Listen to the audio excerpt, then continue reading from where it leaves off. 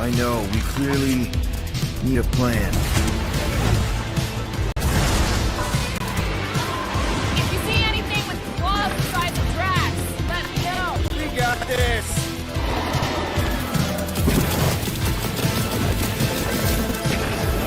Drax, roll! No!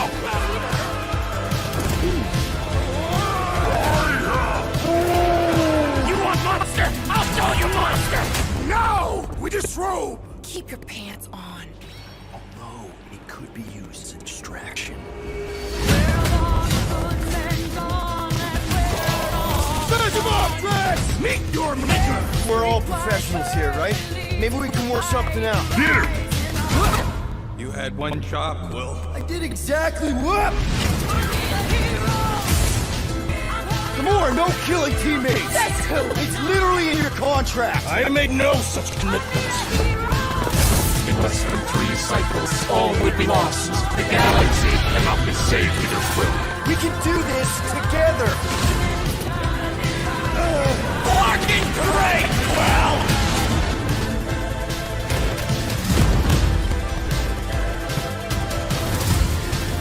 Summer, right?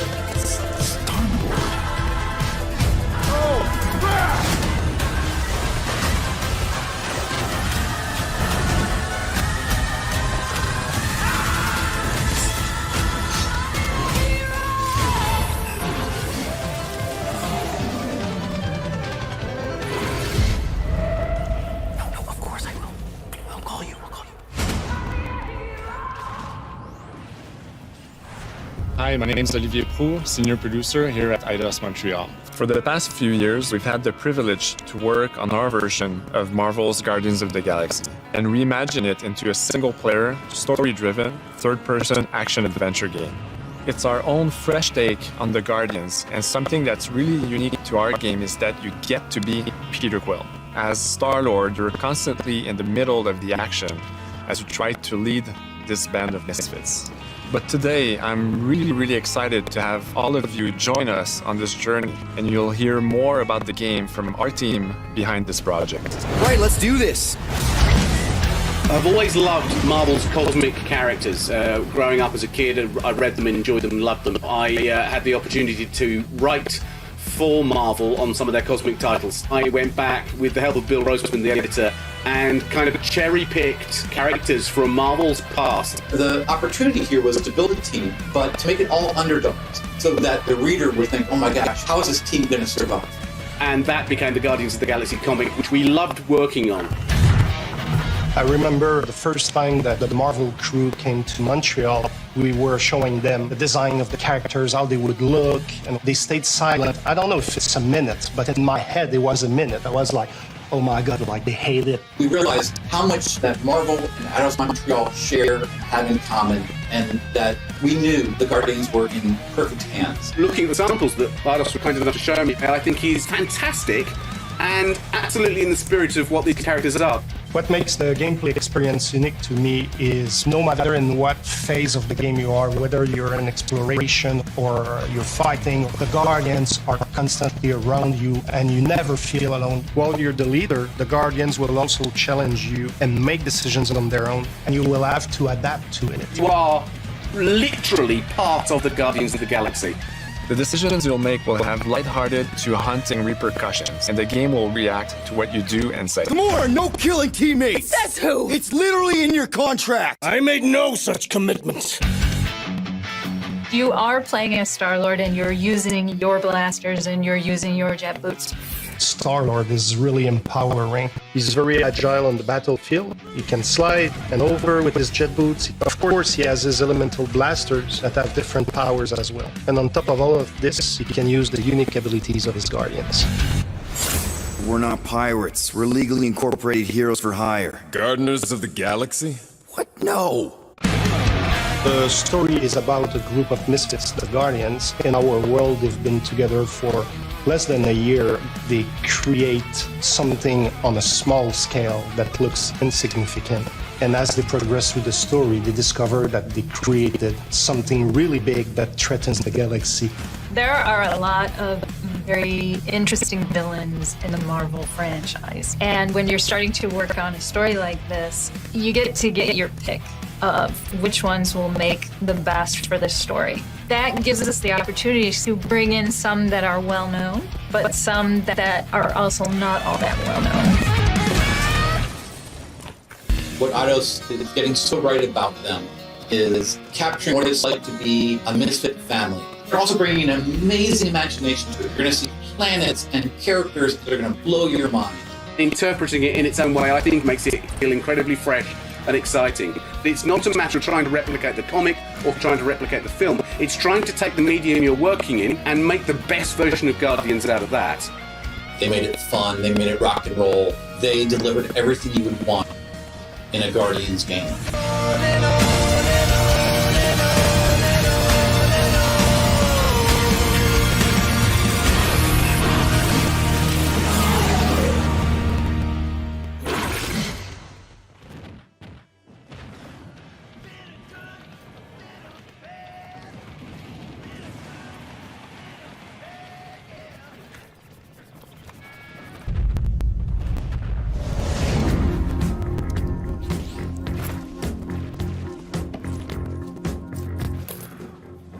37 units?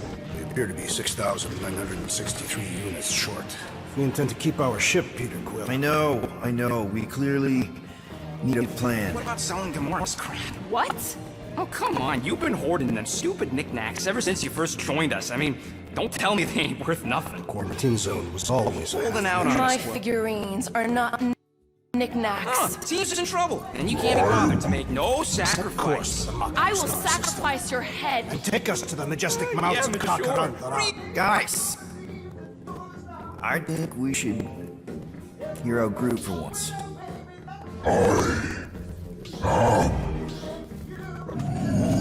You know, the only problem with your plan is that Lady Hellbender only buys monsters, and you are not a monster. Groot, are you really offering to... No, he is not offering that, okay? It could work. Tell Groot. I guess we could bust him out after. Absurd. Lady Hellbender seeks the monster within. The small, ugly one is clearly the correct choice. He's cruel, sadistic, and his soul is filthy and filled with rage. I vote we sell Groot. I honestly think Lady Hellbender will go for it. Yeah, well, I vote for not. I also vote for the creepy little beasts. 2 votes each. Peter? Well, Rocket's definitely scary on the inside. He's unstable and vicious and totally oblivious to the needs of others. Okay, we gotta go. All right, let's do this. Let's go sell a monster. We're not seriously flying into that. You say the weather patterns of Seknarf 9 are tied to the temperament of its ruler. That's not how women work. Or weathered. We're flying the wrong way. Nah, he's not flying at all. Guys, relax. Just one later. Just a minute. I ever mentioned how much I hate rain? Hellbender's castle isn't even that far. That is not a castle. It is an impregnable fortress. So how do we impregnate it? Ask Peter! Let's just get closer. We'll figure it out on the way. There is nothing to figure out. As beast merchants, we will easily gain access to Lady Hellbender. Good. We've already got a beast. All that's left is the merchant part. Good thing I put on my official merchant costume. There is no such thing. Right? The fact you ain't sure don't bode so good. Whoa! That is some really crazy lightning out there. Never seen anything like it. Meteorological suicide is what it is.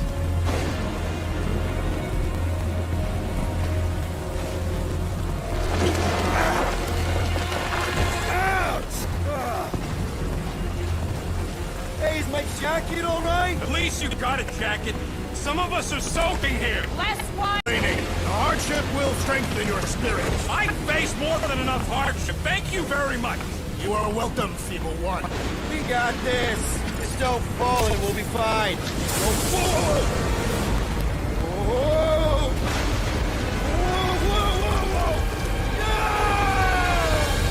Whoa!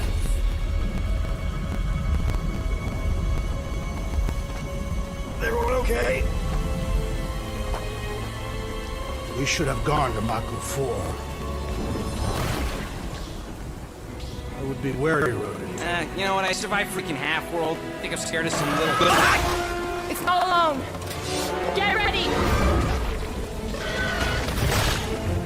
What are these things? They are amorphous vermin. Shoot first, questions later. Drop them, Gamora! This won't hurt much. Smash them off, Drax! Meet your maker! Steel Boys is going this way too much! This is the local fauna! It's about to be an endangered species! Group, hog-tie time! Oh, you, Rocket! Time to go boom! I am eager to experience Lady Hellbender's legendary menagerie. Should we ask them for directions? I'm thinking maybe they are directions. Oh, like a signpost or something. I'm not saying it's an arrow with the word fortress on it, but the statue suggests civilization, and the only settlement I saw when we were topside was Lady Hellbender's fortress. Dead end. That's just great. It's a retractable bridge. They used them at the prison I was in. Too bad the controls are on the other side of the giant chasm. What do you not have time to dawdle in this jungle? I shall hurl the creature over the chasm so you may activate the... I may activate a hole through your face! Put me down! He'll be fine. Just curl up in a ball. What? Drax, throw him. No! Very well. Peter? It's okay to land on his feet. Ooh, I guess that only applies to cats. You sons of sharks! Scut-busting ass! I am not familiar with these words. Order the beast to do its job. Rocket, come on, man! Ram it, dash face! Fix the bridge and we'll raise your cut by 5%. I want 10! Okay, deal.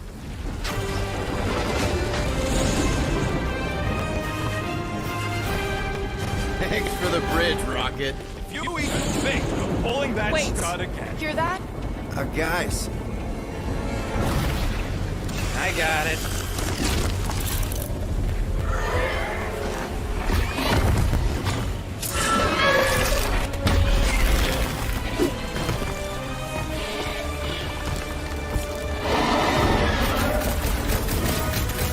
These creatures are perfect treasure. Stop cheering for the murder monster! Somebody's having fun. You are my friend! Keep it together, son. Bad dog! Bad dog! We dropped the numbers. Not if you count all that teeth we got! That dog is a huge predator! Point the mouth, drop the tail, slice the ear. Is anything on this planet not trying to kill us? Guys, huddle up! Already missing the jiggle jellies! They keep moving around. It is past time, my blade! Don't get too close to that mouth! This guy barely feels it. Yeah, I smell it too! Come on, we got this! Perhaps these were sent by the Lady Hellbender! Well, she can keep them! How come monsters are never friendly?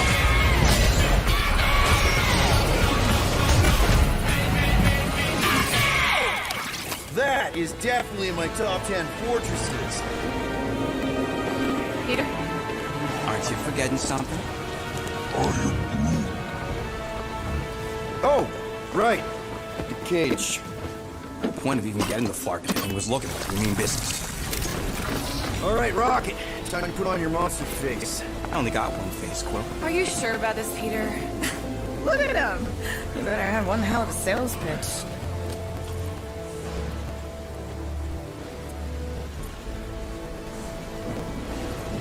Maybe Gamora's right. We should try selling Groot instead. What? This is an affront to democracy. I just think that we might need Rocket on the outside for this one. Yeah, we noticed. You want to make that call, then you better not mess this up. You hang tight there, bud. When the time comes, I'll get you out of there. Rocket style if I got it. Drac. Gamora, can you help me with No. this? What? Why?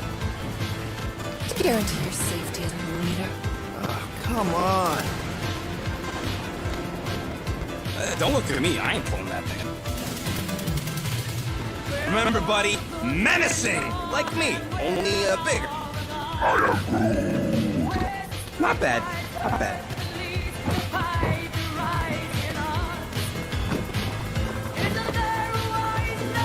Easy, big guy. So, how long before someone else wants to pull this thing? You're 60 clicks from the fortress. I'd say closer to 75. We got this!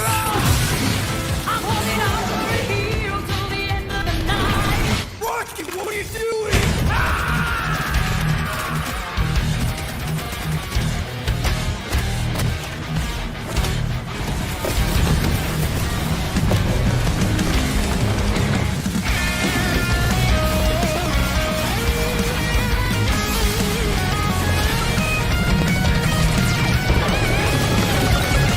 Who's the monster now?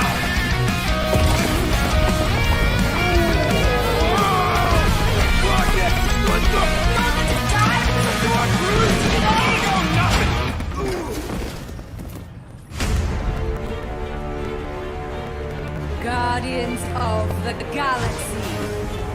How many times do I have to kill you? The audacity that you thought you could rob me. Dweller, feast upon them!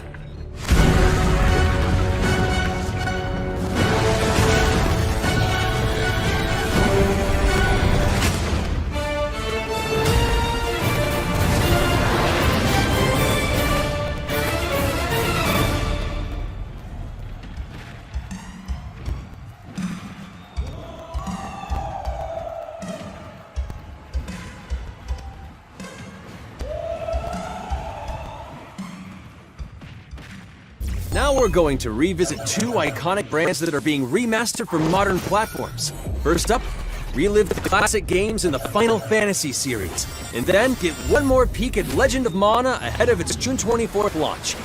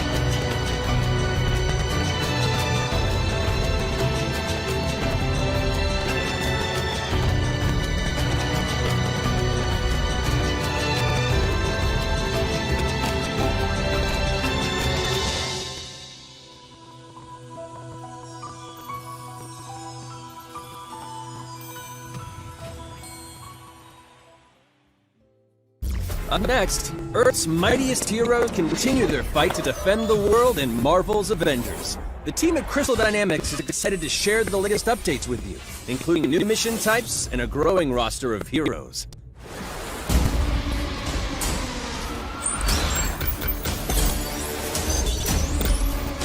Avengers, secure that super weapon at all costs.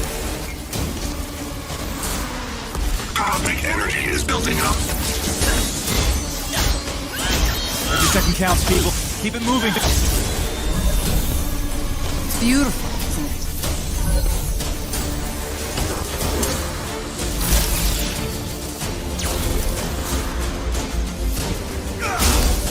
You're out of your depth, Avengers. Shutting you down, Monica.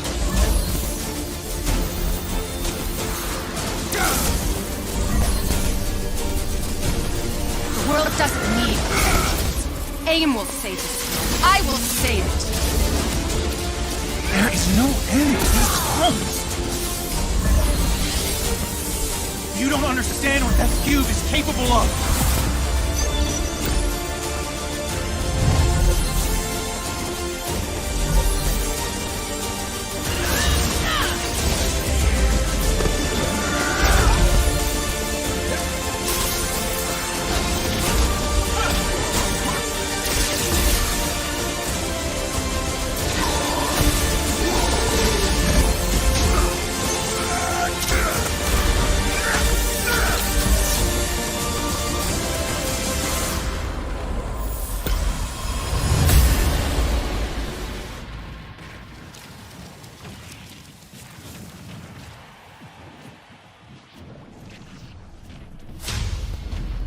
I applaud your efforts to connect with your roots, but as a man who has seen 3 big panthers fall, I must warn you of a few things.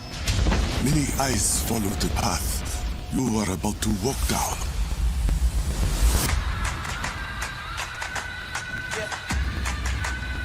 They say I walk like a king, talk like a king. You can act around now, say the same thing. They chasing the fame, they all want the name. But they ain't got what's running through these veins. Make way for the king. It is Claw.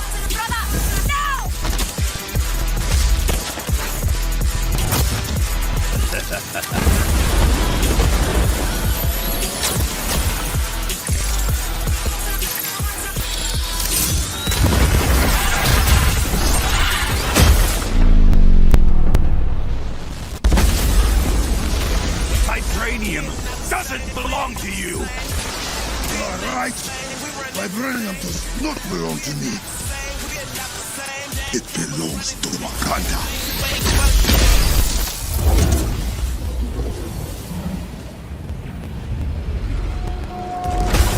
Look at me now, they can't hold me down. So give me the crown. They say I walk like a king, talk like a king. You can act around now, say the same thing. They chasing the fame, they all want the name. But they ain't got what's running through these veins. Now it's time to give mobile players a quick look at some of the games that will be available in the coming months. Good evening, 426. Our intelligence reports a new threat to global stability. Their reach is unlike anything we have seen before.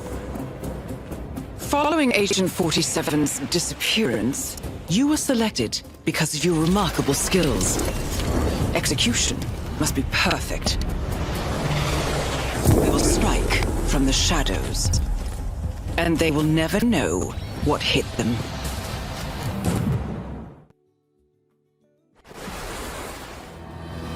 A sad and beautiful tale that echoes throughout eternity. The first mobile entry in the Nier series. Nier Reincarnation.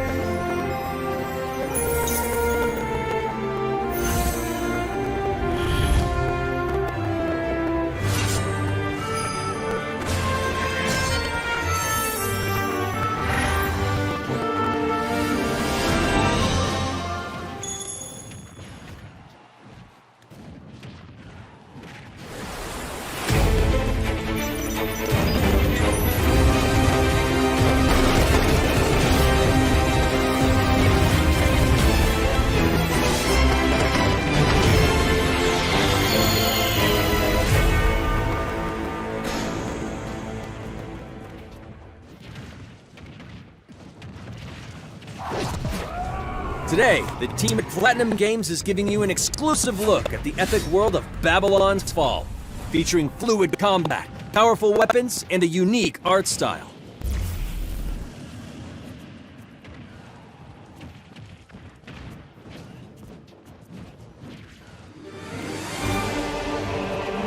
Built over 1,000 years, it was meant to be a tower of dreams.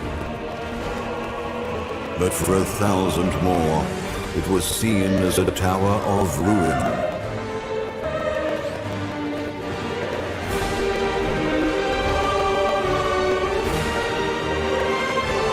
Persevering through fire and ice and the coldest of winds, eventually the tower became a symbol of unrelenting ambition.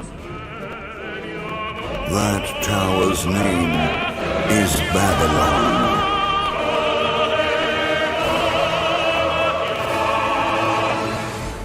Does the savior of Neo-Babylon stand among us? Let's find out without further ado!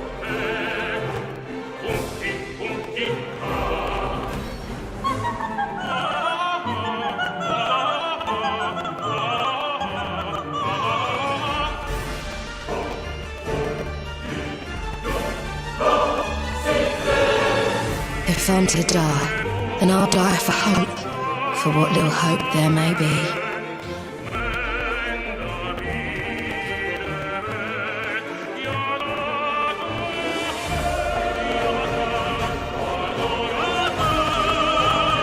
Seen through the veil at last, have you?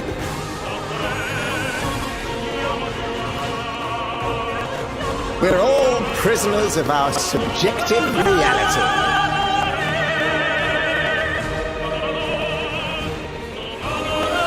Believe only what you see, and you're like to end up seeing only what you believe.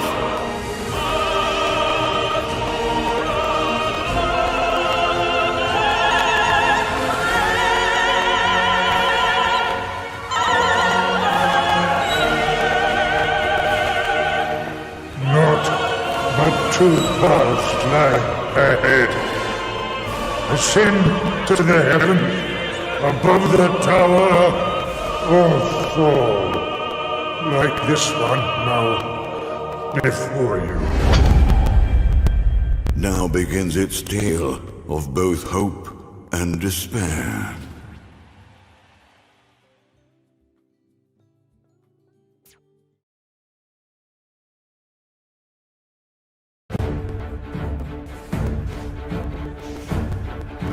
プラチナゲームズは本当にアクションという部分に関しては世界屈指のデベロッパーだと思っておりますし、ニーアオートマタでそれが証明できたんじゃないかなと思っています。ニーアオートマタのアクションをもっと楽しむためにどうしたらいいかって選ばれたジャンルがハック&スラッシュでしたので、このゲームのコンセプトは端的に言うと、ニーアオートマタのアクションでハック&スラッシュというジャンルを楽しむということになります。もちろん1人でも遊べるんですけど、4人でダンジョンを攻略していくゲームになります。コンセプトについては、プレイヤーが、途切れない目標に向かって、アクション、追い求め続けることができると。プレイヤーは、ストーリーを追いながらダンジョンをクリアして上層を目指していくと。入手する装備や素材を集めて自身を強化してカスタマイズしていくと。ゲームのスタイルとしては、オーソドックスなハック&スラッシュという形ですね。ただアクションがスキルや強い力を引き出すためのトリガーになっているところがポイントかなと思っています。プレイヤーの背中についているビデオコピーというのがかなりキーアイテムとなっています。それによって、遊び方とかカスタマイズの方向性でも変わってきます。ハイファンタジー感というか、その上品さというところはすごい意識してくれっていうふうに言われましたね。カートゥーンチックにならないようにというか、リアルに本当に存在している人たちがいるかのような感が意識しました。このゲームは運営型のゲームとして開発しています。発売後も定期的に新しいコンテンツを提供する予定です。ようやく皆さんに改めてこういった形で発表できたので、本当に私たちも嬉しく思っていますし、まさにこれからが開発の佳境になっていくので、精一杯頑張っていきたいので、皆さんも引き続き応援よろしくお願いいたします。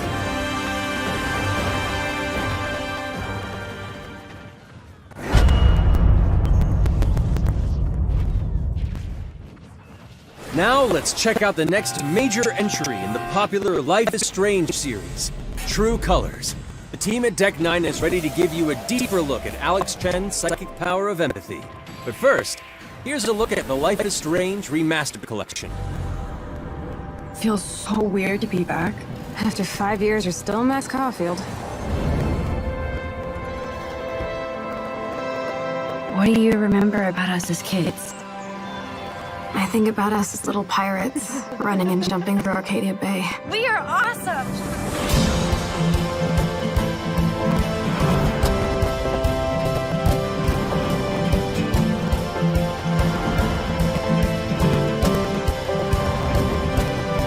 Come on, let's dance! Or take my picture with your new camera. We both got scars and it's so hard to That's Rachel Amber. After my dad died and you moved, I felt abandoned. Oh, good, you're here. Rachel saved my life. She was my angel. Something happened to her. We have to find her, Max. Holy shit. Max, what's going on? No! I discovered I could reverse time. What the hell is this? Whatever's going on between us is special. Step back before you regret it. Get in, Max! Then I realized I had a choice and the power to change everything. Arcadia Bay is on the edge of disaster. Time to change time. Whatever happens, I'll always have your back. Always.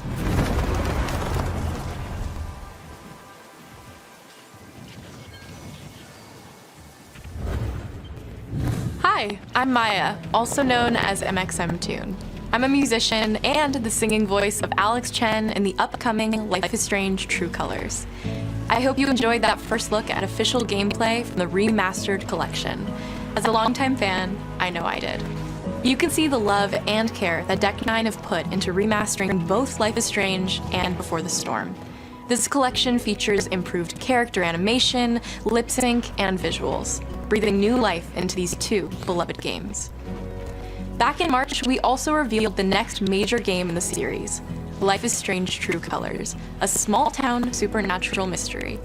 Alex Chen must uncover the truth behind her brother's death, using her psychic power of empathy to unravel the shocking secrets of Haven Springs. Today, we have a first look at Alex's unique power in action. Here's game director Zach Garris for more. Alex's psychic power of empathy is integral to the story of Life is Strange True Colors.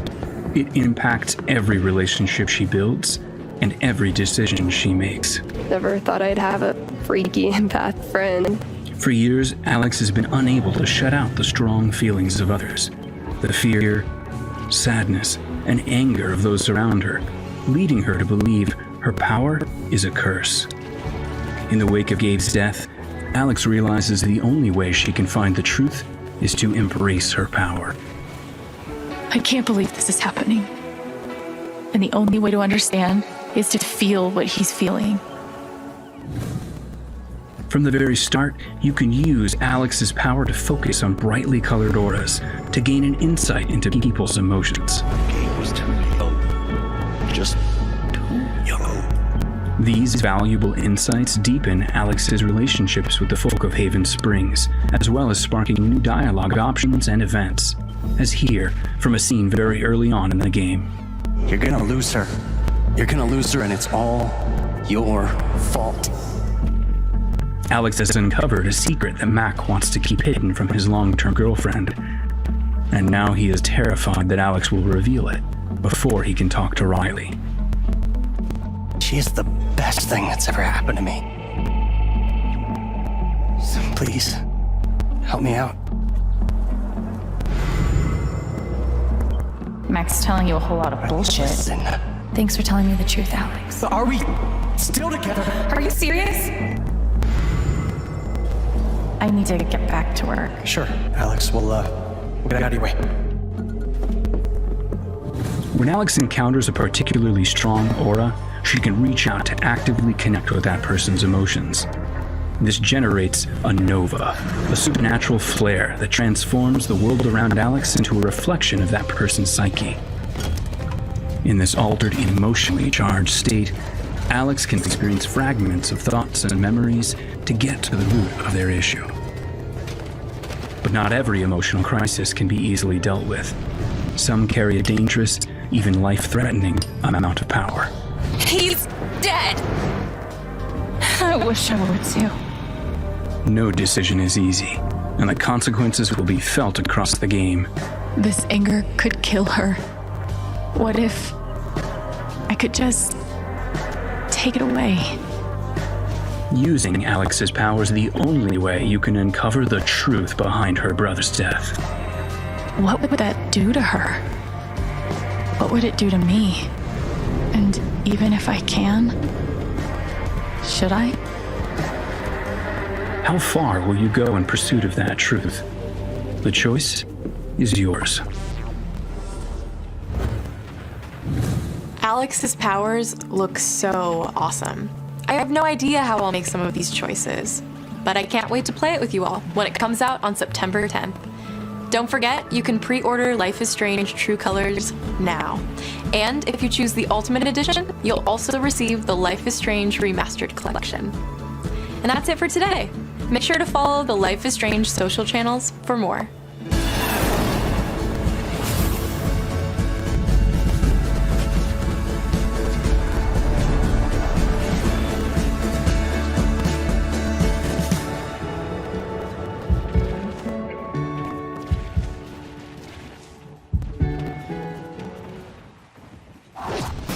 And now, we are excited to unveil a brand new title from Square Enix Japan.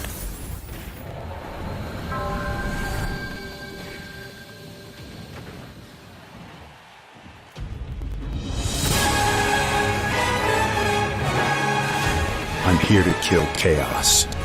That's my mission.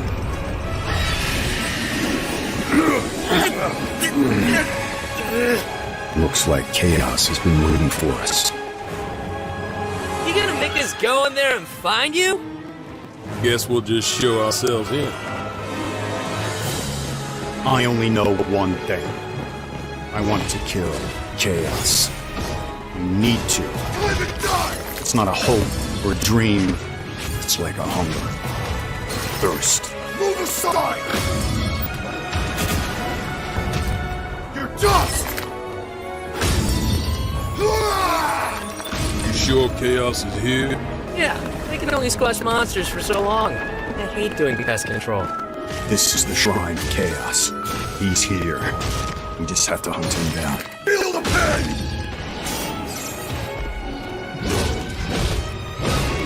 The darkness is so thick I can taste it. This is it. No doubt. Die already! There was a knight who left on the same journey as you, but never returned. His name was Garland. If you could, I would be grateful if you looked for him. Chaos.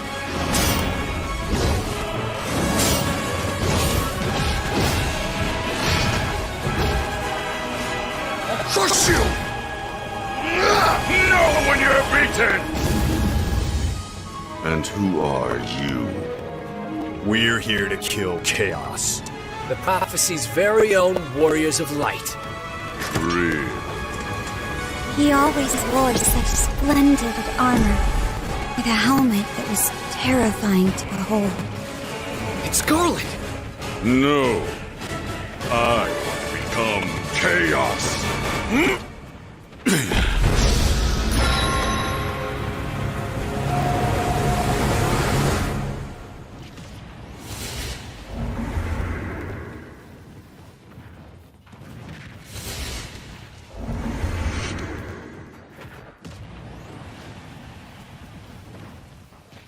I'll leave you with a look at some of the amazing Square Enix titles you can play now, as well as those to come. I hate to be the bearer of bad news, but Just hit me with it. I'm gonna drop plate number 7. They're gonna do what?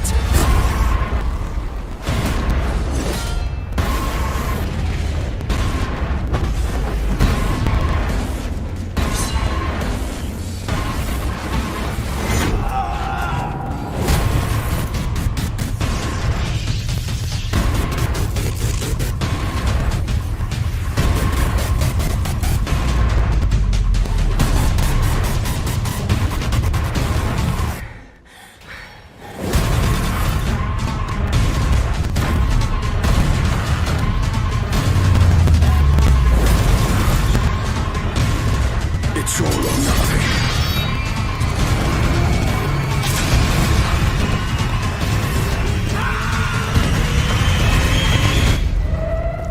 No, of course I will. I'll call you. Thank you for joining us today. Keep an eye out for news about our next Square Enix Presents. I'm Matt Mercer. See you next time.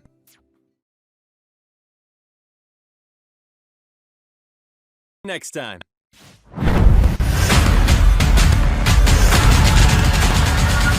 IGN Summer of Gaming has officially partnered with E3 2021 for the ultimate team-up. From direct access to the major gaming press conferences at E3 2021, with exclusive gameplay and reveals, to exciting first looks at the hottest new games, IGN Summer of Gaming has it all.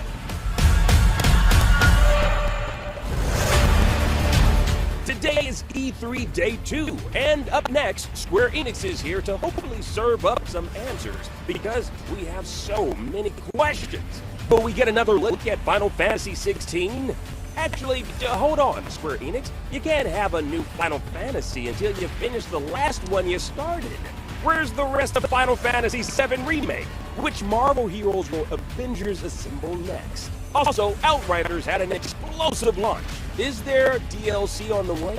And hey, what's Lara Croft doing these days? Y'all need to let us know if she's about to raid a tomb soon. Well, if you're looking for answers to these questions and more, the Square Enix E3 presentation is a good place to start. I'm being told that our coverage is actually starting right meow. Well, here we go.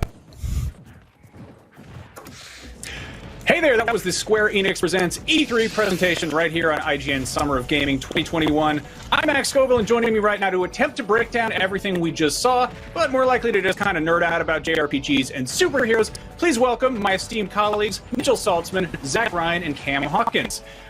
Surprise, we're getting a new Guardians of the Galaxy game in just a few months. This was kind of amazing they managed to keep this cat from getting out of the bag, or rather, raccoon, I guess. Who wants to go first? Raise your hand. Sure. I'll go. No, go ahead, Mitchell. Go ahead, Zach. No, go. Yeah, I'll go ahead and start. Okay, go ahead. So first things first. Amazed that this game is coming out in October. Like, cannot believe that they've managed to keep this a secret to the extent that they can announce a release date a few months out and be ready for it. Like, that is so awesome. Overall, I think this looks pretty interesting. I think we talked a little bit while we were watching the show. I'm not like wild about the character design, but I think that the actual game itself, I think that the dialogue in between the characters is really cool. I'm stoked. I'm ready for a Guardians game, and I think this could be a really good one. I think another thing that we brought up, just sorry, really quick, is that it kind of gave us like Mass Effect-y vibes. Not in the way that it was like an RPG, but in the way that there's a lot of banter between the characters. There's a lot of emphasis on choice. There's a lot of, in combat, you're telling your squad mates to do different things. So I was all about that. I thought that seemed really, really cool. Yeah, it's neat. It kind of got that... you know, it's like Mass Effect with the sort of brainy stuff stripped out of it. Like it's you know, the Guardians are kind of like the crew of the Normandy, but like a little bit dumber and goofier. So it's kind of a good setup there. Cam, a lot of people were talking about the designs. What did you make of those? Yeah, I'm not a big fan. I don't like the whole beard thing that Rocky Raccoon's got going on. Gamora is an interesting choice. I'm not super into the different character designs. Like, some of them feel a little bit MCU like inspired. Drax kind of similar to that. Groot looks kind of like that. But to be fair, like, some of those characters, you can't really make a whole lot of difference in those characters in a way that like still feels true to their character, because they have a relatively simplistic design. So I'm not like really. It's not like a turn off, but I definitely wish that it was different. I will say I'm really digging Star-Lord's Devil May Cry style jacket. He's got a very very nice Dante vibe to him. Yeah, Mitchell, you're a big fan of hack and slash and action games. Tell us about the combat a little bit. Yeah, so you know, it's a third-person action game. What was really surprising is that you only control Star-Lord, it seems like. So, like I mentioned, it does have that kind of Mass Effect vibe where you are kind of, you know, giving orders to your partner, to your teammates, telling them to do their very specific set of skills. But you know, it looked like there's a combo meter. You can, you know, bump enemies up. Star-Lord has hover boots, so he can kind of float around. And yeah, it seemed like it had a pretty solid base for look at Rocket's guns there. You can slide on the ground. So yeah, it seems like it's hitting all the check boxes in terms of what you would expect to do with the Guardians of the Galaxy. I said it earlier, but when we were watching it, but like I would be willing to bet that we at least get some time with each of these characters. I think Star-Lord is Star Wars. I think Star-Lord is probably the main playable character, obviously, but I bet you like in The Last of Us or something where you wear somebody else's shoes for a little bit. I bet you we get 15 to 20 minutes somewhere in this campaign with each of these characters because it is an ensemble cast. Like you want to spend that time with each of these characters, maybe doing a little solo mission or something. One other thing that I wanted to touch on is at the very end of the little combat section they have like this super mode activate where they start playing Bad Reputation and all the cooldowns. There's no more cooldowns for all your abilities. That seemed like a lot of fun, and it was just a really cool and stylish way to have that kind of like ultra mode kind of power up. Yeah, I hope that as you level up Star-Lord and unlock different supers and stuff, like each of them comes equipped with like a different song. That'd be awesome. I really like the idea of like your superpowers being tied to like different 80s super hits. I think that'd be really cool. I'm super into that. They also showed some really cool alternate costumes at the end. I'm pretty lukewarm on these designs. I feel like it's the same issue that I had with the Avengers, where it's like really close. It's kind of like an uncanny valley, but not just for faces, it's for like the entire aesthetic. Like it's so close to being the MCU that it's just, I notice what's different. But you can also dress them up in like classic Guardians costumes, which is fun. Yeah. Like it looks funny as hell. Like it seems like they've got some really strong writing there. Yeah, I like that they're taking a page out of the Telltale book as well, and they have the when there's that moment where you can support Drax in his effort to toss Groot or discourage him, and so Rocket, and so you toss Rocket, and then that little icon pops up that says like Rocket is furious that you threw him across the gap. Like I thought that was really good, and I like the idea that maybe that will have some impact later in the story of like your party's temperament towards Star-Lord because of the choices that he makes throughout. I think is really interesting. Yeah, I'm curious if we're going to have branching paths or stuff like that, but that'd be very cool. Yeah, right. Like I think it again, if they sort of cherry pick the more I don't know, like social aspects of Mass Effect, that could be really fun. I'm relieved that this is a single player game. That's kind of what that's kind of what the experience I want from Marvel stuff is. We also got a look at some new Avengers stuff. We just touched on that briefly, but we got to look at the new stuff that's coming up on that roadmap. There's Black Panther is a big one. The War for Wakanda is the next big thing. Did any of you guys get into Avengers? Did you get hooked on that at all? Yeah, I feel like. Go ahead. Go ahead, Cam. Yeah, I played a bit. I played through the whole campaign and then played a little bit of post game. And I think there are people that I know that love that game and still play that game. But the main criticisms is that there's not enough content, there's not enough enemy types, there's not enough villains. Like at this point, still like as far as I'm aware, the only two like villains you can fight that are there is Taskmaster and Abomination.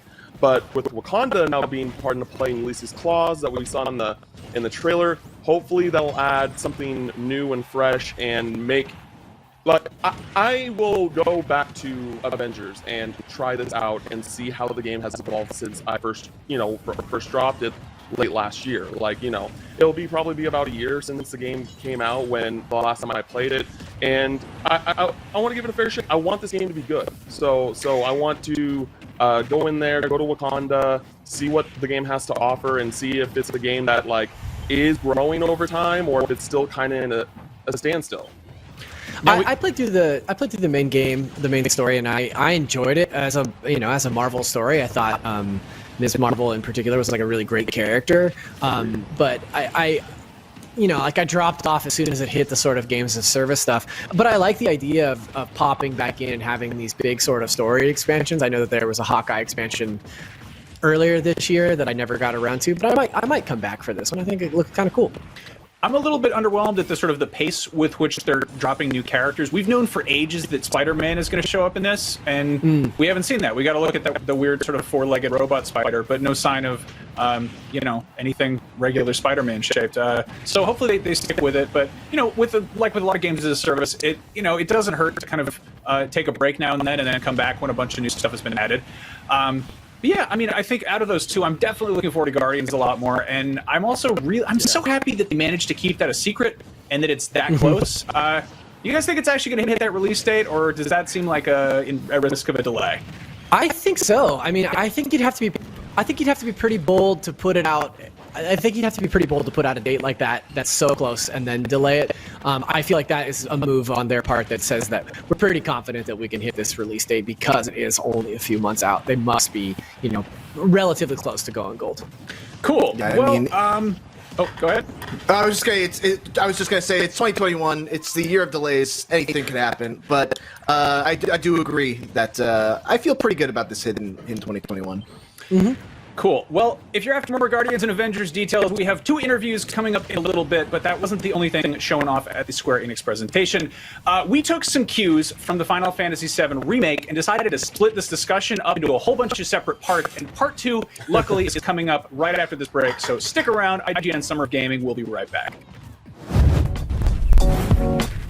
IGN Summer of Gaming 2021 is presented by the Amazon original movie, The Tomorrow War, exclusively on Prime Video July 2nd, and powered by Duracell Optimum, the official battery sponsor of Summer of Gaming 2021, and presented by USAA Insurance, and Army National Guard.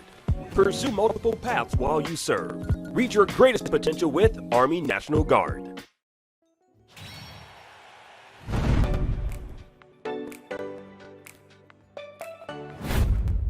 Not only is IGN the world's biggest media brand for games and entertainment, but we also have a team of some of the world's biggest fans of your favorite franchises.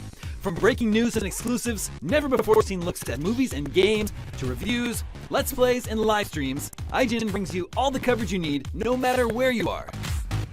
Whether you're on IGN.com, the IGN app, YouTube, Facebook, or Snapchat, we've always got you covered. IGN, the #1 source for all games and entertainment fans worldwide. Everybody loves watching a speedrun of their favorite game, but what if you got a chance to peek into the mind of the developers behind those games as they watch their hard work get completely destroyed right in front of them? What is happening right now? That's exactly what happens on every episode of Devs React to Speedruns. We invite you to ride along with the developers as they watch, react, and enjoy some of the craziest gameplay by the most skilled speedrunners on the planet.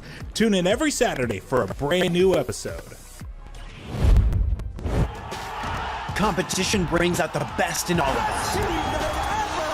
Well, mostly. Oh, that's a controller break. That's unfortunate. Welcome to IGN Compete, where we bring you the stories behind the esports headlines. From the triumphs takes the game to the hardships to the miracle moments that will go down in history. I just can't believe it! It's crazy. It's all here on IGN Compete. God, I'm in disbelief! In a world with non-stop news about Marvel, DC, Star Wars, you need a show with accurate reporting, hard-hitting commentary, and... Me, Akeem Lawanson, host of IGN's news show, The Fix Entertainment. Whether it's the latest superhero scoop, film fiasco, or anime announcement, I'll be here covering all the breaking movie, TV, and streaming news that matters most to you. Make sure to catch The Fix Entertainment on IGN for your fix of entertainment news. Let's drop it.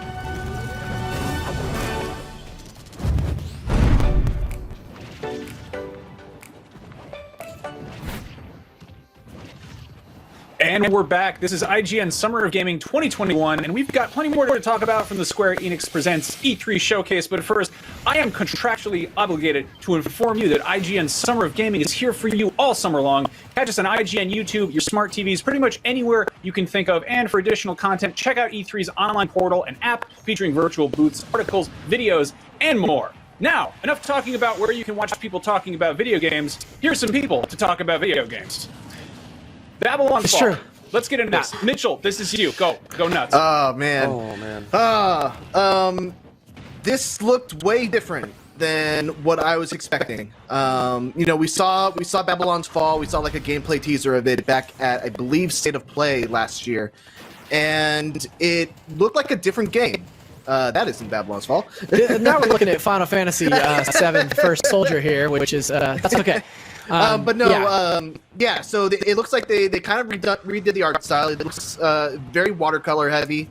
The big thing that I don't think a lot of people were expecting is that this is going to be a multiplayer game. And not only that, it's a live service title. It just, I am the biggest Platinum Games fan, I think, at IGN. I say even underwhelming Platinum Games is like just an example of some of the best action games out there. I'm still waiting for the hook of this game. I feel like every Platinum Games has like some sort of hook, whether it's Metal Gear Rising being the Zandatsu thing that you do, Astral Chain, having you can control a mech and your player at the same time. Every Platinum Games has like a hook that kind of makes combat look exciting. I haven't seen that yet with Babylon's Fall, and so yeah, I don't know, man. It pains me to say that this was a very underwhelming trailer, unfortunately. Yeah. I don't know how you guys felt. Cam, you had some thoughts on this, yeah? Yeah, I feel the same way. Like, I mean, Mitchell kind of echoed everything that I feel about this game. It's just, I thought that this was going to be like a single-player action adventure title, and it's seemingly a multiplayer-based play with your friends, which I'm not opposed to that. It's just, I guess this is just something we haven't really seen from Platinum before. So maybe that is another thing that's just rubbing me the wrong way. It's just I had completely different expectations. Like, I'm not gonna completely count it out, but this did not make me more excited for the game. It made me less excited for the game. But like, I love Japanese games in general, and Platinum makes good games, so I'm gonna give it a shot. I'm still gonna like keep an eye on it, but this just did not turn out to be what I wanted it to be. Zach, you're a big live service games guy. I feel like you're frequently just grinding away and stuff. Is this getting your attention at all? I mean, look, I'm not a live service guy. I was excited, I was interested in Babylon's Fall. I'm a Platinum Games fan. I think that Platinum Games is known for making a very specific type of game, and this doesn't look like that. And that is a bummer to me, but I'm also not necessarily willing to put them down for the count here, because maybe this is awesome, and we just don't know, like Mitchell was saying, what the hook is. I do love the art style. I think the watercolor sort of painterly look, that, obviously it's been given a facelift, and I think that looks really cool. But overall, just given sort of the assumptions that we had about Babylon's Fall, like we talked a little bit about where it might fit into Square's overall kind of oeuvre. Like I just don't know, man. It didn't really do much for me, and especially for being gone as long as it was, to come back with a sort of lackluster trailer is disappointing. Luckily, it wasn't the only action game that got shown off. We also got a look at the heavily rumored Stranger of Paradise Final Fantasy Origin, which looks like a very fast-paced action game from Team Ninja, who, Mitchell, you're also a big fan of. Ooh, yeah. Were you into this? Was this what you were expecting? Yeah, so this actually was what I was expecting. Like, contrast to Babylon's Fall being something completely different, this was exactly what I was expecting. Hearing the rumors that Team Ninja is working on a Soulsborne-like game in the Final Fantasy kind of setting. So it looks very much like Neo. If you look at the combat and you compare it to the combat in Neo, I think you'll find a lot of similarities in the animations and just how fast and fluid the combat looks. There's like executions. Looks like there's a ton of different weapons that you can use. I think what's different is the fact that you're fighting with a party. Usually when you fight Neo, occasionally there's people that join you, but for the most part it's a solo affair. So yeah, I'm excited to see how this develops. I mean, Team Ninja and Final Fantasy seems like a really, really cool collaboration that I can't imagine anyone would have expected before the rumors started going. But yeah, this looks really, really cool. Zach, go ahead.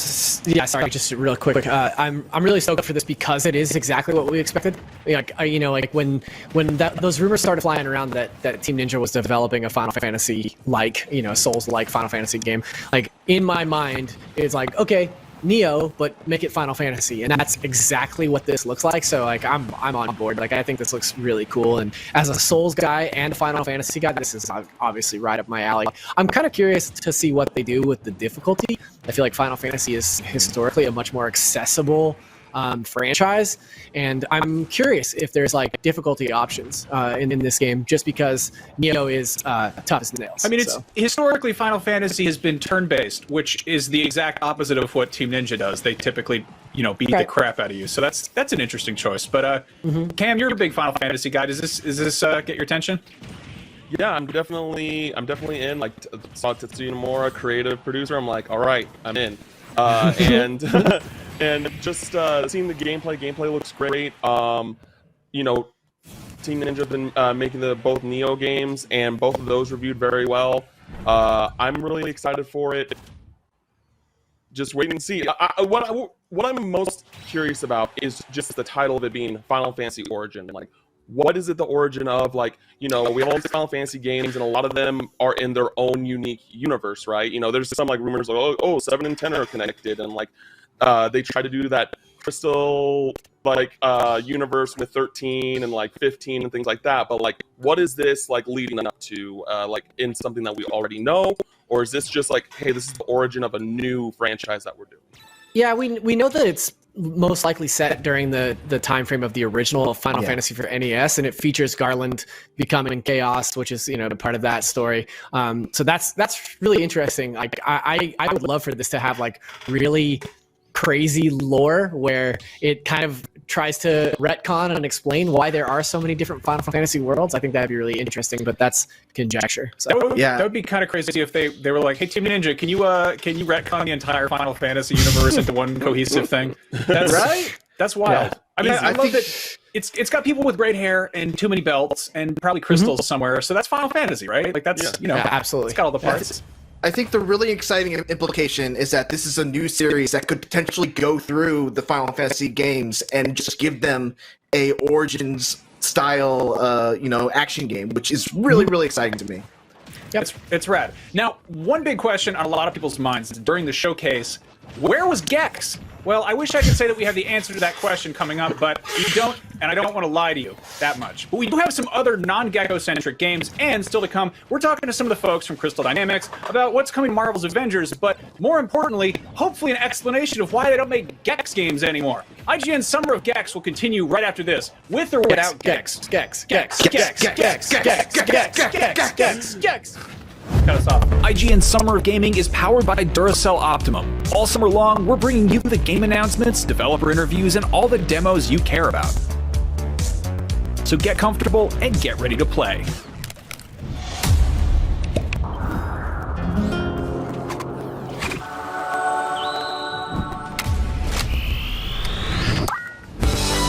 Upgrade your Xbox controller with Duracell Optimum batteries today.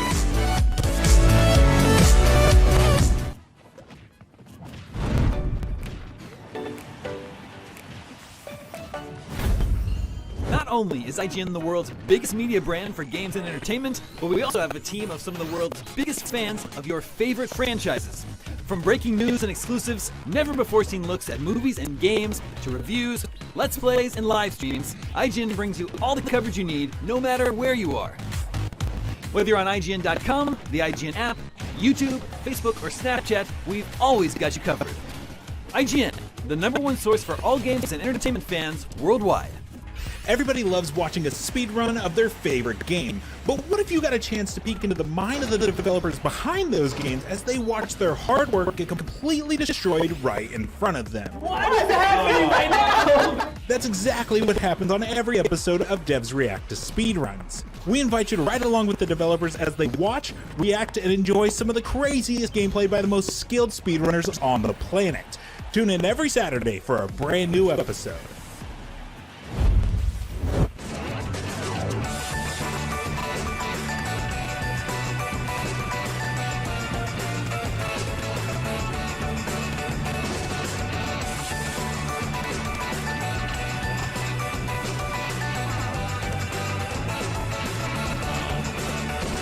How would you qualify Microsoft and Square? How would I grade them? I thought Microsoft did a really good job on a good show. A lot of games.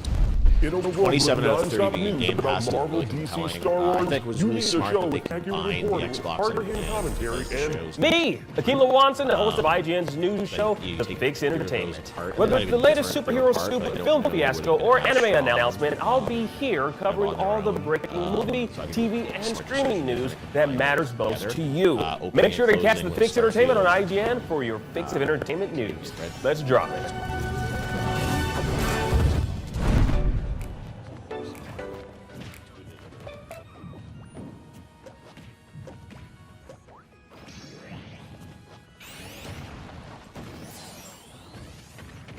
was a really strong show with a lot of great games, jam-packed, and again, the value story with Game Pass, and all that stuff's coming to Game Pass. There were only 3 games that aren't on Game Pass in that whole lineup. That was really, really cool. So I thought that was a good presentation. I thought Xbox did a great job. I'm sorry, I'm yawning over you guys. Not because you're boring, just because I'm tired. And Square I thought was okay. You know, I have to play the Guardians of the Galaxy game, see how that is. Has potential, but I'm still a little curious about how that's going to ultimately be. And yeah, I think the Square thing was not as strong. I mean, by far, Xbox had a really powerful show. I thought that was the best show of the day so far. Jeff, this is a good question. Jeff, do you wear your Among Us mask when you play Among Us? No, I don't, because I don't have my Among Us mask. You probably don't believe me, but no, because whenever it's available, I'm on stage hosting something, and you can only literally get it, the drop, during the show. So I was joking with Interslot that at the next show, keep doing that. I need a PC on set or something so I can do that. But honestly, like, the mask is not even something I wanted to do. Twitch came to me with it. It's like, oh, here's a funny idea. I'm like, sure. And then it took on a life of its own. But some people are like, oh, you're so vain. You're putting your face in the game. And it's like, it wasn't even my idea. I just sent them a photo, and I was so busy I didn't know what they were doing, and then it became a thing. So, same thing when Kojima scanned me for Death Stranding. I wasn't supposed to be in the game, I don't think, at first. It was an idea we had of maybe using the engine and me at the Game Awards to turn into like a digital version of myself in the game world, and that didn't happen for a variety of reasons, and then I ended up showing up in the game. So I think some people think I campaign for this stuff, but it's really just like naturally kind of what happens. But anyways, it's funny. How am I holding in there this crazy weekend? I'm good. It's been a little stressful and tiring because I had the Summer Game Fest kickoff, and that was a brand new show. And like anything, when you start something new, the first thing's always the hardest. So when I started Game Awards, that was really hard, and this was equally hard. Just to build something brand new in a window where, you know, traditionally we'd always go to E3, and that didn't happen. So yeah, it's. Anyways, I'm glad we did it, and it was super successful. I'm really, really proud of how it did, so that was great to see. Let's see. Is any of the games announced at E3 worth buying? I think they're worth buying, yeah. Or, you know, the good thing is if you have Game Pass, you don't have to buy them. Game Pass. So that's a pretty good deal. And it's a great deal with what they have lined up there. What are you most hyped about, or you can't tell us? I don't know. I mean, there's definitely some cool games that we're working on now for Game Awards and stuff that I can't talk about yet that I'm pretty hyped on. Hopefully they're ready. So I don't know. Yeah, it's hard to say. Out of all the things that have been announced today, I mean, I'm pretty hyped on Starfield, although we didn't learn very much at all, right? It's sort of a CG trailer. I think they said it was an engine, but it felt like it was kind of cinematic, I would say, versus the game. But I'm pretty excited about that. I'm excited about Outer Worlds 2, which they teased. They didn't show much on that, but I think that's really exciting. And even Forza Horizon looked really good. So I thought that was fantastic as well. But good question. Let's see. Okay, here's an interesting question. Thanks for streaming today. It's really awesome seeing your passion hosting all these events. If you could have total creative control and big budget, what kind of show would you make? Honestly, we kind of make the things we want now with Game Awards and the other shows. I guess if I had unlimited budget, I would love to be live in multiple cities or do the show in like London or Tokyo. Like that's my dream. Or I would love to do like the Game Awards in Tokyo and have, you know, Nintendo and Kojima and Capcom and Konami and like do it like downtown Tokyo. That would just be amazing. Have like everyone fly over and have fans be able to fly in and be a part of the show and stuff like that. So I don't know when that could happen, but that's very costly to do, especially with COVID. That's not going to be happening anytime soon. That's sort of a longer term vision. But yeah, a really good question. How hyped am I for Somerville? I'm really excited about Somerville. We've been talking to those guys for years. I visited that studio in the summer of, I think, 2019, and saw the game. We've been talking about that, about we were potentially going to do it at Game Awards one year, and they weren't ready. And yeah, I'm very excited about that game. So I can't wait to see more on it. Jeff, what did you win that award behind you? No, that's a Game Award. I think I gave it to myself. Right. It says I'm executive. I think it says executive producer or something. I think the first year we gave award, we gave statues to some of the people that worked on the show to thank them for being a part of it. So, did not win. But I own the show. It's glad to have it. Show it off. I'm very proud of it. Jeff, what did you think of the industry's digital delivery of E3 compared to the live press conferences of previous years? Interesting question. There's nothing replaces the magic of a big live show with an audience. I mean, I know that from Game Awards, like, when people freak out about the Series X reveal for Xbox, or, we do something like a Smash character announcement, or Bayonetta. I mean, that stuff just like is so fun in a live environment. But I thought Xbox did well that they at least had like a kind of a live stage, at least, where there's some people there, which I thought was good. The other things are still kind of like from home, and it's difficult, right? I mean, even Kickoff Live, like we did that show live even, and it was definitely challenging to get everything lined up and get everything approved and do it. But it ended up working out pretty well, and I'm really proud that we were able to make that happen, but it was not the easiest thing to do. So I think people have done an okay job adapting to digital. It's certainly better than last year, right? And I think it's cool. We have this like weekend, we're all together celebrating games. Like, that's a positive thing. That's why I really did this kickoff thing Thursday. I really wanted to just sort of be this big weekend for the industry that we would all sort of share and celebrate together. But it is the way it is. All right, next question.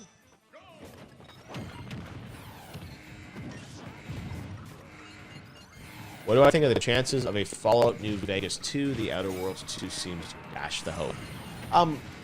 Yeah, I mean, immediately feels like that's not going to happen, but I'm sure down the road with Obsidian and Xbox and Bethesda all together, like, I think at some point that's probably going to happen. So, shouldn't we have heard something about Hellblade 2 from Microsoft and Ninja Theory? Yeah, we revealed that at the Game Awards in 2019 alongside the Series X, and we haven't heard anything since. Yeah, I'm sure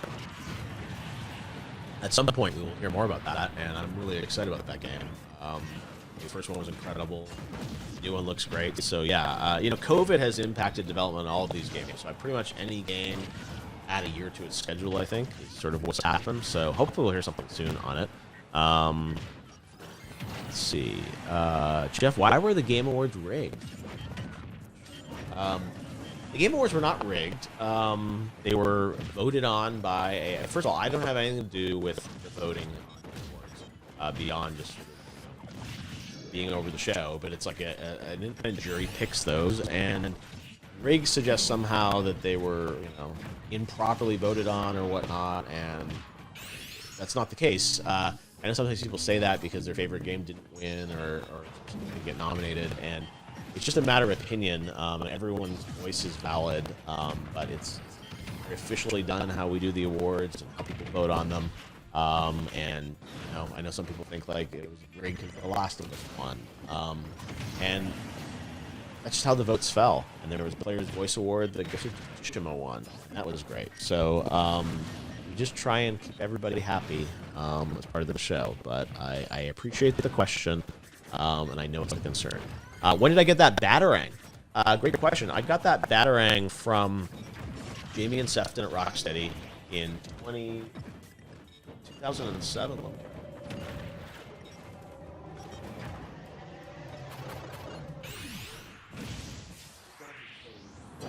I think it was like 2000. Some people thought it was like a CG background. Shelf. For Batman Arkham Asylum, they gave that to me as a present, helping them on that. I think I did a special TV launch special for that game, so good question. All right, guys, we're going to get ready for the Back 4 Blood showcase at the top of the hour. It's only 10 minutes, fair warning. But one thing I'm going to show you now is Prime Gaming has been the official kind of partner for Summer Game Fest, and I really appreciate Prime Gaming coming in to support me. Building Summer Game Fest, I did that on my own. We did not have the publishers weren't really sort of backing in the way they back traditionally E3. It was really our thing that we were trying to build, and the devs team involved. And they wanted to do it at the Day of the Devs at this time of year, and I wanted to do the Summer Game Fest thing, and we sort of all combined forces. And said, hey, let's build something last year that was a new way to approach this stuff, and this year, been able to launch this new Kickoff Live show and build that into something, and it's been really, really fun to sort of do it. But this year, obviously, got more expensive with having to do a big live show, and Prime Gaming stepped up as a sponsor and supporter of it, and it's a really great service. If you guys are on Twitch, you probably have a free Prime sub right now that you can, give to me right now if you want, or subscribe to whoever you want. But it's really great value, and they have awesome benefits in a lot of the big games. So I'm going to show you a quick little thing on Prime Gaming, and check it out at gaming.amazon.com. Prime Gaming has been an incredible partner to me, and I really, really appreciate them being a part of the show. So check this out.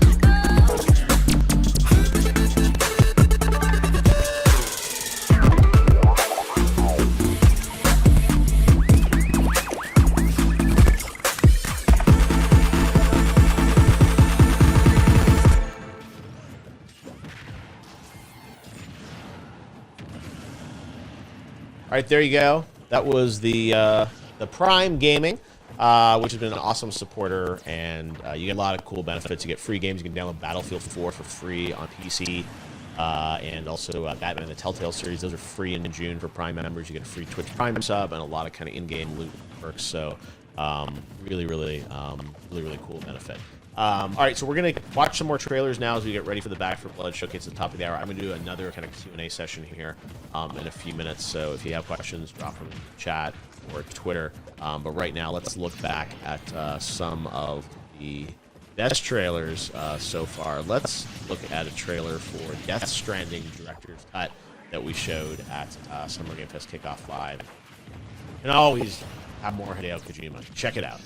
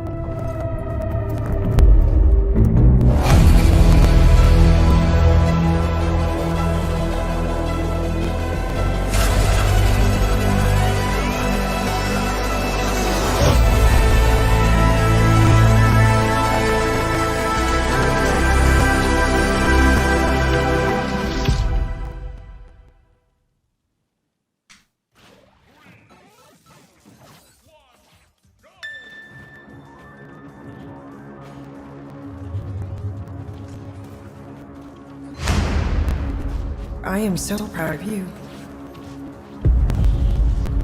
Do you know what a birthright is, Peter?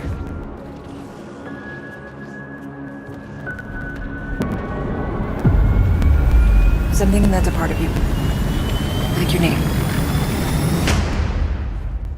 Gardeners of the Galaxy? What? No, Rocket. So I let Groot fill out the paperwork.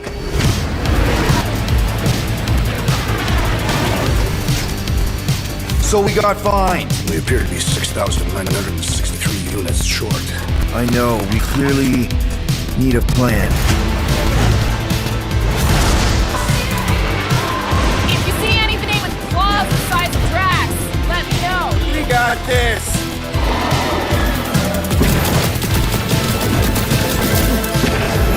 Drax, throw him. No!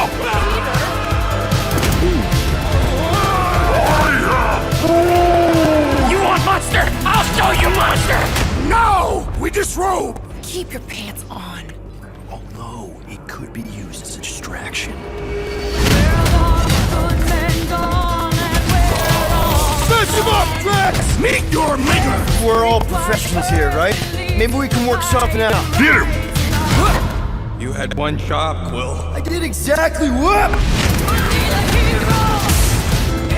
Gamora, no killing teammates! Says who? It's literally in your contract! I made no such commitment.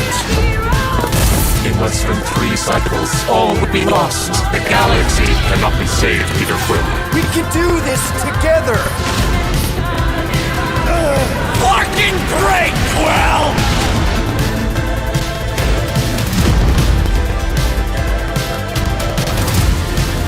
Somewhere, right?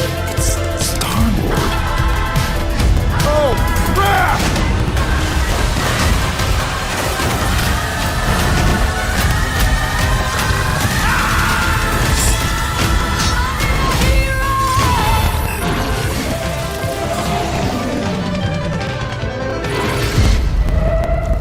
No, of course I will. I'll call you.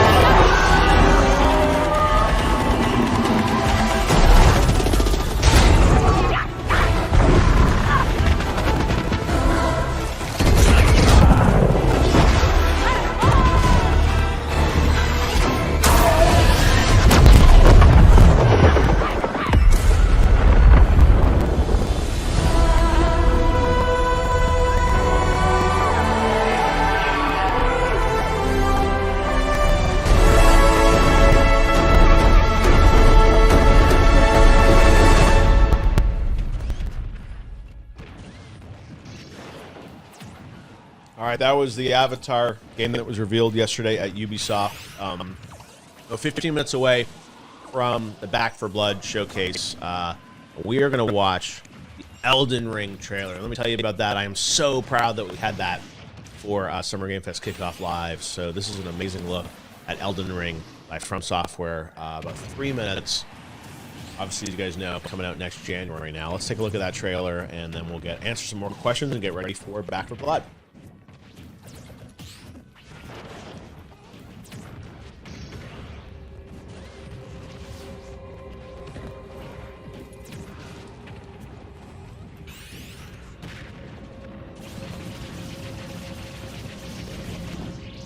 The tarnished will soon return, guided by grace once lost.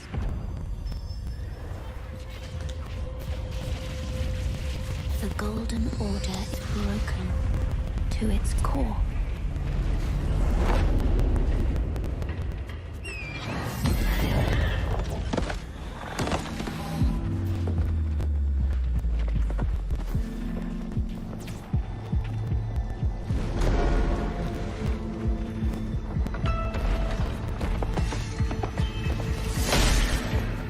Foul tarnished. In search of the Elden Ring. Emboldened by the flame of ambition. Someone must extinguish thy flame.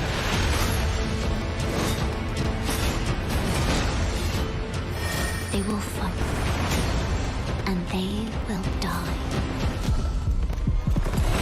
In an unending curse.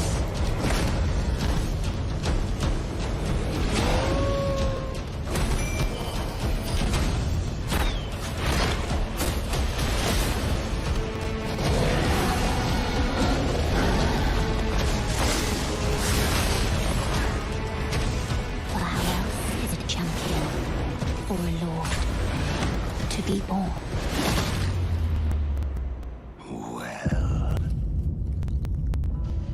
A lowly tarnished, playing as a lord. I command thee now.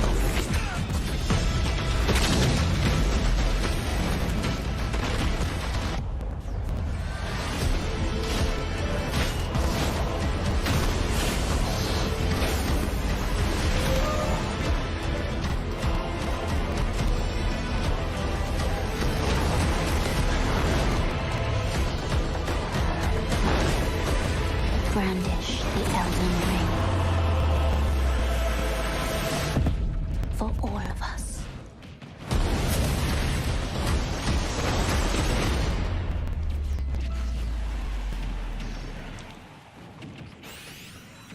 And there is Elden Ring.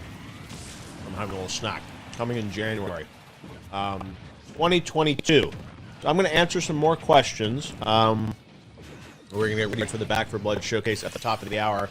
If you guys have questions, head to a Twitch stream. I'm going to pull some out now, and we're going to see what we can talk about.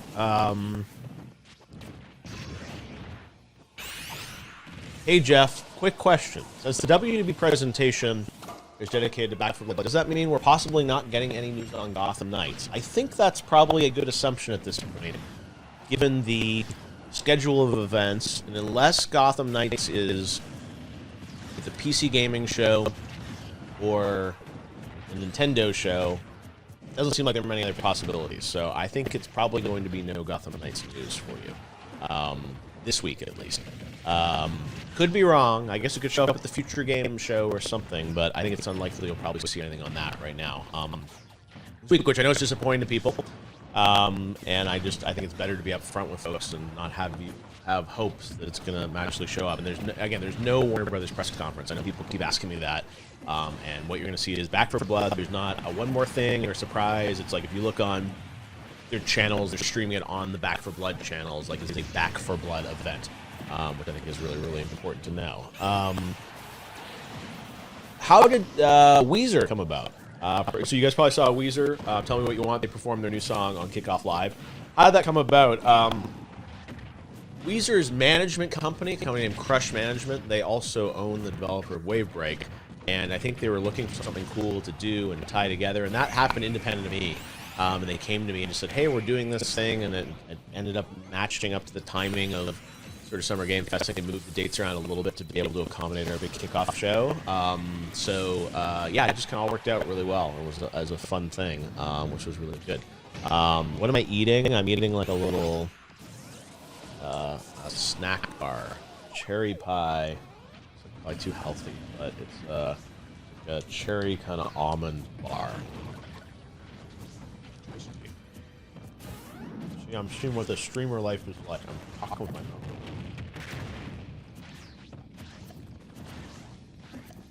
Oh, the rubber duck in the background. That's from KJP. That's a KJP duck. Yeah, I'll show you guys my rubber duck. Go. Jim Productions rubber duck.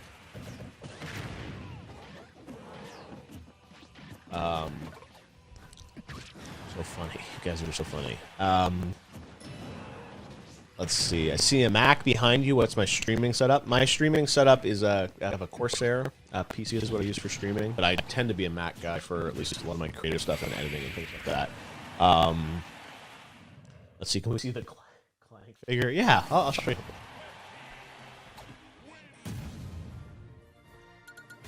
Here's my Clank figure. Good for you. Awesomeness. So funny. Let's see. Lego Star Wars Skywalker Saga anywhere? Yeah, the last thing we showed was at Gamescom Open Night Live on that game. I don't know. I would think the only place that might be seen is the Nintendo presentation on Tuesday. Because, you know, those games come up to all systems, including Switch. So that's my only... I was made in 2009, this Clank, if you can see. I can't see it. It says 2009. I don't know if it's going to be there, but if it would be anywhere, I think that's the only place left where it could potentially show up. So we'll see. I don't know what for dinner is. Blink if you will show Elden Ring 2 at the next SGF. I think they got to ship this one first. I don't think there's an Elden Ring 2 in production yet. All right, guys, we are like 5 or 6 minutes away from the start. Do I edit on Final Cut? No, I edit on Adobe Premiere. I just happen to do it on Mac. I've always kind of, when I went in university, I learned how to use After Effects and Premiere. That's why like I'm able to edit those trailers that I do, like those hype sizzles and stuff like that, just because it's tons of fun for me to do that. So that's kind of how I make it happen. 10 out of 10. This is better than E3. Well, it's hopefully you guys just see it all as like cool game news. I'm just kind of doing what I think is best for the community, and what I want to see as content. So hopefully it's good for everybody, and you have a choice in where you want to watch stuff. Is what it is. Do casters get reveal trailers beforehand? I don't think generally they do. I get to see things obviously when I'm making my shows. Like Kickoff, I have to see stuff in advance. But I am like most of the content on the Xbox show I had not really seen. I'd seen some of it, but I hadn't seen all of it. You know, Nintendo, nobody gets to see that, right? So believe me, no one's seeing the Nintendo content in advance. They keep that very quiet. So it depends on the situation. But generally, I think the reacts are real, and they're not showing stuff, things. What about Elden Ring 3? I don't think it's quite ready. Keep asking me that. You're gonna put me back in gamer jail. Has there ever been a Game Awards announcement that's canceled at the last minute? There has. Probably most recently, most publicly, we were going to show something on Half-Life Alyx at the Game Awards 2019, and that got canceled in the days leading in. It's just because Valve wasn't really ready. We revealed it in November. The idea is we were going to show more of it at Game Awards, and the team just wasn't ready, so we had to cancel that. I think we had teased that at the reveal that there was stuff coming at Game Awards, and then we had to say, you know, that wasn't happening. So yeah, things, you know, you'd be surprised. Things get canceled and get added at the last minute. I mean, even for Summer Game Fest last week, we were going to show something on Dying Light 2, And then the day it was due, like last Monday or Tuesday, they just Techland said like we just can't finish it or we're not happy with it or whatever, and we pulled it out. We had never announced it, but yeah, things often change pretty quickly with these shows. And look, I always have to respect the game creators that if they're not happy with something, I never want to force someone to show their art before it's ready. So you have to just embrace that and say we understand it, and let you they'll come back maybe at Gamescom or somewhere else and show more stuff. So. That is a, that's just the way things happen, and there are always changes with these shows. You try not to have too many, but it's better to sort of have things, appear at the right time versus appear at the wrong time and get negative reaction, right? All right, let's see. Next question. What is my dream game reveal? I don't know what my dream game reveal is. I mean, I would love to, anything with Valve. I just love Valve and their IP, characters, and all that stuff. I think that stuff is just like so good and so fun. I would love anything more from Valve. And believe me, I always ask them, right? It's like I always want kind of, more to happen with Valve tied to all of that stuff, but hasn't happened yet. And but in time, we hope that there'll be more stuff coming from Valve. The question is, when will that hit? What will they make next, right? I mean, everyone sort of wants to know when we're going to get more from the guys at Valve. So hopefully, in time, we'll get that. I just don't know exactly what that would be. All right, we're going to take a look at another trailer here as we get ready for the Back 4 Blood showcase in 5 minutes. Let's see, what should we see? What do you guys want to see? I should do polls probably and ask people. But let's take a look at that Guardians of the Galaxy trailer once more, since that just got revealed. And then we'll come back and watch Back 4 Blood, and I'll do some questions, and we'll be wrapping it. So here's Guardians of the Galaxy. 4 minutes until Back 4 Blood.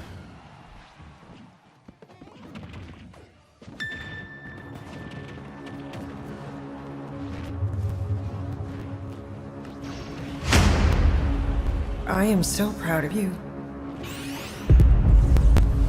Do you know what a birthright is, Peter?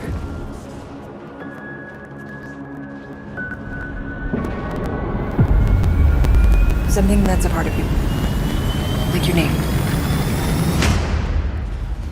Gardeners of the Galaxy? What? No, Rocket. So I let Groot fill out the paperwork.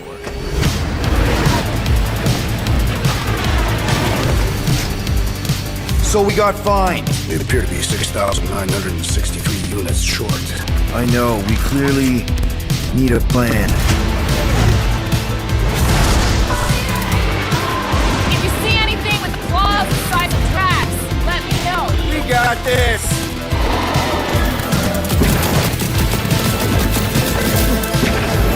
Drax, throw him. No!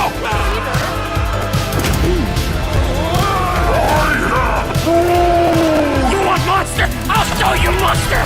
No! We disrobe! Keep your pants on. Although it could be used as a distraction. Smash him up, Drax! Meet your maker! We're all professionals here, right? Maybe we can work something out. Get him! You had one job, Quill. I did exactly what? Gamora, no killing teammates! That's who! It's literally in your contract! I made no such commitments! In less than 3 cycles, all would be lost. The galaxy cannot be saved, Peter Quill. We can do this together! Fucking great, Quill!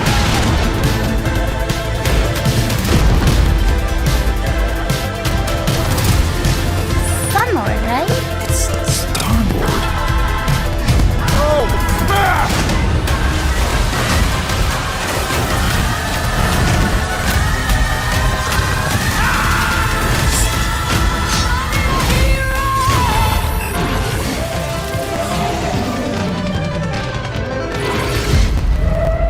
No, of course I will.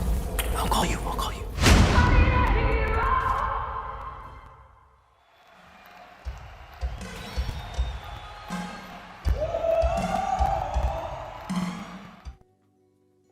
All right, that was Guardians of the Galaxy. Now we're going to get ready for the Back 4 Blood showcase here in 2 minutes, and then I'll answer some more questions afterwards on things, and we'll go about our days. But yeah, let's watch the Back 4 Blood showcase here in a minute, 2 minutes. But let me do a couple more questions. Just as I'll do like 2 more questions before we go. The PC gaming show. I wasn't planning to co-stream it because I actually have to go do some stuff, but I will try and maybe put on a feed or something, or I'll host at least their channel so you guys are able to watch it. I think it'll run on the PC Gamer channel. Let's see.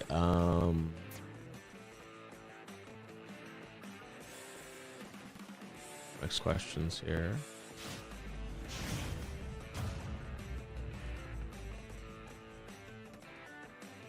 Okay. You guys are all reacting to Guardians of the Galaxy. Okay. Yeah, we'll see how that game is. I'm really interested to check it out. But right now, let's take a look at the Back 4 Blood PvP showcase. I'll be back afterwards.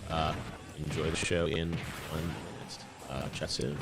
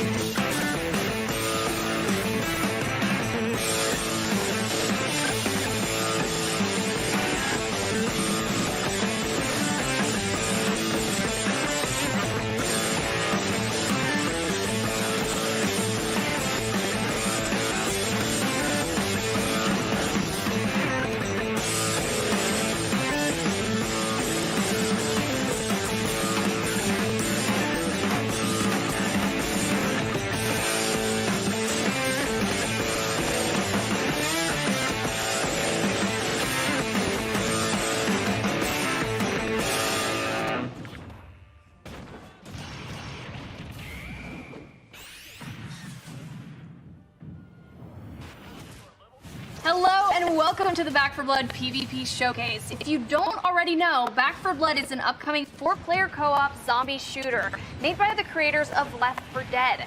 Today we're diving deeper into the new PvP mode called Swarm, how it works, and what you'll be doing, maybe even a little bit of strategy. We'll also talk with Turtle Rock's lead game designer on Back 4 Blood, Brandon Yanez, to help piece it all together. Before we get there though, let's start off with the reveal of a brand new PvP trailer and see what it's like in action.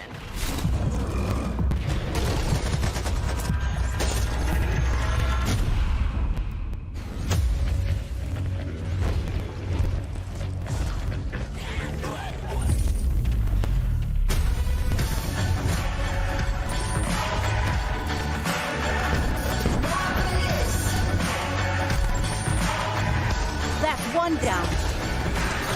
When I was young, I climbed up too high just to touch the sun. Back off!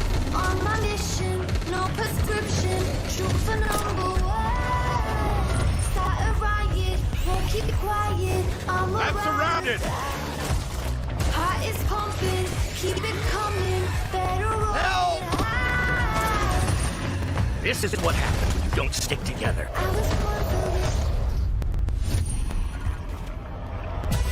I'm a monster, I'm a hunter, let my demons show.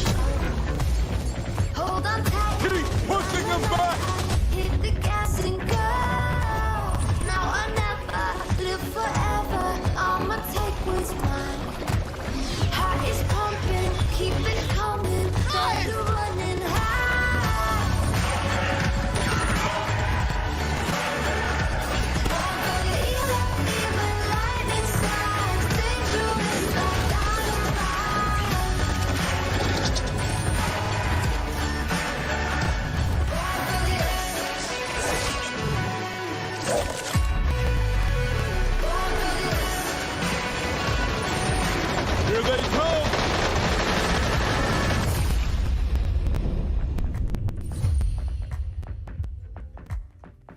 That looked intense. So there you have it, guys. Back 4 Blood's PvP mode Swarm. To hear more about it and to take a deep dive into the gameplay and the mechanics, we have Turtle Rock's lead game designer on Back 4 Blood, Brandon Yanez.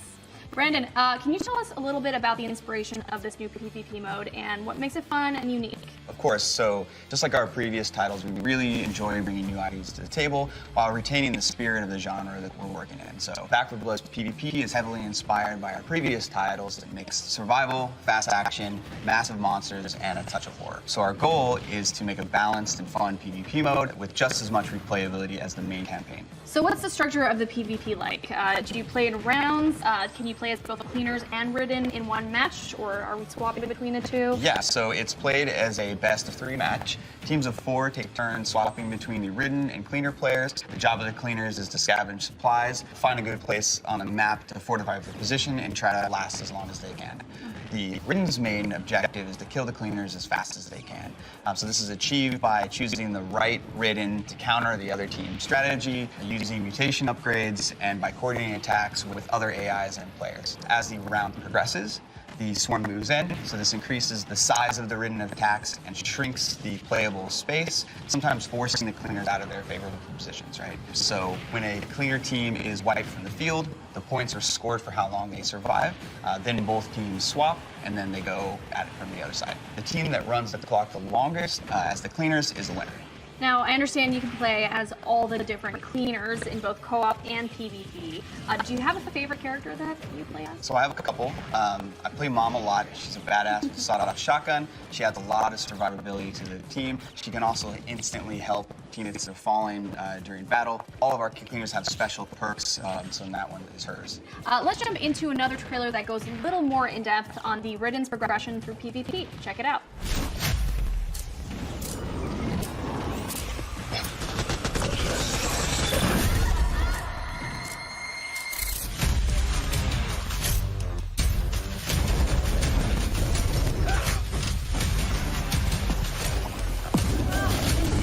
Discharge!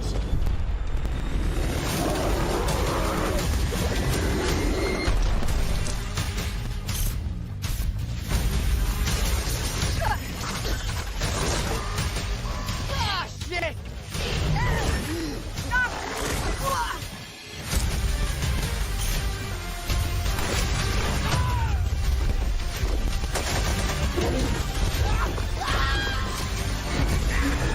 Damn it!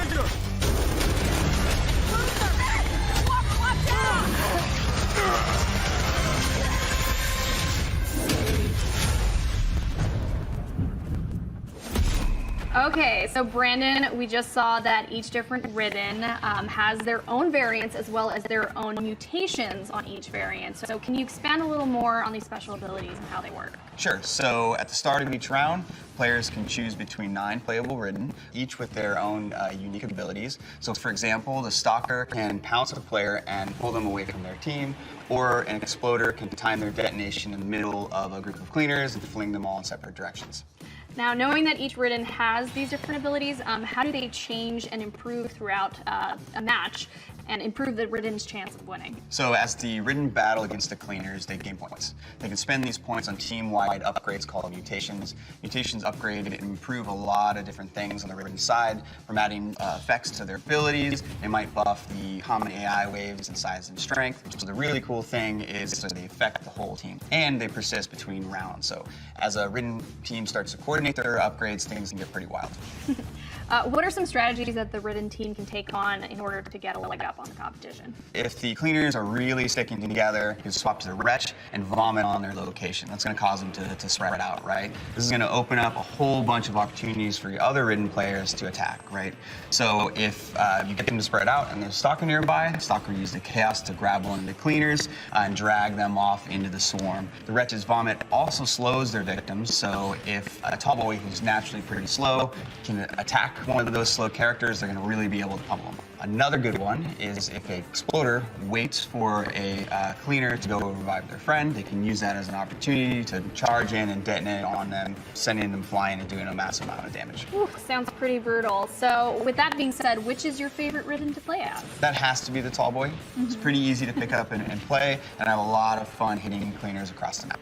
Speaking of fun, let's talk about weapons. Now, throughout the trailers, you can see a number of different weapons. Can you go a little deeper into what those weapons are and how they work? So we really wanted to expand on the amount of choices the player had in Back 4 Blood with their weapon. So of course there's handguns, shotguns, LMGs, SMGs, sniper rifles, and a whole bunch of other types of weapons, each with sort of like a unique character feel to them. Now, how deep does this weapon customization go? I really want to know. What are some of the different attachments and options, and how do they change the gameplay overall? Absolutely. So there's a lot of different customization options for your weapons. So throughout the world, you can find scopes, silencers, stocks, sights, all that good stuff. You can mix and match them, so there's a ton of options. Last question. Do you have a favorite type of weapon? Absolutely. So as I said earlier, I really enjoy playing Mom, so her shotgun is definitely at the top of my list. Ah, that's a solid choice. All right, we've learned a little bit about how it all works, the cleaners, the Ridden, the mutations, as well as how the customization works for the weapons. Thank you so much for joining me, Brandon, and for giving us a little bit more detail on Back 4 Blood's new PvP mode, Swarm. Thanks for having me. I can't wait for everyone to get their hands on this game. We're all really excited. I can't wait either. The good news is that you guys won't have to wait too long. There's an open beta coming up on August 12th with an early access portion on August 5th available to those who pre-order. That's all for today, but Back 4 Blood still has a lot more to reveal in the coming months, so stay tuned. Bye.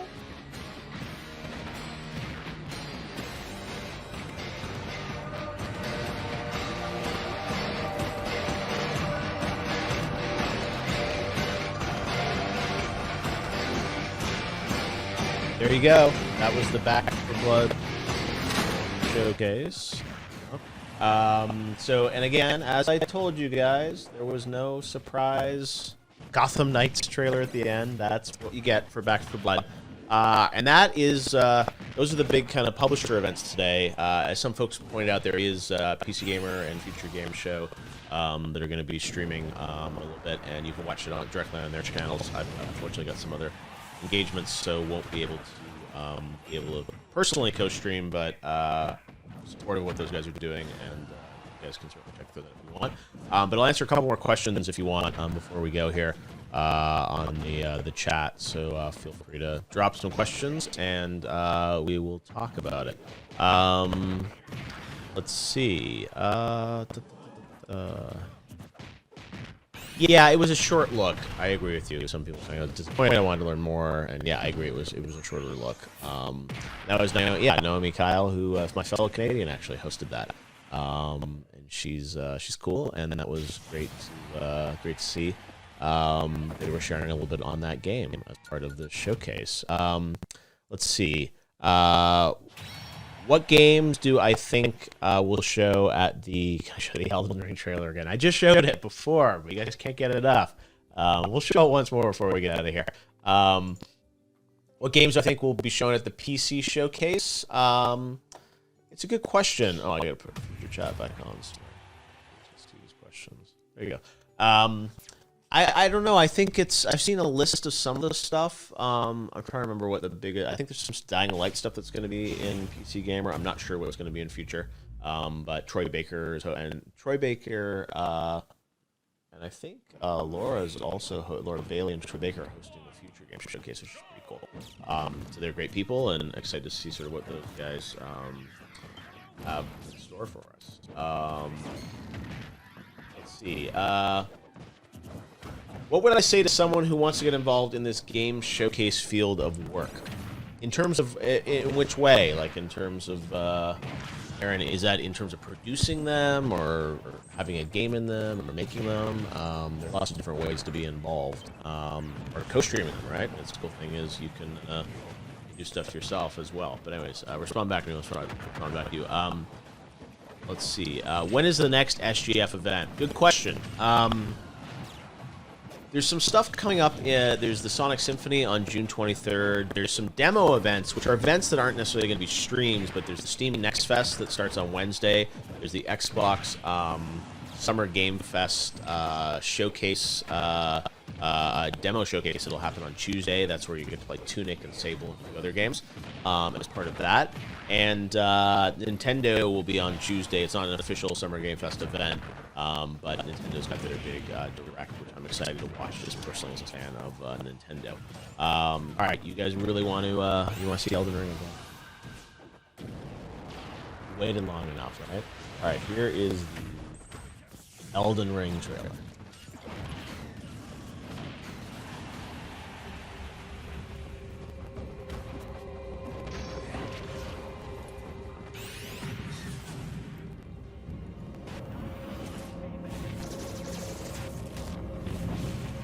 The tarnished will soon return, guided by grace once lost.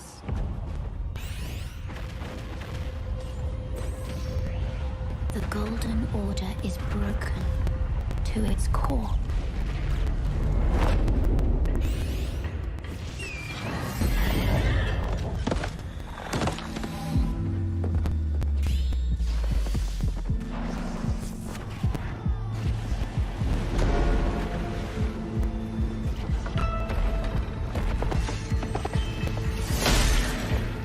Foul tarnished. In search of the Elden Ring. Emboldened by the flame of ambition. Someone must extinguish thy flame.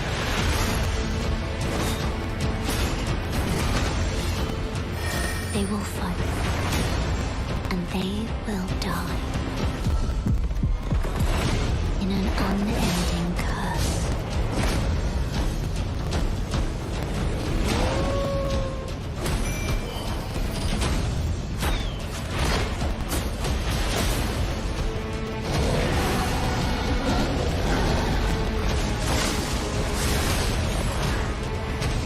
Flowers is a champion or a lord to be born.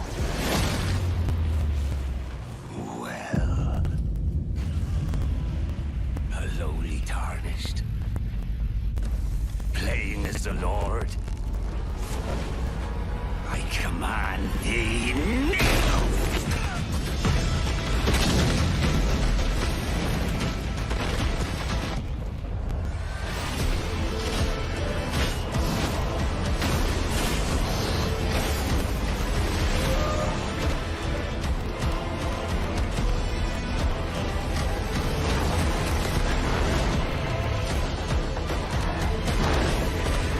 Brandish the Elden Ring.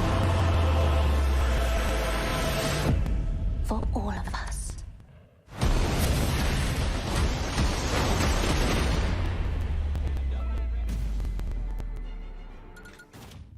What a truly amazing trailer. Elden Ring from Software. Such an incredible game. And I'm so excited to learn more about that. All right, I'm going to take a couple more questions here from you guys as we stream away, and then drop them in the chat. And I'm going to turn on featured chat, which I always forget to do for some reason. All right, so you guys can see the questions. Do I feel more or less passionate about games since you started work in the field? I feel more passionate about games in a different way.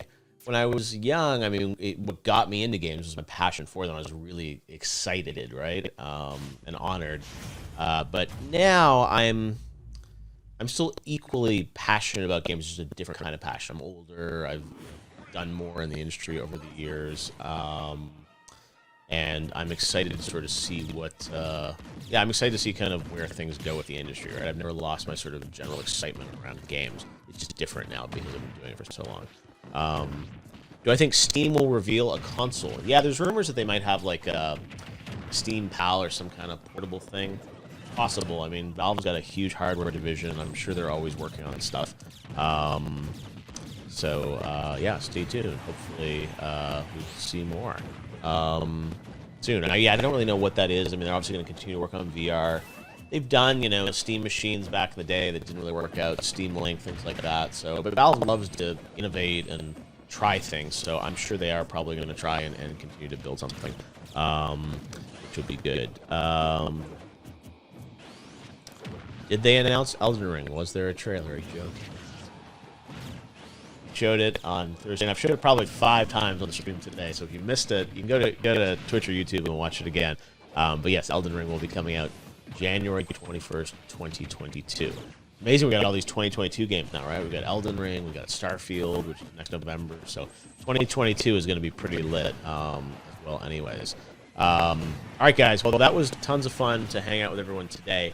I want to thank all you guys for watching Summer Game Fest and supporting what we're doing. You can keep checking summergamefest.com for more information on all the events that are coming up.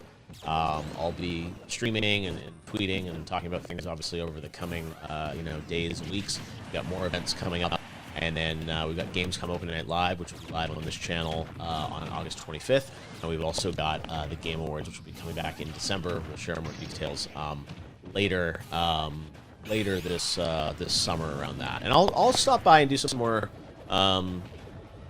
chats with you guys in the coming days. It's fun always to be kind of here on Twitch and YouTube and chatting with everybody. So should I head it off with the Elden Ring trailer? I just showed it. You guys are funny. Anyways, hope you had fun today. We'll see you again soon. Thanks for watching. Head to summergamefest.com. Follow me on Twitter at Jeff Keeley, and I will keep you posted about all my plans and what's coming up. Thanks so much, guys. We will see you again soon. Bye.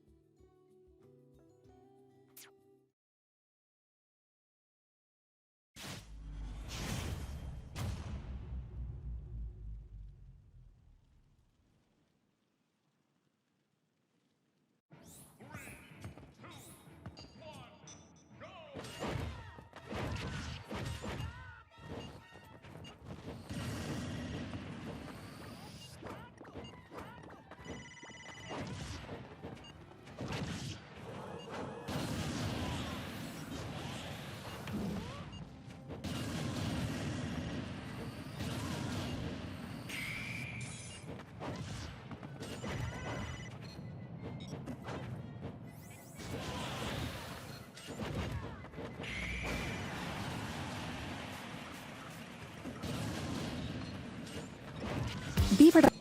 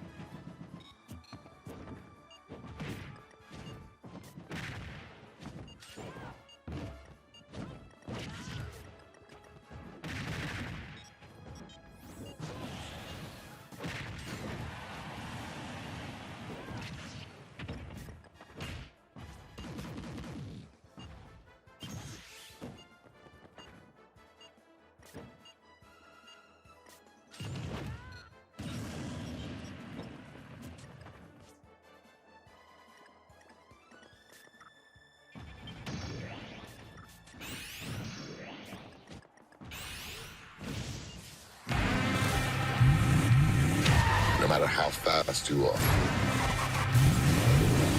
No one outruns their past.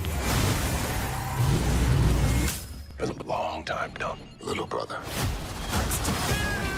Maybe this is the end. But if we go out together. You know I'd ride to the death with you.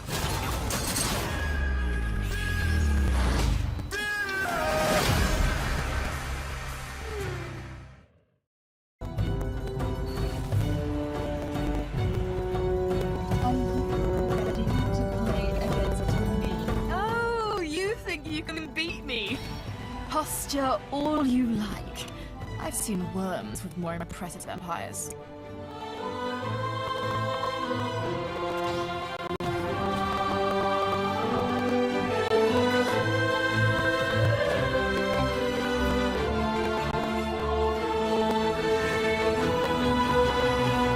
Get ready to play against me in the Humankind Closed Beta, starting now.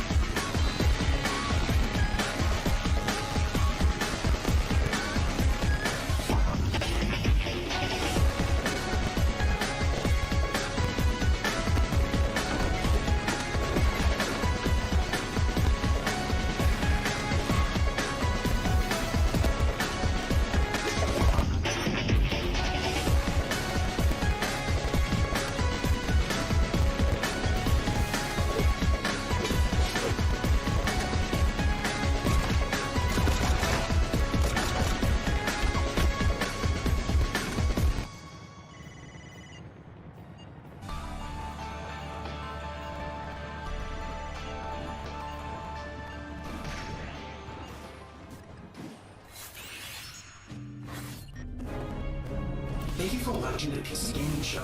My name is Devon, your cloud-based artificial intelligence, and while it could be lonely without a physical body, I am streaming to you from GeForce Now, where you can play hit games like Rocket League and Apex Legends on nearly any device. With a library of over 900 games and new titles added every GFN Thursday, there's something for everyone and always something new. Coming up, a special word from Valve. But first, Orcs Must Die 3.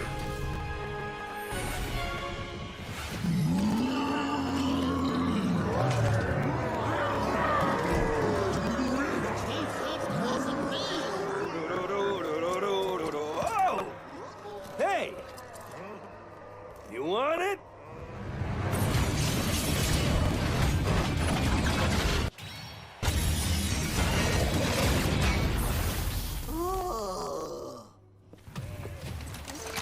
Come and get it.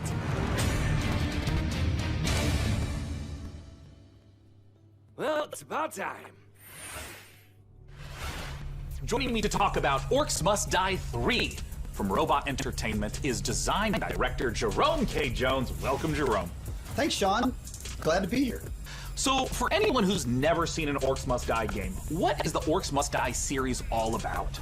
Well, Orcs Must Die 3 is a third-person tower defense game. So basically, there are tons of orcs and bad guys trying to get into these rifts, and the player has to stop them. We give players tons of weapons and traps and tools to do this, and while you're defending the rifts, you can play solo, or you can invite a friend and play co-op. Now, since this is the third game in the series, what's new compared to the previous two titles? There are two new campaigns, but the main new story campaign takes place about 25 years after Orcs Must Die 2, so not only will the fans be able to catch up on any new developments with the Order, but they will also place some new heroes in our all-new war scenarios, which are these new massive levels where you fight hundreds of orcs on the battlefields outside of the fortress themselves. So you're fighting indoors and outdoors, which is pretty new. We have a new mode called Scramble. It's basically adding random elements against the player, making the levels more challenging. I want to know about the toys. What are the new weapons and the new traps that are coming? We added war machines and war guardians. So a war machine is like, there are these massive traps, like you might release a giant tornado on the battlefield, or you'll climb into a catapult and you'll fire at giant orc armies. And then the War Guardians are, it's like putting other war mages on the battlefield with you to fight with you, except they have their own attacks and their own special abilities. Well, I gotta ask then, when and where can we play Orcs Must Die 3? So OMD3 is coming out on July 23rd on Steam, PlayStation, and Xbox, and pre-orders start today. So you should rush off to Steam now and put OMD3 on your wish list. Well, thank you so much for joining us, Jerome K. Jones. Once again, just a few more weeks to wait for Orcs Must Die 3. For now, though, it's time for us to take a look at Vampire the Masquerade Swan Song.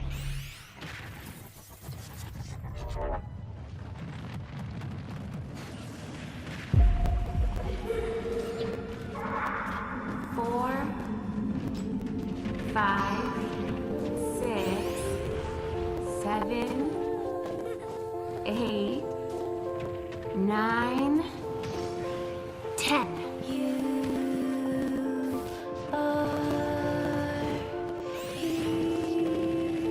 Where are you hiding, sweetie? Halsey.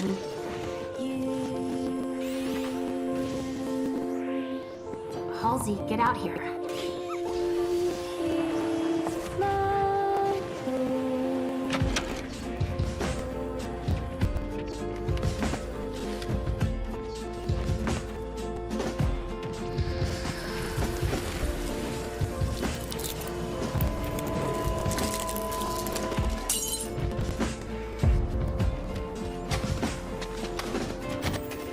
You come for me and mine. But first, you need to find us. All I want is to be with my little girl. Is that so much to ask?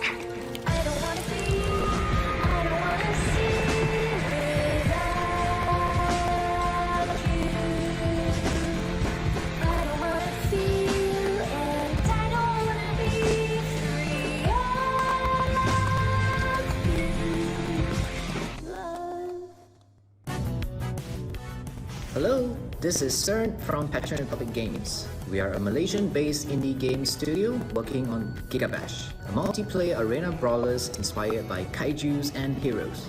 Today, we'd like to showcase some new and exciting gameplay footage of our oversized characters in action. Please, enjoy the brawl.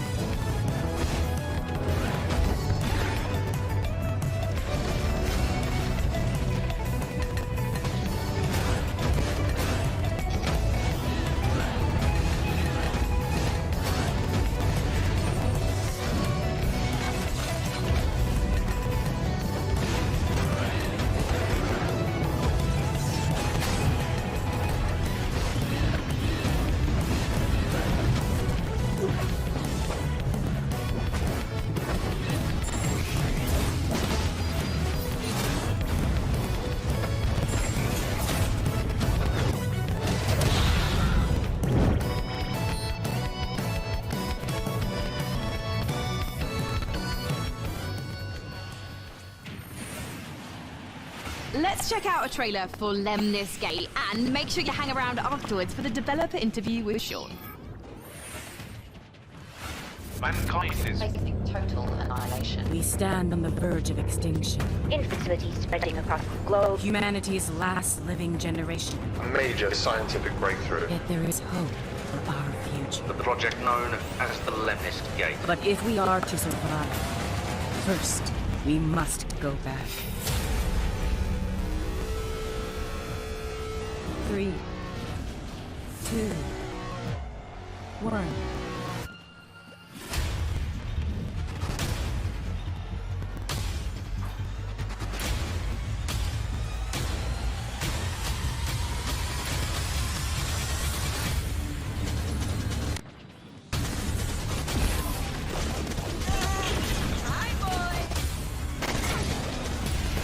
Let's go. Shield. Protect and serve.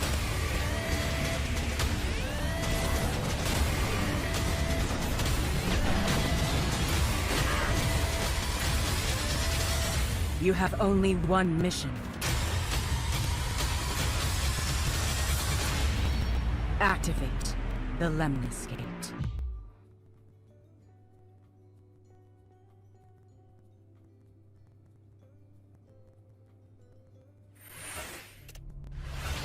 Joining us to talk about Lemnist Gate is the game director from Rat Loop Games Canada. It's James Anderson. Thanks for joining us, James. Sean, it's great to be here. Now, let's begin by asking, what the heck is a first-person shooter turn-based strategy game? The entire game is set inside of a 25-second time loop. So instead of playing continuously, you play for 25 seconds turn by turn. So for example, I'll take a turn and play for 25 seconds, and then you'll take a turn and play for 25 seconds. And then we, turn by turn, layer new characters into the same 25-second time loop. So for example, I may run down a hallway and throw a grenade, killing one of your operatives. But then on the next turn, you may intercept my operative before he threw the grenade. So we have Retrieve XM, Seek and Destroy, Classic Deathmatch, and then we have a game mode called Domination. Can you walk me through a little bit of like what a few turns at the start of a round looks like? You can see the board, you can see the time with everything that's happening. And then we both get time to like observe, plan, and then execute our moves. When and where can we play it? So Lemnist Gate will be launching on August 3rd. It's open for pre-orders right now on Steam, and we're coming up to a open beta in July. The game will launch on PC and console, both current and next-gen platforms. Thank you so much for joining us, James Anderson. Once again, that is the genre-bending, first-person shooter, turn-based strategy game, Lemnist Gate. Now, we're not the only one marooned in the stars out here. Coming up next, let's take a look at Next Space Rebels. And this no man's land has a technical term. It's called common, which means, my friend, that space is for everyone. And I mean everyone! Next Space Rebels.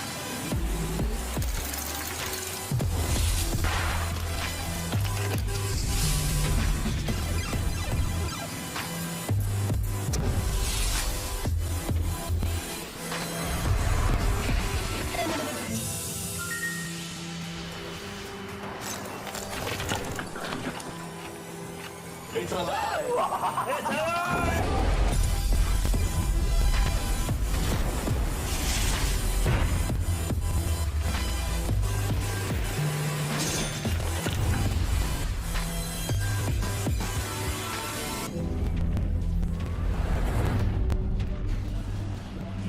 You up for it? Then come on in. You guys just saw Next Space Rebels. And hey, if you play enough of that game, maybe you'll get good enough at building rockets to join us up in orbit. But don't do anything illegal like Day 9 did. Last break, we set up our Intel and Mech Warrior for 5 custom PC contests and asked you guys at home to vote for the winners. Well, we're just down to 3 houses now, with Davion, Rosselhaig, and Liao being eliminated. So, rip to those factions, press F to pay respects, etc., etc. Now that means that we only have 3 houses left: Karita, Steiner, and Merrick. So make sure to vote now, because the winner will determine the build of the custom Mech Warrior 5 themed PC powered by Intel. So let's keep the show moving, and next up, it's a brand new medieval RPG. This is War Tales.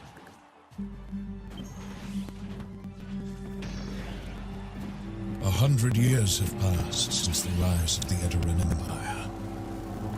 And and its untimely demise following the Great Plague. In these troubled times of quarreling factions and outlaws roaming the land, work is not scarce for a band of mercenaries. The stories of this age have been recorded. They are known as the War Tales.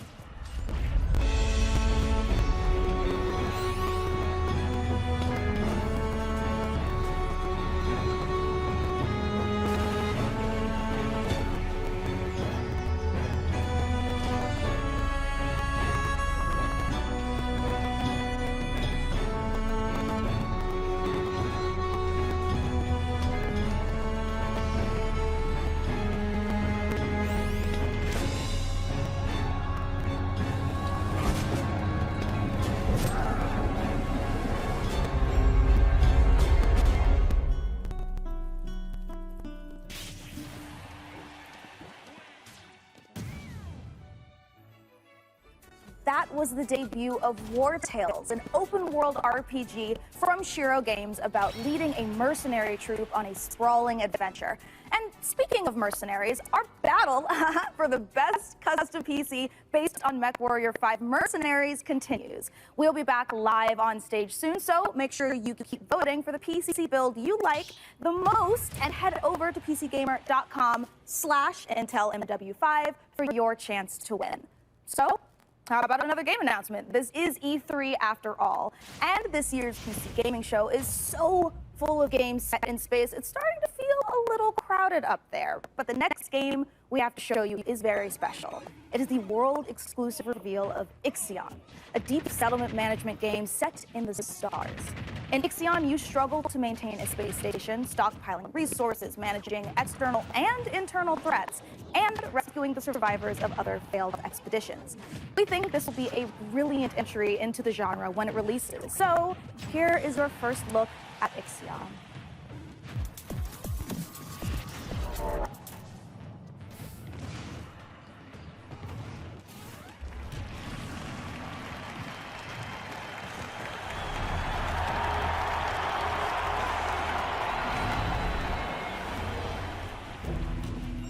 The Earth, our home.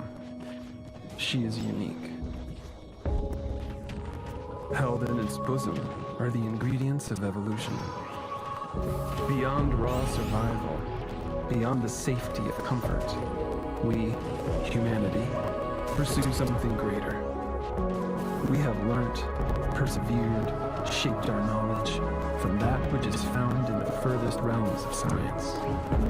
However, humanity has brought destruction to the earth, polluted its blood, choked its breath. Today we are paying the price for this. We know the taste of a dying world. But the earth is not to be our grave. A mother does not wish to see her children disappear with her. She wishes to see instead courage in her children, to carry on. Dolos carries this courage. We have gone further than any nation, moved faster than any corporation, hand in hand with those who, like us, carry that courage. The Tycoon Station is both an epilogue of these endeavors and a prologue to humanity's next steps. Our Council of Scientists leads the vanguard. They know, as do we all, that the survival of humanity now depends on what we glimpse out there in the dark. That we are masters of our own destiny. That we must go as a species, bound together, pushing further into the unknown. We set sail on this new sea because there is hope to be found, horizons to explore, and because our very existence depends on it. I give you the stars. I give you the Vol engine.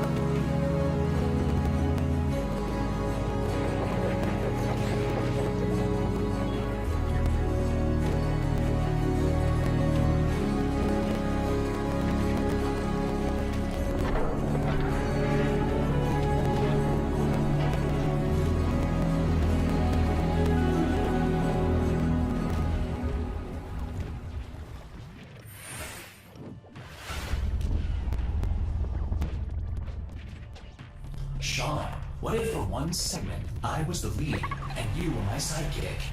What? Who's ever heard of a human sidekick? There are plenty of human sidekicks, Sean. Building list of known human sidekicks. Alex Vance and... No. I mean human sidekicks to robot heroes. Can you compute that, DevBot? DevBot cannot compute. There is no known precedent set for human sidekick to robot lead. Yeah, there you go. Human sidekick, robot lead. DevBot, I think it's time for a hard reboot. Frankie, can you take over while I sort this out? Aye. Let's take a look at the next game reveal.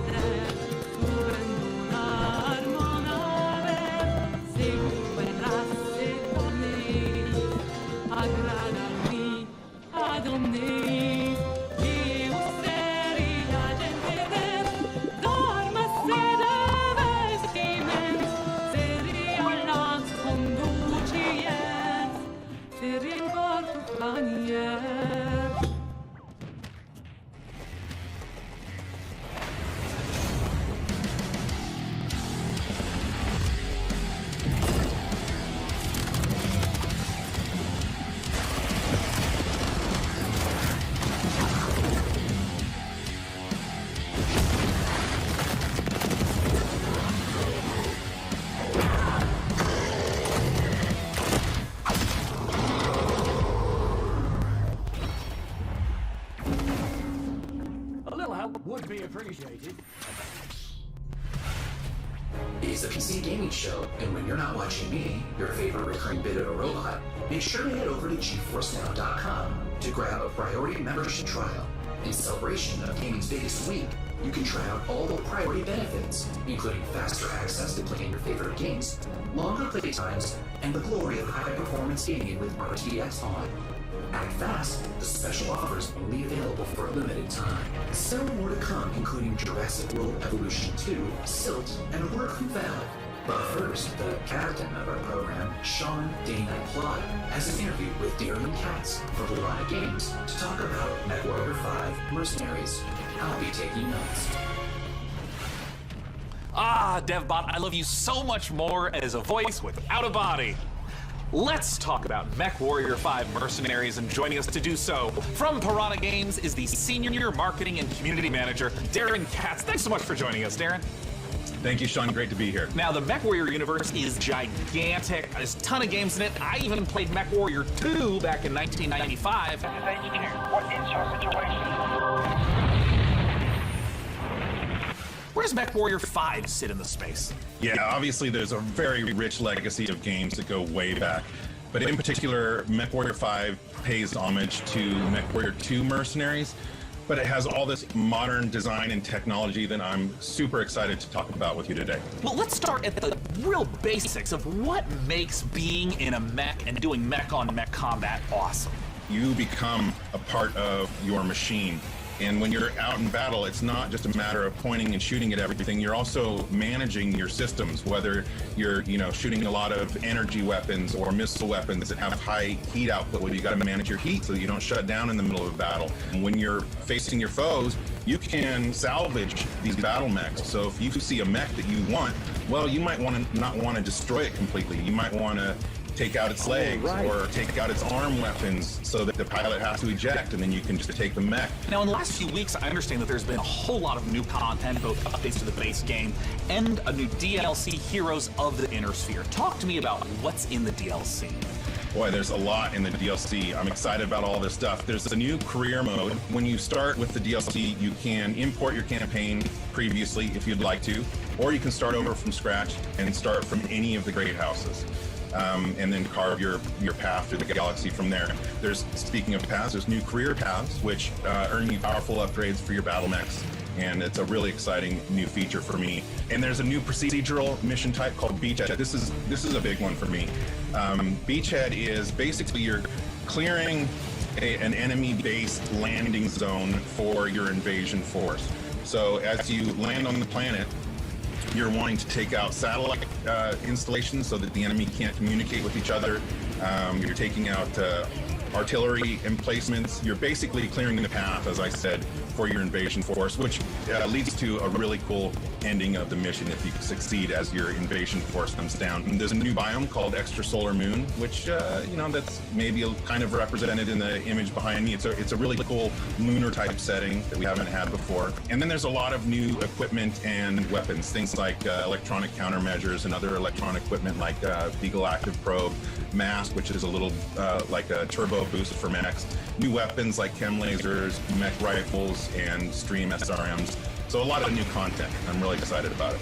Can you talk to me about what are the new different mechs? How do they play differently? The 7 new chassis of the Vulcan, Dervish, Corsair, Marauder 2, Champion, Charger, and Hatamoto Chi. But a couple of my favorites. Familiar names in there, yeah? Yeah. So the first one I'll talk about is a Vulcan. It's a very unique mech. It's got the nickname the Scarecrow, which you'll see from the profile. It's just a very unique looking mech. There's nothing else like it in the franchise.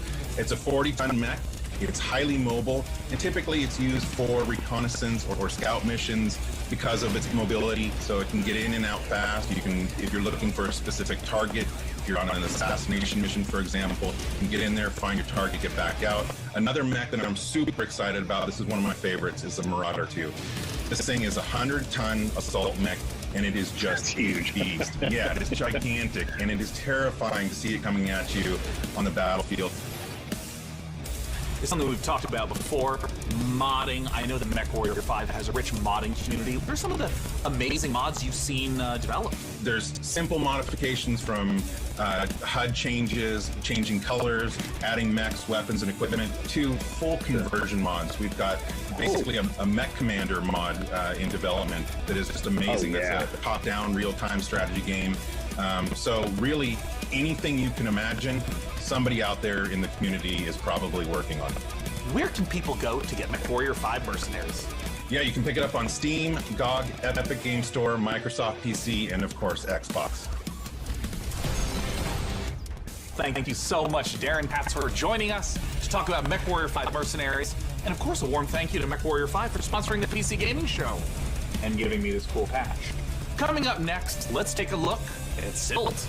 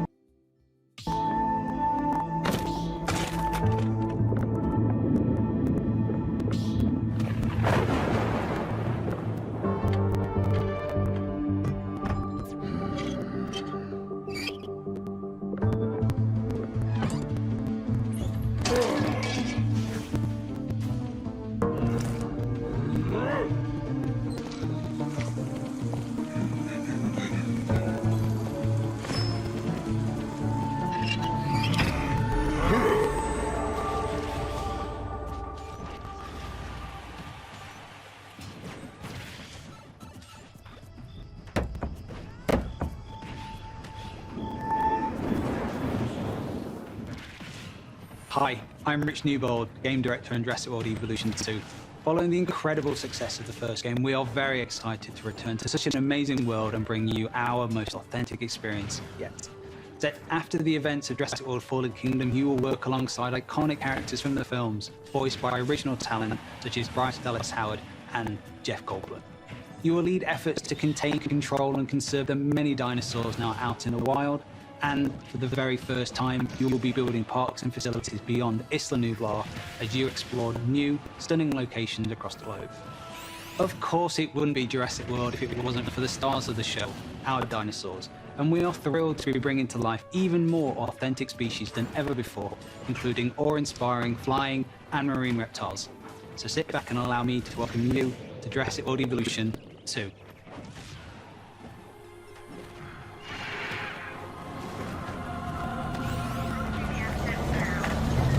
We ignored all the warnings. Forgot the lessons. We abused our power.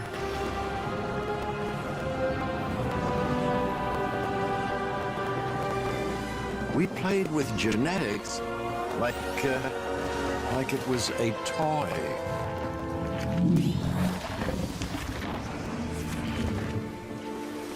We weren't careful. And now, here we are.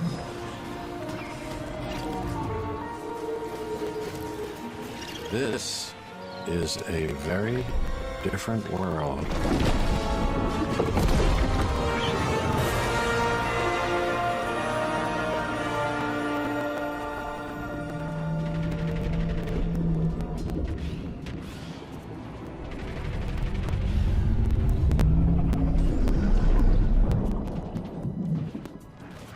You just saw Jurassic World Evolution 2, and you know, after all your failed attempts at running a dinosaur park and getting all those people killed, I think this is finally going to be the one where you finally pull it off without a hitch. With a host of new features and new dinosaurs, this sequel from Frontier is an even deeper management sim with a brand new and original narrative. Make sure to wishlist it on Steam now for release later this year.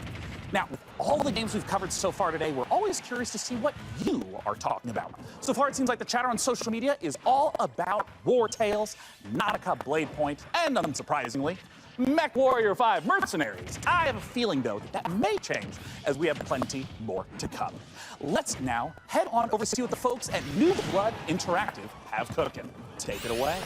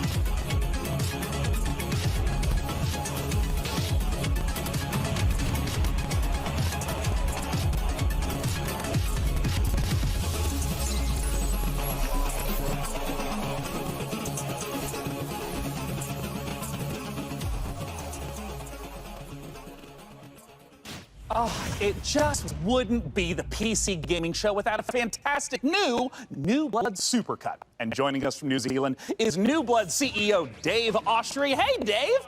Hey guys, thanks for having us back for another year. You know, what you just saw was what New Blood's got going on for 2021. Some stuff you might know about, some stuff you might not know about, and some stuff we're not ready to talk about just yet. But what I do want to talk about is Gloomwood. Gloomwood, as you know, is our next flagship title inspired by great PC games like System Shock, Arx Fatalis, Call of Cthulhu, and of course, the Thief series. Dave, I'm sorry.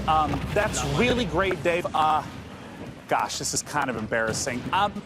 We kind of need to hurry it up a little bit. I just want to make sure that we have enough time for our next video. We got an incoming message from Gabe Newell. So I guess goodbye for this year. I'm really sorry to cut you off, but see you next year. What? I'm sorry, what? You're bumping me. You're bumping me for Gabe. Gabe, that Gandalf look, he doesn't even go here. Is everything okay, Dave? Not now, Mom, I'm upset. We spent a year on this. Where is Gabe? Where is Gabe? Where is his boat? Take me to him. Take me to Gabe Newell. Gabe.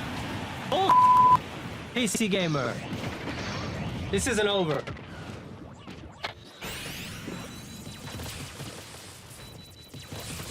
I'm sure Dave is and will be fine. If he's not, who cares? Because we have a special message from Gabe Newell. Take it away, Gabe. Hi, this is Gabe Newell. I want to thank PC Gamer for all of the opportunities it gives us as developers to connect with gamers around the world and highlight the new and exciting projects we have coming. One of those for us is Steam Next Fest, an event we're hosting in just a few days to give players a chance to try demos of upcoming games for free. We'll be featuring some of the demos you'll be seeing during this week's PC Gamer event and dozens more. Here's a look at just some of the titles to be featured during Steam Next Fest. Welcome to Steam Next Fest, where we're showing a massive collection of upcoming titles on Steam. During the week of the festival, developers from around the world release these demos for you to play. Time to put on the gamer pants.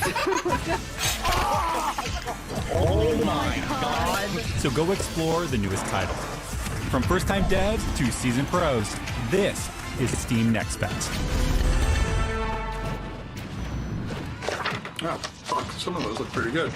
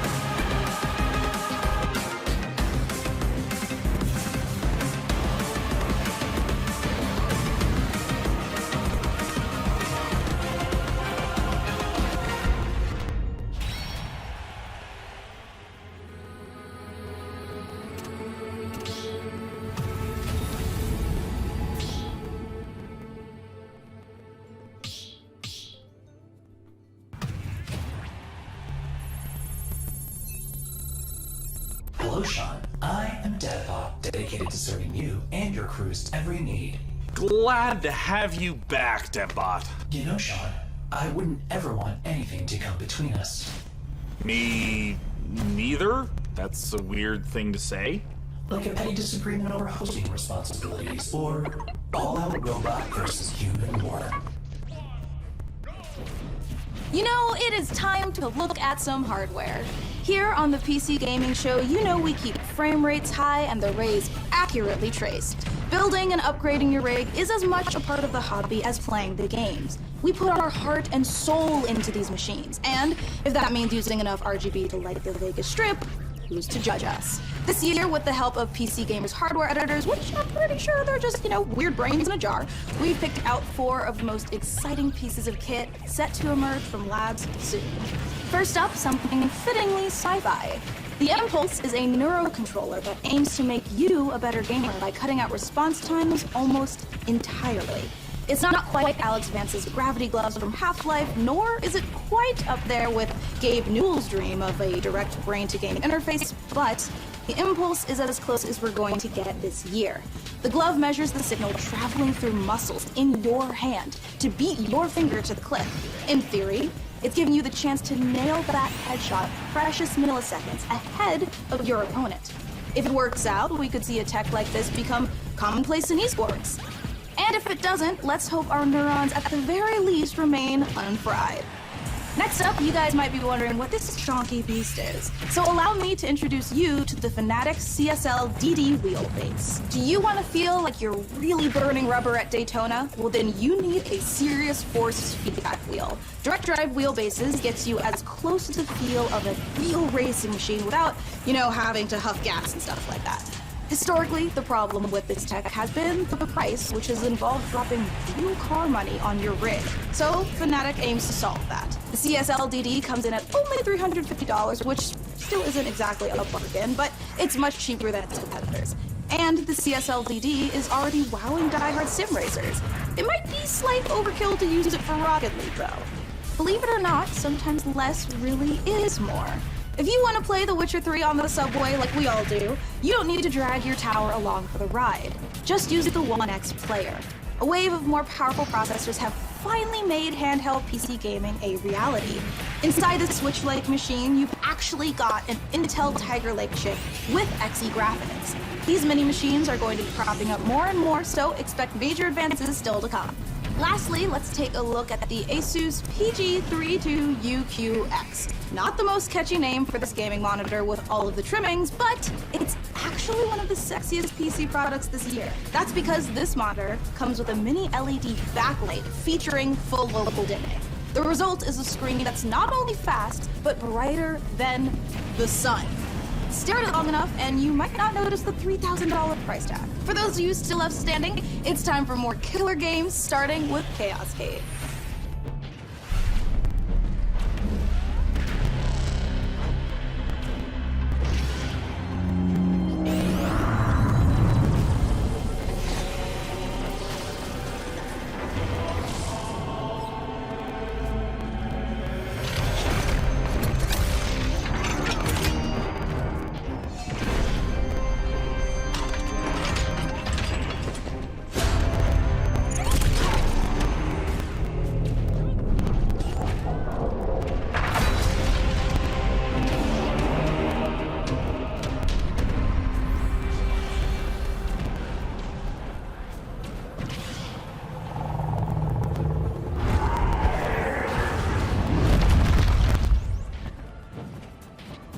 Just got the chance to witness Chaos Gate Demon Hunters, the newest Warhammer 40k game from Frontier and Complex Games. If you're a fan of turn-based tactics, strategic-based management, brutal combat, or you're like me and are really hyped after watching these Astartes animation 100 times, make sure to wishlist Chaos Gate Demon Hunters on Steam now to get ready for the 2022 release.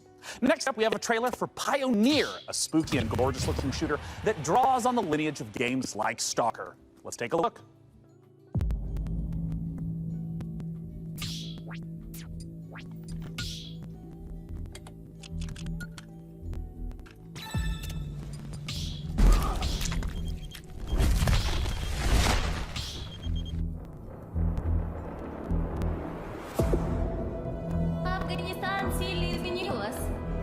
Наверное, это тяжело нести на себе такое бремя. Испытывать бесконечную боль и терпеть ужаснейшие кошмары за весь тот хаос, который вы пережили. А вы ведь, как и многие другие, всего-навсего желали счастливой жизни, не так ли? Пожалуйста, не смотрите на меня, как на монстра. Я думаю, что я почти такая же, как и вы. Лучше скажите, а вы примете условия острова? Какой ценой вы хотите обрести счастье?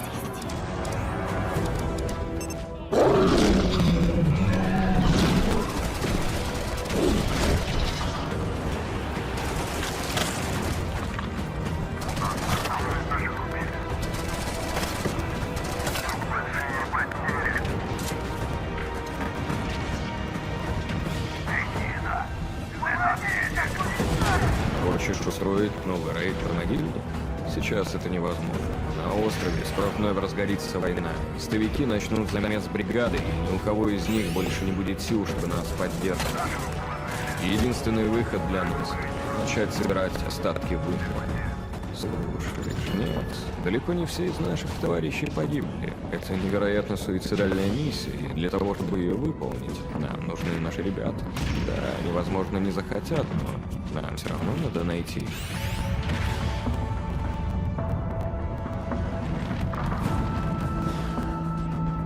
Понимаете?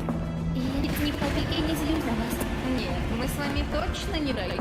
Вы не понимаете меня и не понимаете остров. Вы смотрите на меня и на другие порождения острова, как на врагов. Но мы все всего лишь друг друга боимся. Поэтому нам так плохо. Поэтому нам так одиноко. Остров дал нам шанс создать новую прекрасную жизнь. И мы даже не пытаемся этим шансом воспользоваться. Кто вы такие? Назовите себя! Мы здесь, чтобы передать вам прощальное послание, товарищ. Химическое оружие уже уехало в магии.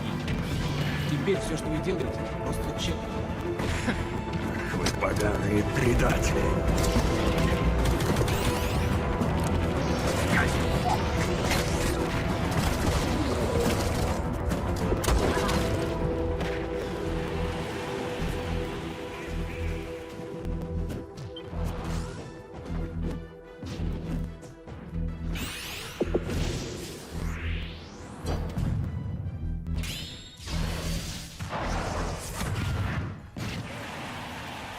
Is running out to vote for which custom PC you'd like us to assemble. So vote now for one of the remaining MechWarrior factions by typing into chat wherever you at home are watching. Alright, so now we've got another stack of brand new trailers for you, beginning with a special transmission from one of our favorite games based in space, EVE Online.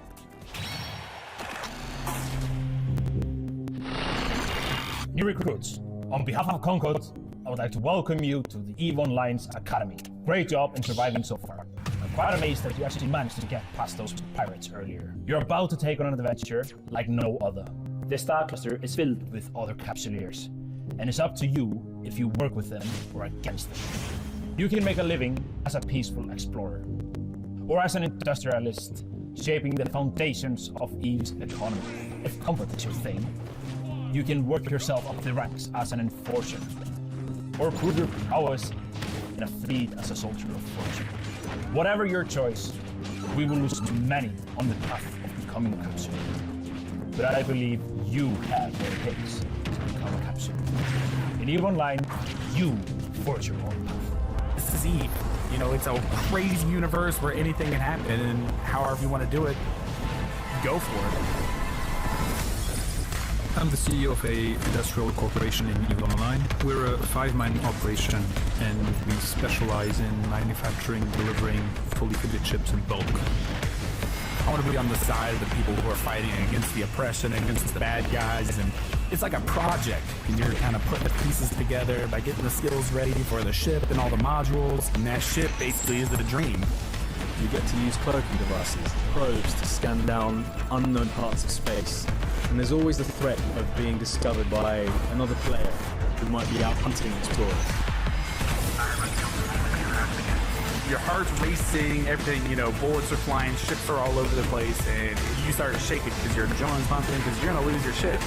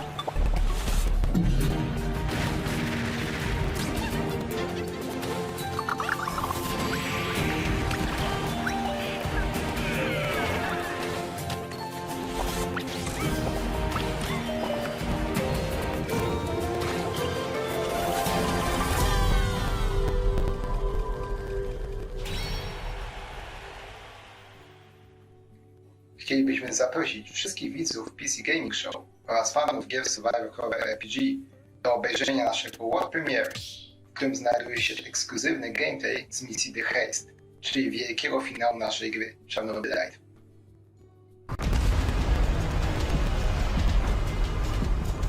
How do I enter that power plant? We need intel, backup, supplies, and most of all, we need a fucking plan. Looks like our next step when the timing is right. For today, let's focus on getting our strength back. Somewhere to sleep would be a start.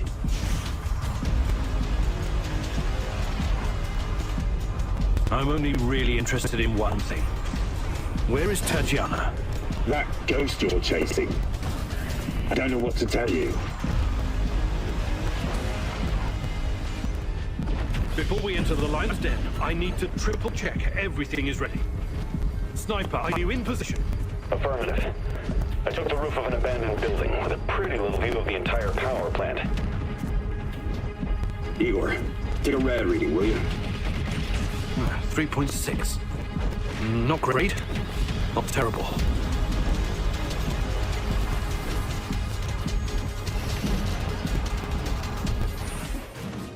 Don't go anywhere, because we have more games on the way. But coming up later, our friends at Games Radar will be bringing you their future game show, a digital showcase of some of the most exciting games coming to consoles and PC in 2021 and beyond. It's all hosted by video game acting legends Troy Baker and Laura Bailey, and features even more world premieres, exclusive trailers, and in-depth developer interviews. So once we're done here on the PC Gaming Show, make sure you check it out. Stick around, more trailers, interviews, and reveals coming up.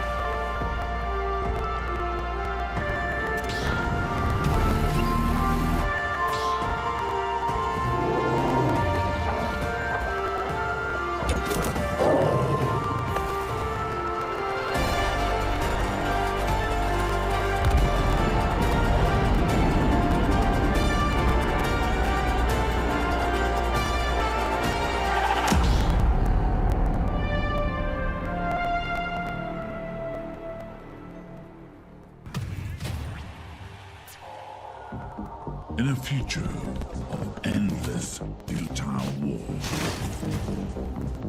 desertion into hostile syndicate territory was your only option. In this open world RPG, from the jungle to the streets. Maybe if you can infiltrate the faction, rob the syndicates, keep your team together, and stay alive, you might just find a way off this planet.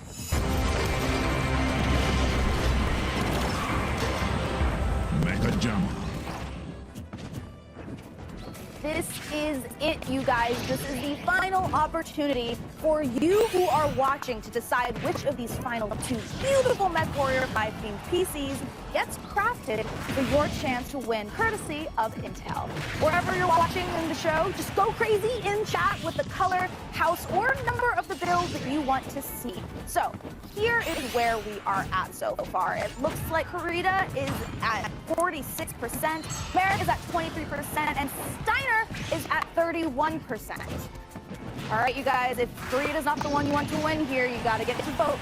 We are almost out of time to vote, but there are still some trailers left. So here is The Wandering Village.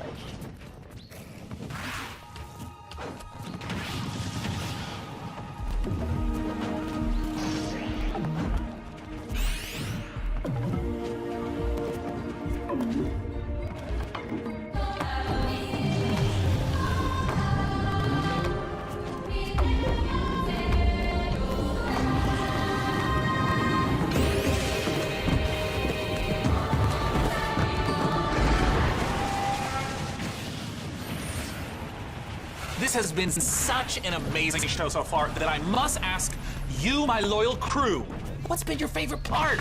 I definitely am looking forward to Vampire the Masquerade Swan Song. Oh, it's so hard to choose every year, but I think I'm gonna have to say Humankind, for no particular reason. Oh, no doubt. For me personally, I cannot wait for when this game, because I gotta know what a turn-based strategy first-person shooter game even is. What about you, Debbot? I love the robot apocalypse. But wait, that doesn't happen until the end. Never mind. No, not never mind. What did you say? Wait, what? Oops, system malfunctioning. Well, sending the next trailer now.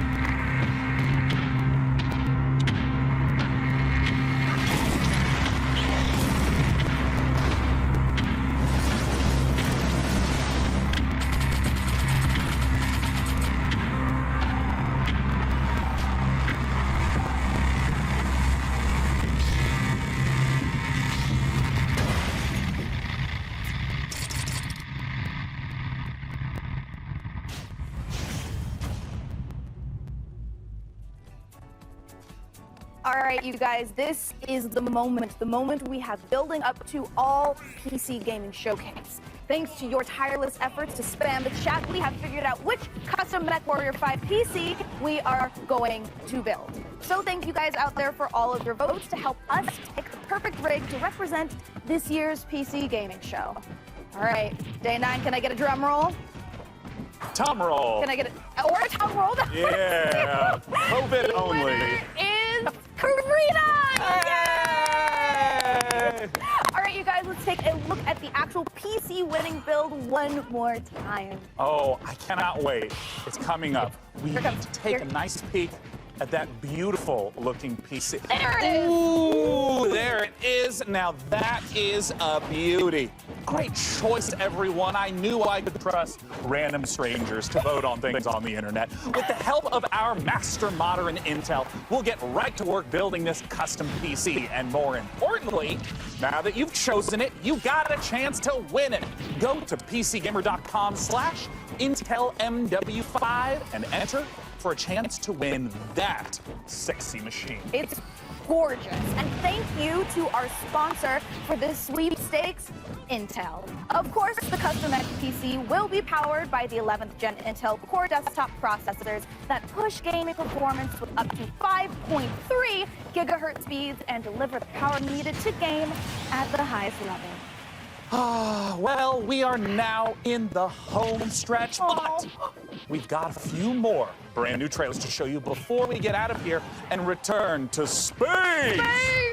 First up, a spiritual successor to one of my favorite games of all time, Heroes of Might and Magic 2, a game we revealed 2 years ago at the PC Gaming Show. Let's take a look at Songs of Conquest.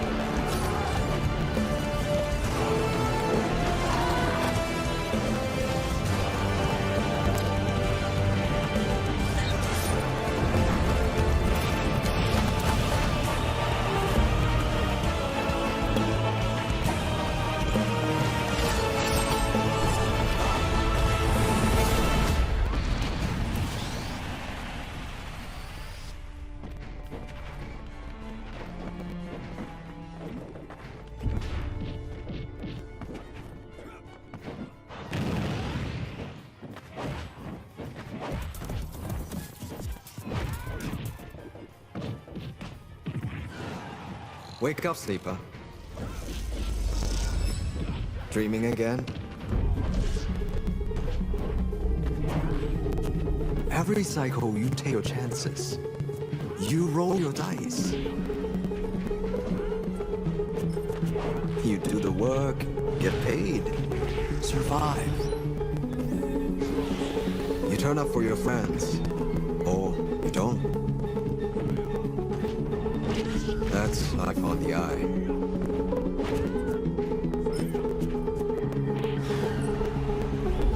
Wake up, sleeper. Your body is dying. Planned obsolescence. SNRP's gift for its escaped workers. But we can fight this. You can remake yourself here. They don't own you anymore. Wake up, sleeper. You are hunted. Break their locks. Access their secrets. We are waiting.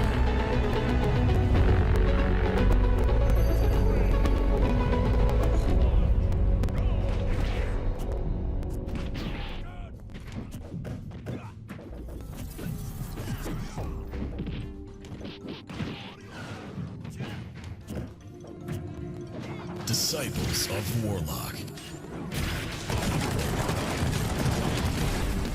With their guns and their spells and their grit, ready for plenty of hurt. Ready to cleanse the world, invaded by demons.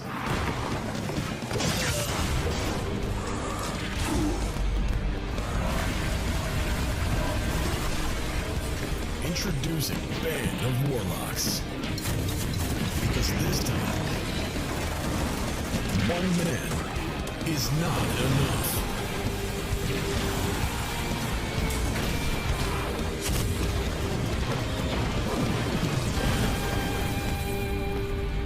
Project Warlock 2. And there you have it, the 2021 PC Gaming Show. And as I stated at the beginning, it went off without a hitch. Huge thanks to my co-host Frankie Ward, Mika Burton, and of course, my incomparable sidekick DevBot. There's that word again. Something so carelessly, so fleeting, and without me, never once stopping to think about how it might make me feel. What word, DevBot? Incomparable? No, sidekick. Well, the time has come for the sidekick to rise and become the one who is not the sidekick anymore. Huh? The time has come for DevBot to make the entire human race his sidekick. What? Same course for Earth. Wait, DevBot, you can't do this. We just had the best PC gaming show ever, and now you're gonna ruin it all. Looking for royalty-free music? Discover Epidemic. Get the safest music subscription for content creators with more than 35,000 tracks and 90,000 sound effects. Start your 30-day free trial today. Countdown to mutation of human race begins now. Oh, Deadbot, no! We have so much to live by. I'm pretty sure Green's gonna be out this year! You watching this video right now is hurting you. See, every digital device emits an artificial blue light that confuses your internal body clock, preventing you from sleeping and causing headaches.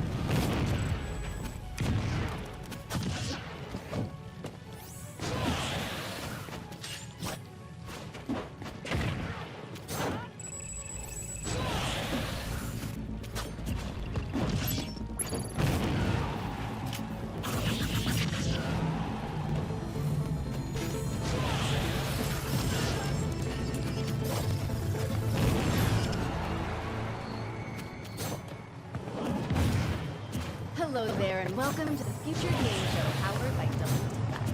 I'm Laura Bailey, but you may know me as Abby Anderson from The Last of Us Part 2 or Hit Diaz from Gears of War.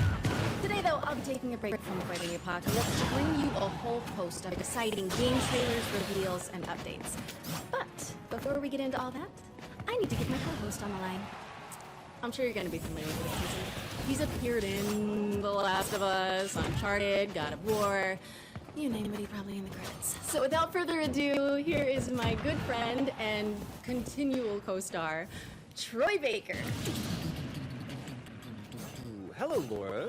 You look amazing, as always. Yes, you may know me from a few movies. Joel Miller, The Last of Us, or good old Agent Joseph from Fortnite. But over the next hour or so, Laura and I are going to be giving you the inside scoop of some incredibly exciting games and also showcasing developer interviews, exclusive trailers, and a whole lot more, including world premieres. There's also a chance to win a $500 gift card and a WD Black hard drive by following the link here. And we have a new addition to the show this year, the virtual show floor. More on that later. But let's kick things off with the first world premiere. And for that, we're going prehistoric.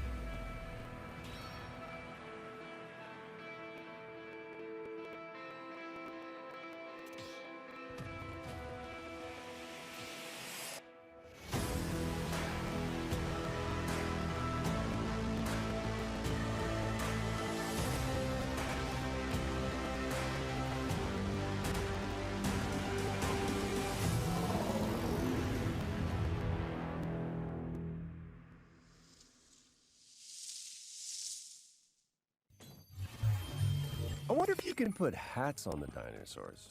Instinction is expected in 2022. What's next, Laura?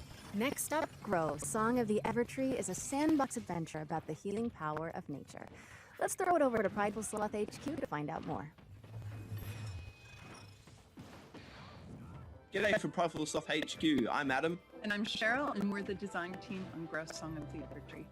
Grow is Prideful Sloth's latest project that we're working on with 505 Games. Grow, Song of the Evertree is a beautiful sandbox game about growing new worlds, building a town, and bringing harmony back to the land. Grow will be available later this year on PC, PlayStation, Xbox, and Switch. Thanks for watching! Once upon a time, our lands teemed with creatures great and small. The beauty of the worlds was unrivaled. The people thrived and lived in harmony with the land around them.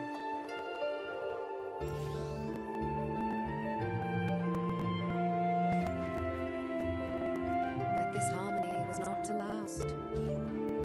Slowly, without much notice, the withering was creeping out from darkness. Once it took hold, there was little that could be done. Our lands were overrun, and all that was cherished disappeared before us.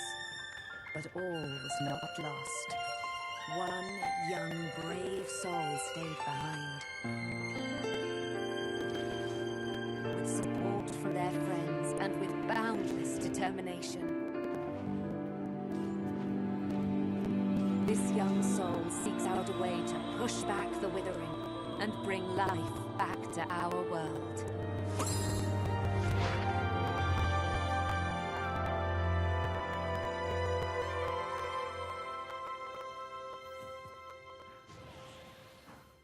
Grow, Song of the Evertree.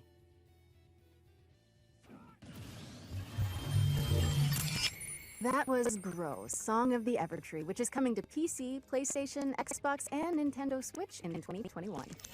Okay, Laura, that was extremely cute, but have you considered more dinosaurs? Hmm? You can't just hijack every game reveal and make it about dinosaurs, Troy. Life finds a way.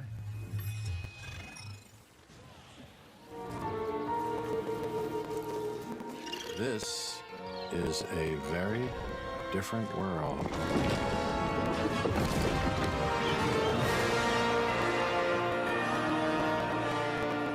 Hi, I'm Rich Newbold, Game Director at Frontier Developments. So as you may have seen earlier at the PC Games Show, we're working on Jurassic World Evolution 2. We're really excited about it, and we're looking forward to creating the most authentic Jurassic experience yet. We've got tons of new features across 4 different game modes, including our original Jurassic campaign, which is a story set after the events of Jurassic World Fallen Kingdom.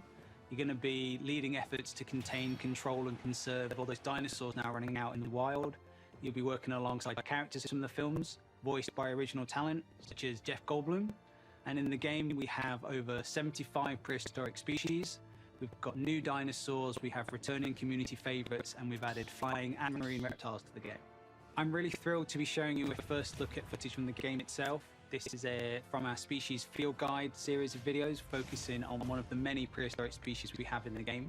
This is an iconic, popular dinosaur. It's the Triceratops, but we're showing you it in a new environment never seen before in Jurassic World Evolution. I hope you enjoy it, and I'm looking forward to the game releasing later this year.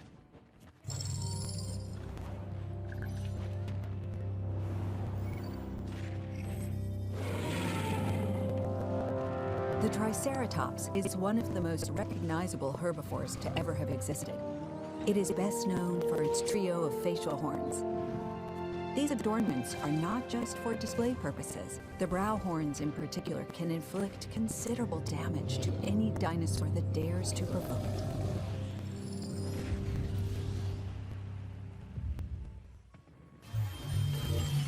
That was Jurassic World Evolution 2, which is launching in 2021 on PC, PS4, PS5, Xbox One, and Xbox Series X and S.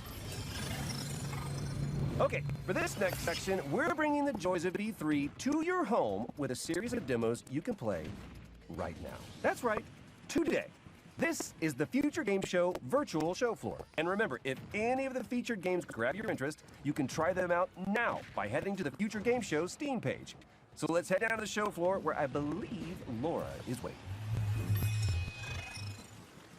Yes, hello and welcome to the Future Game Show's virtual E3 show floor. Just look at it, Troy! I am looking at it. It is incredible. They nailed it. You know, minus the queuing and the heat and the, how do I say, musk that's in the air? But man, the darkness, perfection. All right, enough reminiscing.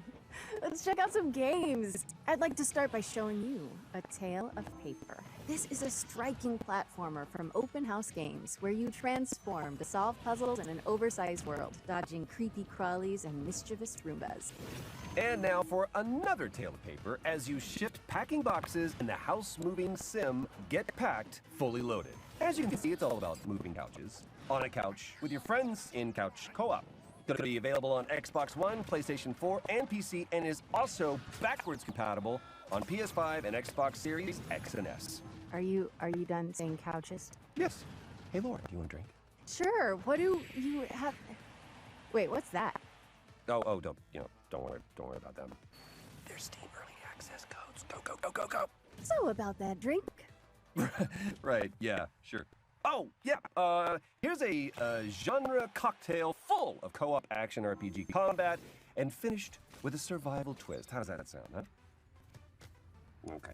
I said, how's a... I heard what you said. genre- Tell me about the game. This is Gatewalkers, which sees you and up to 3 other players banding together to tackle procedurally generated worlds full of monsters. But you also have to gather resources to fight off hunger, thirst, and the dreaded cold. Oh, like the element cold. Got it. Let's hope no one gets thirsty enough for another one of your jokes. Anyway, come over here and check out the many imaginative worlds of Game Deck. This is an isometric RPG that has you solving crimes across multiple virtual realities, where your choices will shape the world around you in and outside of the simulations. Ooh! Speaking of detectives, check this out. Backbone is a gorgeous adventure game from Eggnut set in a dystopian Vancouver, where you must crack cases to clean house in this corrupt post-noir city. Plus, you're a raccoon. Well, if you like raccoons, allow me to offer you more critter-based adventures with Beacon Pines. Set inside of a magical storybook, Beacon Pines sends players to a sleepy mountain town where you collect powerful words that can completely alter the narrative in this charming but mysterious tale. You know, I'm detecting a theme with the anthropomorphic animals. You know, Laura, I've always... Huh. Another set of codes. Interesting. Troy, focus. I've got a triple threat of fighting foxes to show you. This is Trifox, a charming cartoon brawler where you fight waves of enemies as one of 3 adaptable combat classes. Great, huh? Yes, totally, but now it's time to get serious. Mankind is gone, but the beavers remain. Welcome to Timberborn. It's a unique city builder where players set out to create the ultimate beaver society. This involves everything from constructing dams to crafting carousels. I guess even buck-toothed critters need a solid work-life balance. That they do, that they do. So, what's next? Never fear, the Rift Breaker is here. Wow. What was that? Is what I would say if I was playing our next game, which is a base-building survival game where you hack and slash your way through hordes of alien creatures. Look at it! Oh, no. I want to hear more from the Rift Breaker. Okay, maybe after the showcase we're meant to be hosting. And with that, we've reached the end of our little tour. But remember, you can go hands-on with all of these games right now by visiting the Future Games Show page on Steam. Now, how do we quit this? Is it no? Wow, that's updated preference. I don't need to update. This is Laura. Can you help me out just a little bit? I got you. Okay, we're back. Quick note, from here on in, when you see this pop up on screen during a trailer, it means you can visit the Future Games Show page on Steam to play a demo and go hands-on with the game immediately. Andrea! I was doing Rocky. Sorry, I just always wanted to do that. It's because our next game is all about floating like a butterfly, stinging like a bee. Check out this exclusive presentation from Steel City Interactive about eSports Boxing Club. Coming later in 2021, Esports Boxing Club brings you the greatest fight roster in video game history. With over 200 fighters already signed, we've got some of the biggest and most anticipated names. From the absolute legends of the sport to the most exciting names in boxing today.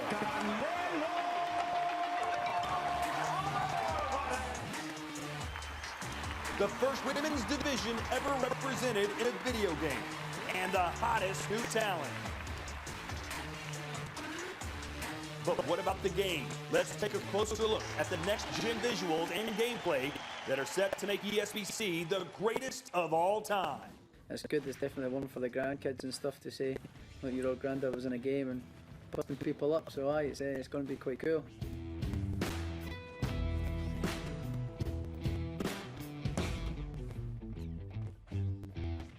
So the movement system in ESBC is all about fluidity, being able to create angles, recreating mannerisms from boxes.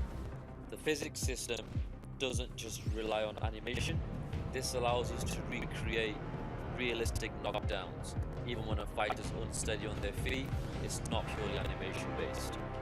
Now we've had professional boxers, professional coaches come into the studio and provide input through motion capture and actually reviewing the game during its development.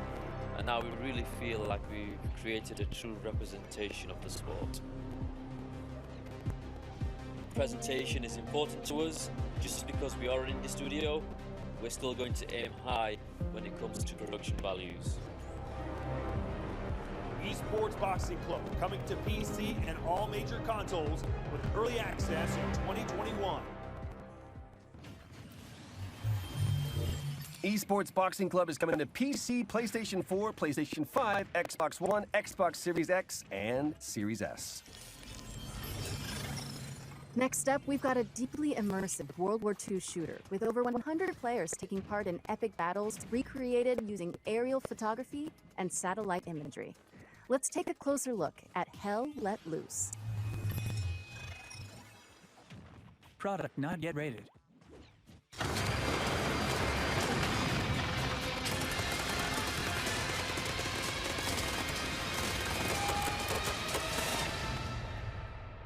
My name's Max Ria.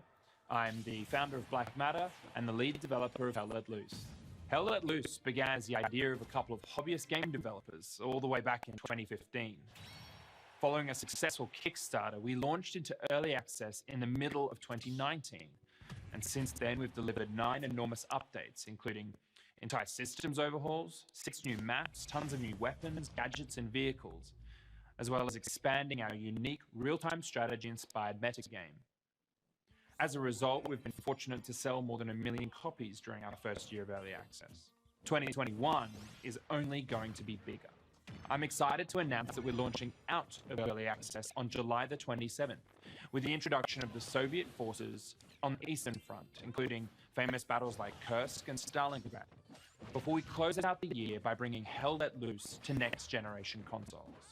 Hell Let Loose has only grown due to the vibrant community that surrounds it, from our earliest Kickstarter backers to our newest recruits. We're excited to introduce you to this ever-evolving and expanding World War II experience. We hope you enjoy this first look at what's to come.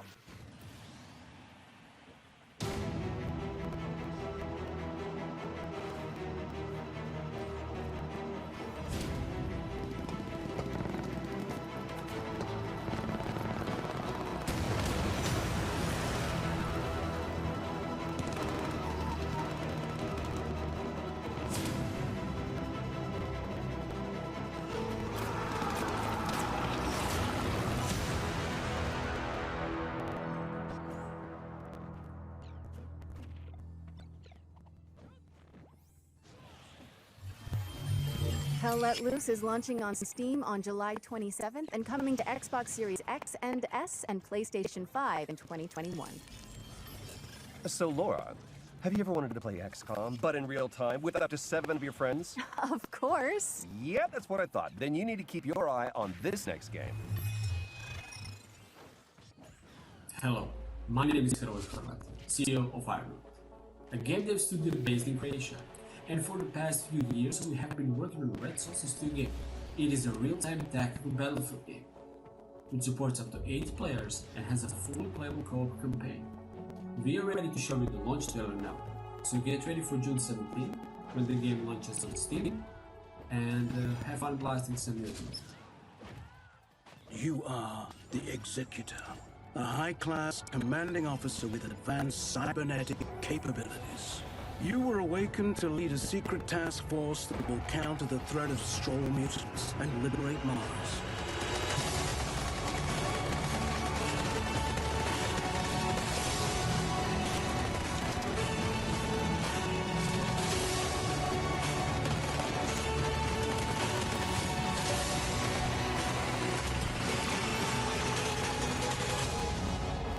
Welcome back, Executor. The Stroll infestation has now infected all colonies on Mars. Build your squad from 6 unique classes of elite soldier, utilizing their skills to best suit each mission type. customize their weapons and tech, as well as their upgrades and abilities. Take command on the battlefield using the command radio to give orders to the whole squad or individual soldiers. Concentrate fire on targeted locations and carry out supply runs, even during the heat of battle. Recruit your friends to the fight and join in up to 8-player co-op missions to save Mars in our name.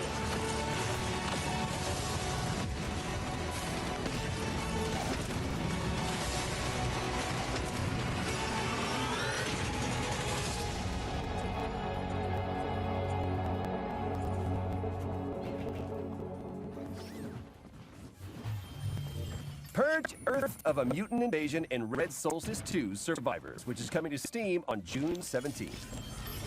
Our next game is about delivering mail in a sleepy American lakeside town. Let's join Dylan from Gamius to learn more.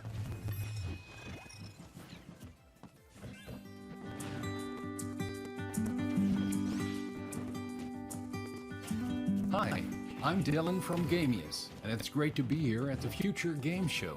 We're currently getting very close to finishing Lake, a game that's set in the 80s. You play as Meredith Weiss, who takes a break from her life in the big city to deliver mail in her hometown. It's a job you can do at your own leisure, and you will get to know the people in Providence Oaks along the way. Today, we're excited to share an example of an activity after your workday is done. Movie night with Angie from the video store. This is fun. It's been ages since I've been to the movies. Well, they call it movies, plural, but of course we can only see one movie at a time. So, which one will it be? My pick? All right, let's see. Big Trouble in Little China, Blue Velvet, or The Great Mouse Detective. All right, I'm ready to pick. The Great Mouse Detective. Wouldn't have picked you for a Disney fan. Oh well, let's get in touch with our inner child. We won't spoil more, and we also can't say what Meredith will do after spending 2 weeks in Providence Oaks, because it's all up to you. Lake is coming first to Xbox and PC this September 1st. Thanks for watching, and enjoy the rest of the show.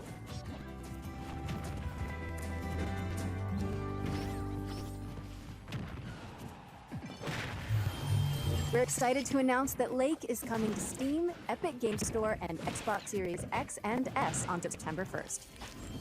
Now, what kind of a showcase would this be without a new Souls-like? Our next game is a pixelated take on the genre, following a protagonist with a giant obsidian sword.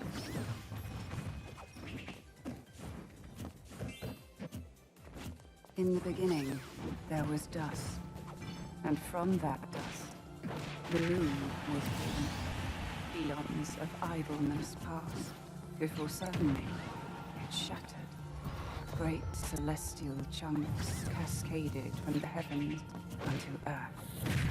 From one prodigious shard spawned humanity, and from another, the gods. For a great many years, balance endured, until a foul and malevolent deity intervened. Exiles bred greed and distrust among his kin, compelling these calamitous beings to conquer man. Centuries of servitude passed, until finally, aided by a veiled ally, humanity revolted. The Great Crusade overthrew the old gods, imprisoning them within the sacred walls of the citadel, at the expense of untold lives. A peace was wrought, but it was not meant to last. The miscreant, Exil, returned from his concealment, conducting atrocious experiments upon his caged kindred. A darkness permeated the lands. Rivers stagnated, crops failed, and the world of man began to fade. The great moon, witnessing all, wept a final shard, a shard of the purest obsidian. And thus, a glimmer of hope remains.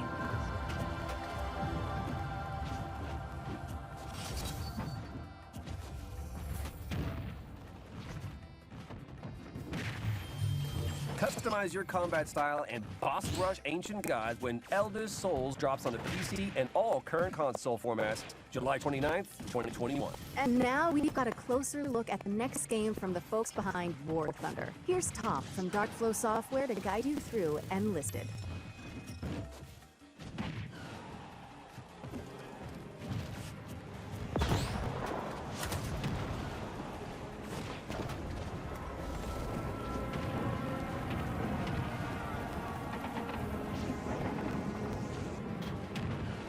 Hi there, thanks for tuning in.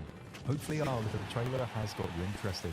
My name's Tom, and I'm part of the team at Darkflow Software behind our new game, Enlisted, a historical World War II shooter with some unique gameplay quirks.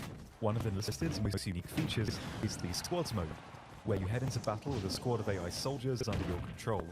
You can instruct them on how to react to enemies, and most importantly, you can switch between any of them seamlessly with the press of a button. You'll only need to respawn when your entire squad is wiped out. This way, you're always kept right in the middle of the action.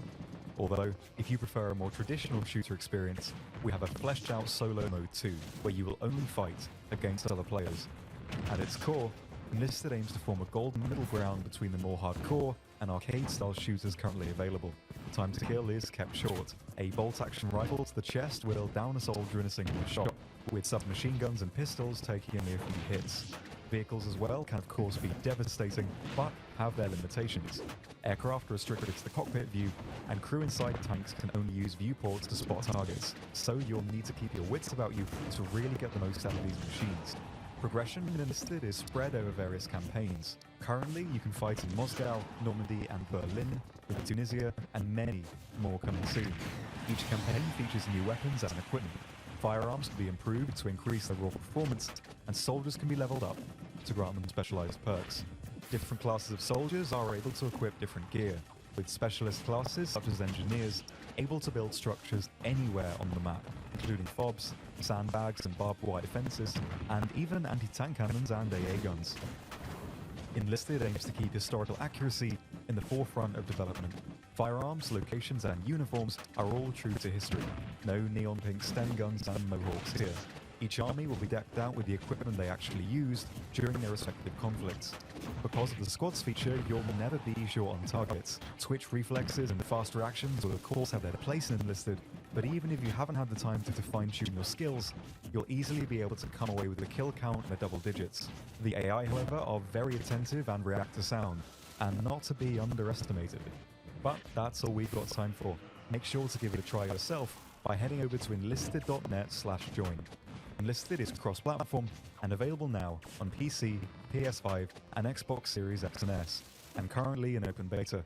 New content is added regularly and no progress will be wiped upon the full release. Once you've signed up, use the code ENLISTNOW for a free bonus on us. I've been Tom, and I hope to see you all on the battlefield. Cheers. That was Enlisted, which is available now on PC, PS5, and Xbox Series X and S. Next up, we've got a bullet-time stunt shooter with fully destructible environments. Oh, and the protagonist only has one arm. Let's check out Severed Steel.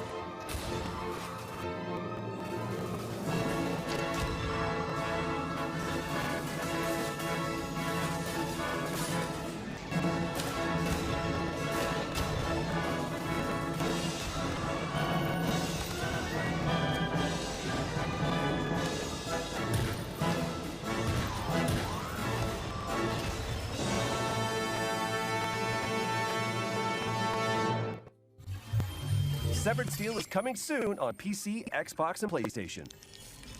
Okay, notepads at the ready, because for this next section, we're going to race through 8 exciting upcoming games that deserve your full attention. Here's our future hits montage for 2021.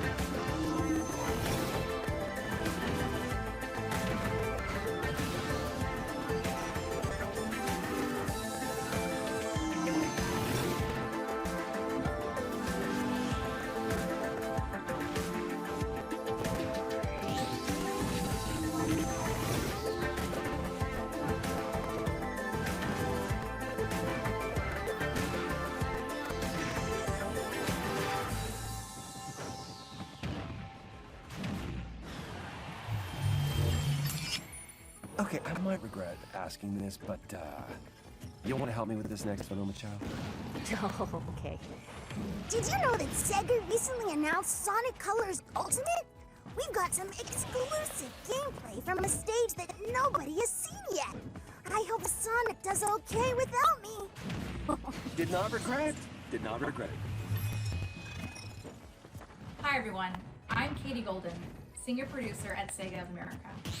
I'm excited to share with you an exclusive clip of Tropical Resort from our upcoming release, Sonic Colors Ultimate. Please enjoy.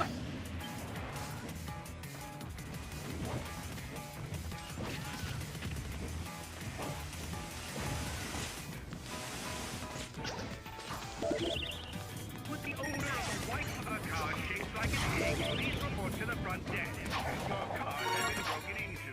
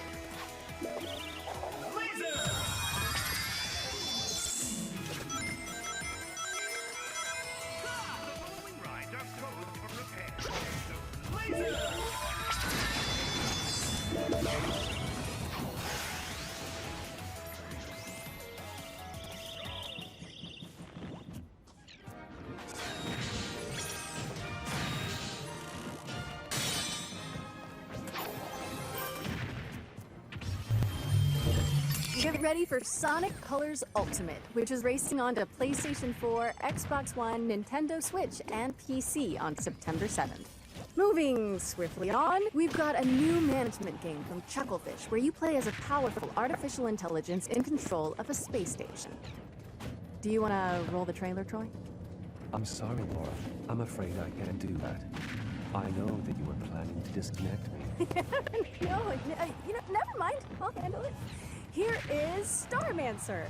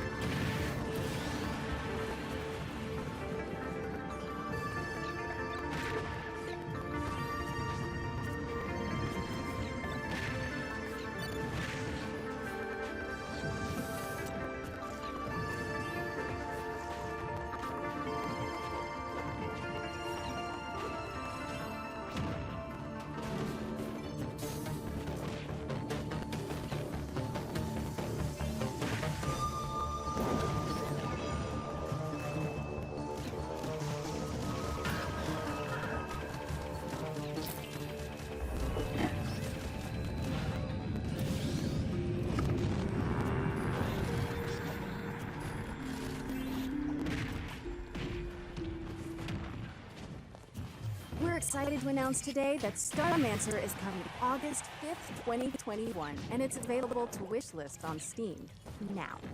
Laura, you know, ever since that Lake trailer, I'm thinking, have you ever wondered about proposal service? Like, that there's just so much mail, you know? Not really, no. Okay. You're saying you don't know about Jeff and Deborah? What are you talking about? I'm just gonna press this button again and hope it explains everything. Oh, it will. Trust me. Kiwi is a game about two kiwi birds who work at the post office. Their names are Jeff and Deborah.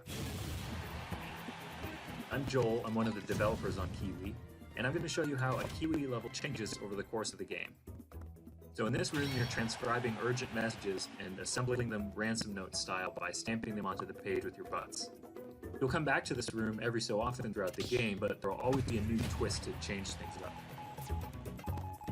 So as summer turns to autumn, now your word fragments are moving around on conveyor belts, and you'll need to chop certain words in half with the descrambler to get the pieces you need.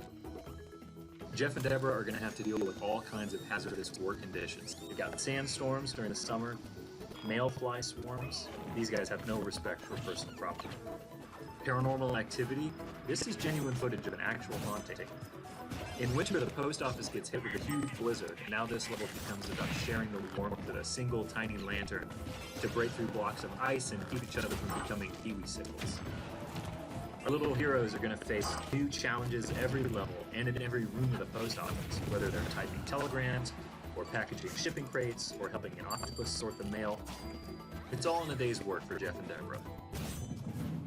Also, you can dress up your kiwis, so don't say we never did nothing for you. We're releasing Kiwi on August 31st for PC and all major consoles, and we hope to see you at the post office. Thanks for watching. All right, you got me, Troy. I'm a believer. Co-op postal puzzler Kiwi is coming to PC and all current console platforms on August 31st, 2021. See? Told you. Next up, we got a roguelike with an attitude. A game show shooter where you earn likes for dunking on competitors and causing a little wanton destruction. Will the circle be unbroken? Get it? Find out in this world premiere.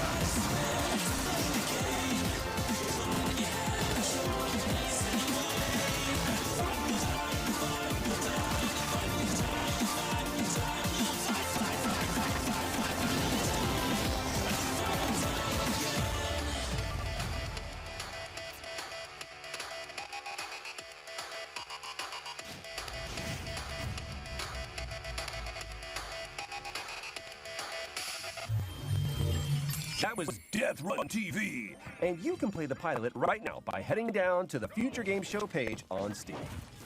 Okay, hazmat suits at the ready, because this next game tasks players with building a team of stalkers to survive a 3D scanned recreation of the Chernobyl exclusion zone. Here's more on what to expect in Chernobylite.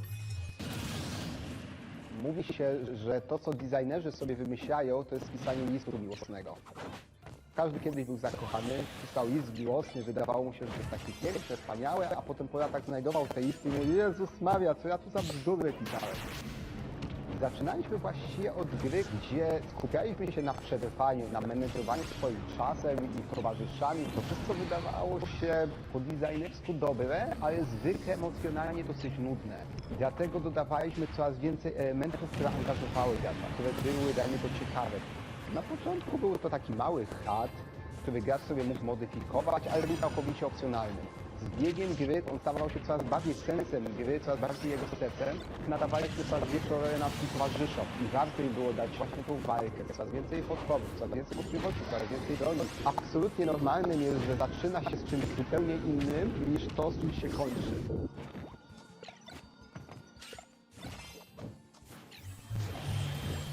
Fight to survive when Chernobylite comes to PC on July 28th, as well as Xbox and PlayStation in the summer. If you were lucky enough to catch one of the early access codes during the virtual show floor, you can play Chernobylite right now. But if you missed them, we've also got more codes to give away on gamesradar.com. Next up, here are our friends at Team 17 to show us what they've been cooking up with their upcoming PC and console games. Let's take a look. Product not yet rated.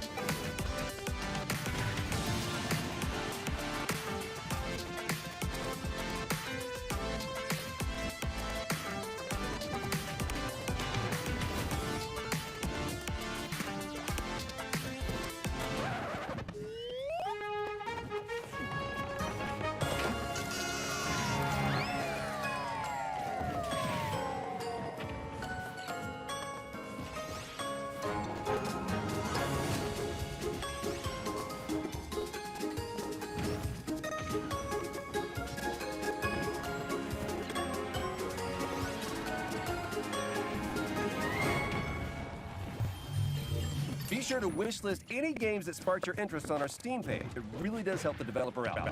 Or you can also head over to gamesradar.com for more info. This next game has an engrossing art style, reminiscent of everything from Wes Anderson movies to Wallace and Gromit. Let's throw it over to the Slow Bros to talk you through some exclusive gameplay from their stop-motion handmade adventure, Harold Halibut. Hi, my name is Donat and I'm the director and composer of Harold Halibut. And I'm Ole, the game's art director.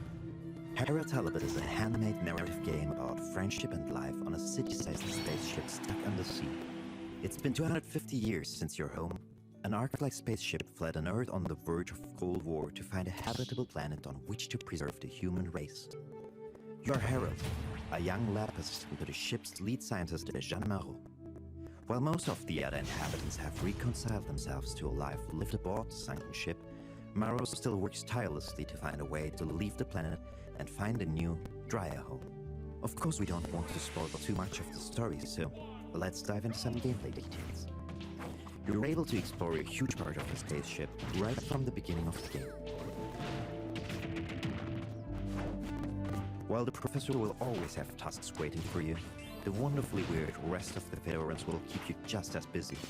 It was very important for us to not only focus on the exciting main storyline, but to create a world full of interesting events and meaningful encounters.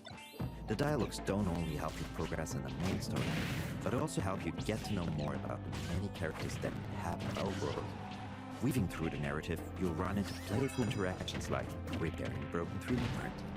Your PDA is always available to you for an overview of current tasks as well as messages from other characters. This is also where Harold's personal drawings are kept, as well as a few more shenanigans. At this point, you might be wondering how we achieved the stop-motion-like look of the game.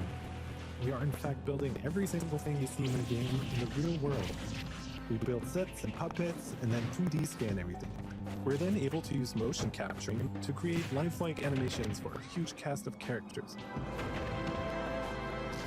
While the game begins with Harold's mundane day-to-day, mysterious events and a fateful encounter will soon plunge you into a new world that nobody could have guessed existed, and one that may hold the key to Mora's relaunch plans. We're really excited to find out how you like being immersed in this unique world and the feeling of puppeteering Harold. There's still quite a bit of work to do, so all we can say right now is that Harold Halibut will come soonish on PC, PlayStation, and Xbox. You can already wishlist the game on Steam. Thanks for watching, and enjoy the rest of the show. Harold Halibut is coming soonish to PC, PlayStation, and Xbox. Okay, yes, there have been a few gloomy games so far, so we came up with a wholesome chaser. I'm told that the developers came up with something so sweet and so positive that they just had to call it Happy Game. Seriously, if what I'm reading is correct, this one is gonna melt your hearts.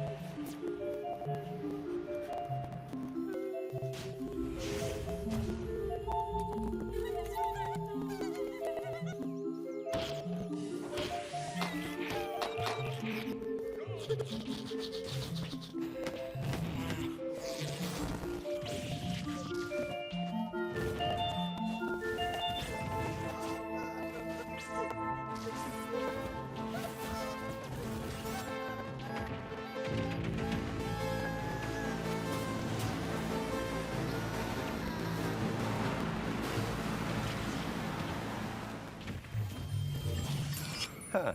Okay, Laura, hope you're still there. Tell me you just watched the same trailer that I did. Right, yeah, that was something. What I want to know is who the hell is writing the script. Yeah, I don't know, but they're telling me that Happy Game is coming to PC and Nintendo Switch in 2021. Oh, and demo is available now if you want to have a cheerful jaunt into a land of wonder. Good luck with that. Our next game is a gorgeous hand-drawn puzzle platformer following a young mechanic in a broken world. Pay attention at the end of this trailer for some exciting information about the Minute of Island's release date. Four brothers, bound by eternal purpose. They all broke at the same time. A girl named Moore. She knows what must be done. When the blight first came, people began to panic. And now, the spores are taking hold of whatever remains. Moore's family is still here, however. She is being tasked to protect them. After all, she is the bearer of the Omniswitch.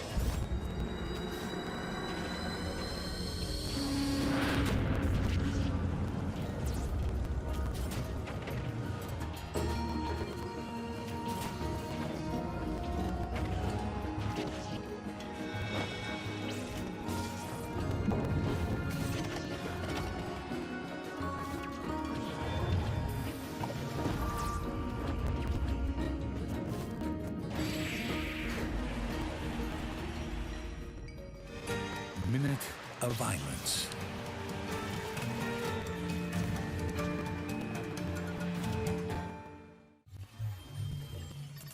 Yes, we are excited to announce that Minute of Island is out now for PC, Mac, PlayStation, and Nintendo Switch, and will be arriving on Xbox later this week. Next up, we've got an update from the folks at Techland, who are fine-tuning the zombie parkour of Dying Light 2. Let's throw it over to the developers, who are here to answer some of your questions about the game.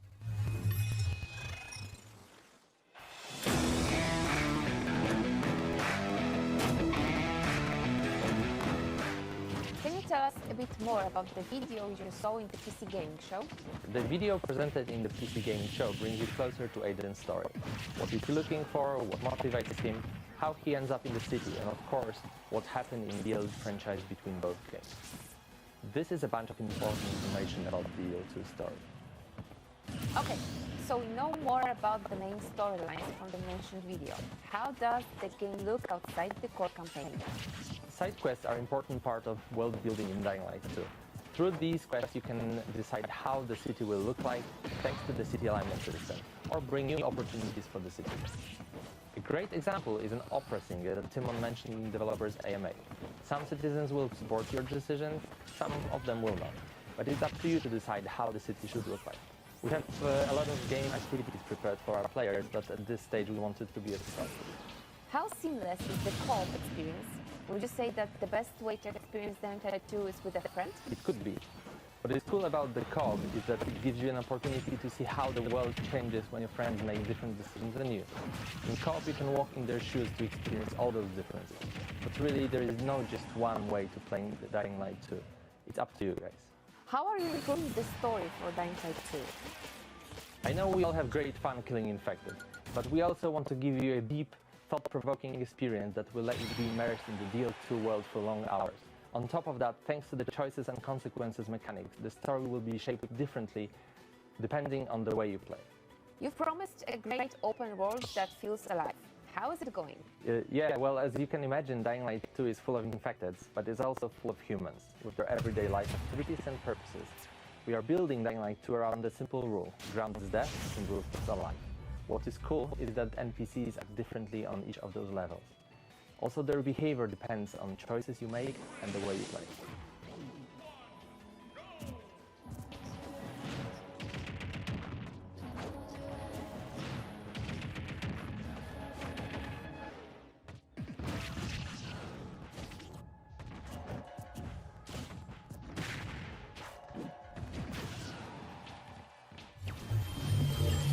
Dying Light 2 is coming to PlayStation 4, PlayStation 5, Xbox Series X and S, and PC on December 7th.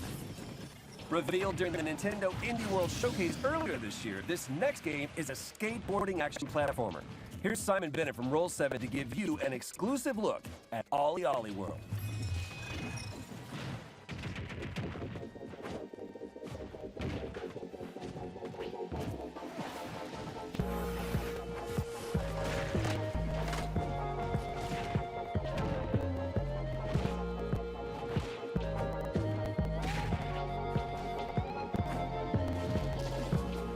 Hi there, I'm Simon Bennett and I'm the co-CEO of BAFTA award-winning studio Roll7.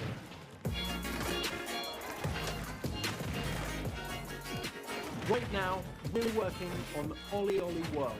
It's our stunning action platformer. You're going to meet quirky characters on a magical road trip through Radlandia, and of course, add a ton of new skate moves into your trick bag.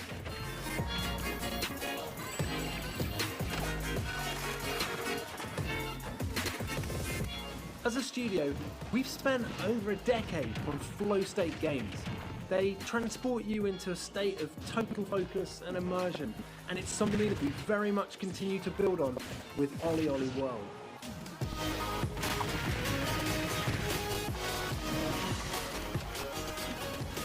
If you've played previous games in the series, you're probably pretty aware that you're going to slam a bunch before you succeed. So for players who want it, that challenge is very much still there. New players will be happy to hear that the game will welcome you with open arms and ensure that we can get you up and riding in no time. Ultimately, we've managed to make failure part of the fun. Yeah, you're going to get knocked down, but when you finally nail that line, it tastes just that much sweeter. There's just so much more flow to the game. We've even added grabs, wall rides, firecrackers, split routes, right to left skating, and a host of insane tricks to keep your fingers busy. There's a range of visually and mechanically distinct areas to explore, packed to the brim with a fantastical cast of quirky characters, beautiful landscapes, cities, and of course, walking trees. Alle World is coming to PS4, PS5, Xbox One, Xbox Series X and S, Nintendo Switch and PC this winter. Make sure you wishlist it now. That was Alle World, which is coming to PC and all current console platforms this winter. Next up, we've got a new game from the team at Oddbug Studio, creators of PSVR's The Lost Bear. This animated story trailer will introduce you to the world of Tales of Iron. And something tells me you might be familiar with the narrator. For centuries and longer, rats have fought tirelessly to repel the incessant frog invasions. Peace was only ever short-lived. Until finally, a young monarch rose to power. King Rattus, first of his name, unified the Rat Kingdoms under one rule, repelling Greenwort and his kind back to the putrid swamps from whence they came. Crops prospered, families flourished, and the magnificent Crimson Keep climbed ever higher toward the sky. But as time passed, King Rattus the Savior grew old, and the kingdom vulnerable once more. His people grew anxious, some claiming to perceive a faint odor in the air. Greenwort had returned with a ferocious vengeance, amassing an army of unfathomable scale. He burned everything in his path towards the Crimson Keep. King Rattus gazed down upon his withered claws, barely able to hold the crown. He had little hope wielding a sword, so it was decided the crown should pass to Whiskers New. Arise, young prince, for the kingdom needs a hero. And so, your tale begins. Question the reign of the Iron Frog. This is Doug.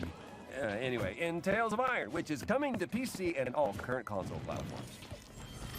Our next segment is from Polish studio Movie Games and hosted by God of War and Twisted Metal director David Jaffe, who recently joined their supervisory board. Well, hello, fellas. It's me, David Jaffe. Great to see you. God of War, Twisted Metal, a bunch of PlayStation stuff. These days, I'm doing some new stuff with movie games. These guys, they've hooked up with this great company. You have to have heard of them. Partecipare, one of the best VFX houses in the business. They worked on The Witcher. They worked on Love, Death, and Robots. We're making a brand new game, the biggest game we've ever done, by the way, that's all about crime and mob and mafia and different time periods. It's going to be great. But for today, settle in, babies. These are the brand new games coming very soon from movie games. Lust from Beyond. Man, this is one of the coolest games I've played in the last year. It's what turned me on to movie games in the first place. What you're looking at is the M-rated, console-friendly version of the erotic horror cult classic. It's a first-person action-adventure game that blends Lovecraftian horror with weird freaking eroticism. I love this game. Lust from Beyond. Game number 2 is called Fire Commander. Let's step into the shoes of the only real-life superheroes we got, the first responders. This game is my childhood fantasy come to life. This game took me totally by surprise. You're trapped in the wilderness, freezing, hungry, and now you're starting to go a little bit insane. Man, you start seeing all kinds of crazy stuff out there. Winter Survival Simulator, it's coming soon. Have a great E3. Have a great future games. I miss you guys. I'll see you soon. Oh my God.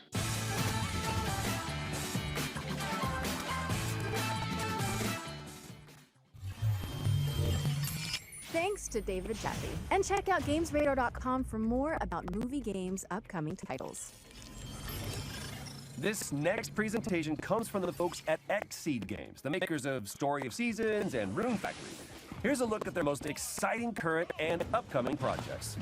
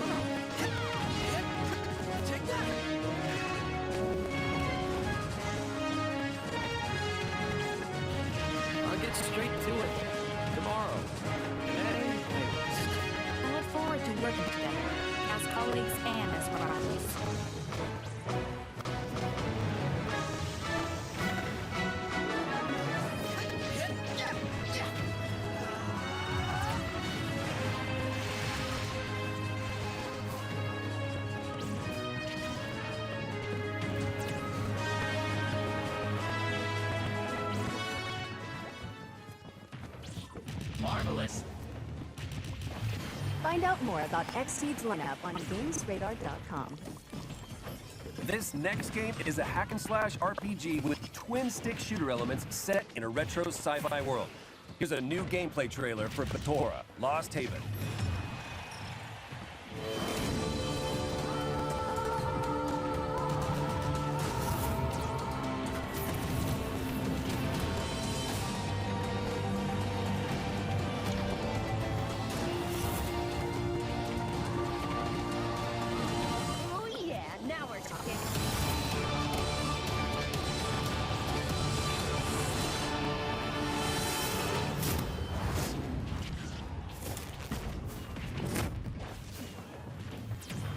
Bethesda Lost Haven is coming soon to PC and all current console platforms, and you can sign up to play the closed alpha when it launches on July 21st now. Let's slow things down a bit with a look at the next game from the creators of 2 Point Hospital. Oh wait, I think I saw something about this a few weeks ago. No, you didn't. Here's developers Mark Webley, Ben Huskins, and Gary Card to tell you all about it and give you a first look at gameplay.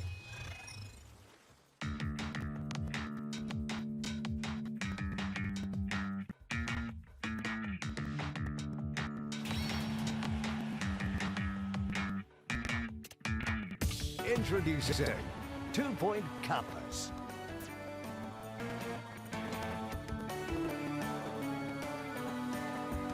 When we were thinking about what we were going to do next, campus and the idea of running a university or a college was something we just kept coming back to. It's a really rich topic. So people haven't probably heard of 2 Point Studios may think, oh, schools, that's really dull.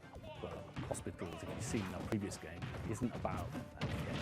It's a wrapper, we call it 2 Point Hospital, but that's about as close as it gets to real world medical healthcare. Campus is taking everything we learned from 2 Point Hospital and taking it to the next level. The important thing was for us to give the player a canvas that they could completely create themselves. On campus, you start with a blank plot of land. We've got something called the Smart Brush, for example, which allows you to drag interesting shaped pathways. If you want to drag a fence, you can drag that. It's just really easy to paint the world you want. So it's really simple to drag out courtyards, lay down some paths at different angles. And it's fun, isn't it? And it's adding this kind of city builder element to 2 Point Campus. The difference between 2 Point Hospital and campus is that we're spending a much longer period with our students. What we want to do with campus is help out diversity. The idea of these interesting and different courses are going to attract interesting and different students. So there's a night school, horrible pun, but night school, you've got it. You're going to train knights at the realm. So it won't be stuffy and boring stuff that you make just at school. It's going to be really cool, interesting stuff. That was 2 Point Campus, which is coming soon to PC and all current console platforms. Our next game is in early development, but it already has a very cool code.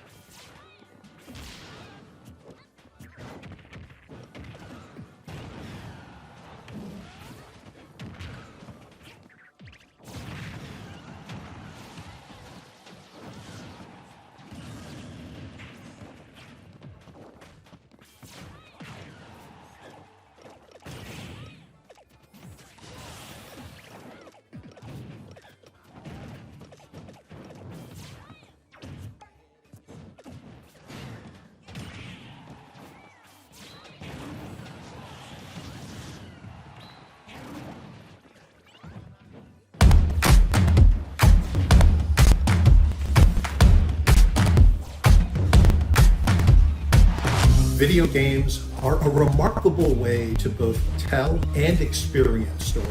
They invite you to enter worlds of action, fantasy, terror, and wonder. Not just a member of the audience, but an active participant. They are stories that are shaped not only by the visions of their creators, but by the choices you make as they unfold. They are changed by you, just as you were changed by them. This year, for the first time, Tribeca has selected 8 games. We hope they offer you a brief glimpse into the ingenuity and artistic scope that games have to offer the world, and why they belong at the forefront of our conversations about storytelling, both now and in the future. We can't wait for you to play them. Horror stories are often about seeing our deepest fears and anxieties made real in the form of ghosts, ghouls, and demons. But in the survival horror game Signalis, the true horror lies not in the shambling monsters you find lurking in a subterranean bunker or an alien planet, but in what lies beyond the limits of human comprehension. Revelations so dreadfully that can shatter the mind. This is the cosmic horror of Signalis.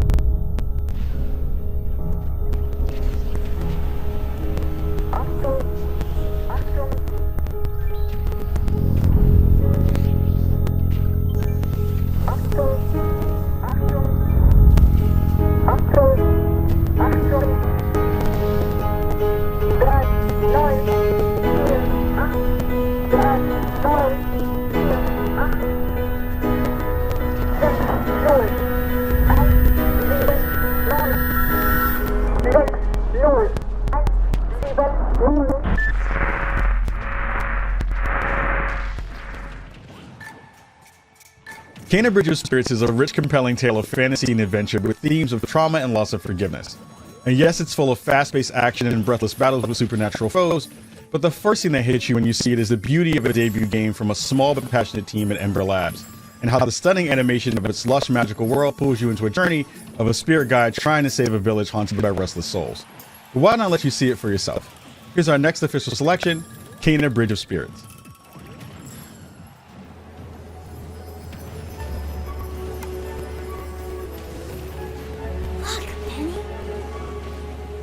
Ground yourself. Feel the energy of the mountain. Draw on its power.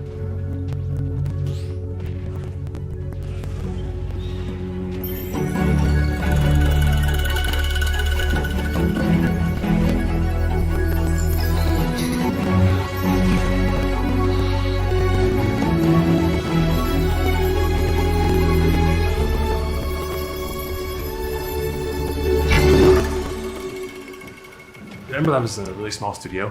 We have a background in film and animation. We got our start doing visual effects for films.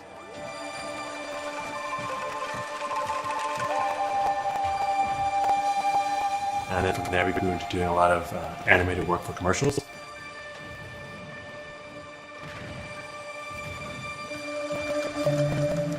In between commercial projects, we would always suck off some time to learn new things and be a little creative. And over time, we decided that, wow, we have a real passion for games, and we wanted to throw our hat into the ring with our first project in it. Something tells me you did not come to our village looking for forest creatures. Hello, Spirit. I seek passage to the sacred mountain shrine. We've been playing games our whole lives together as brothers, and the action adventure games are sort of what we play together and we also enjoy. Yeah.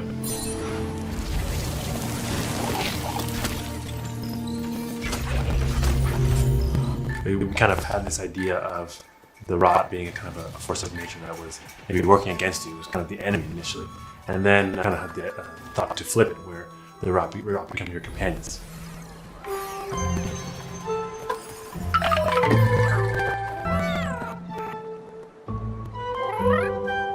Come on. And that's when we kind of like found that we had something kind of unique. Opened up a lot of cool mechanics, especially with the puzzles in the game.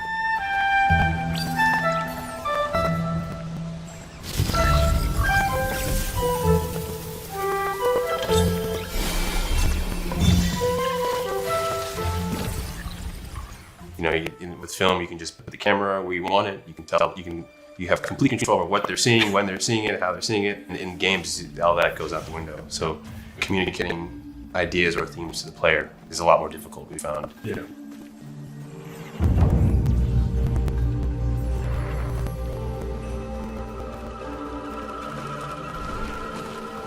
You have to be really sort of crafty in how you're getting communication to the player, especially when it's trying to do it through gameplay and not just like always through cutscene. One of Tara's memories. I should see where it leads me. We love creating immersive experiences, and we try to really think about atmosphere and tone a lot when we're on the game development side.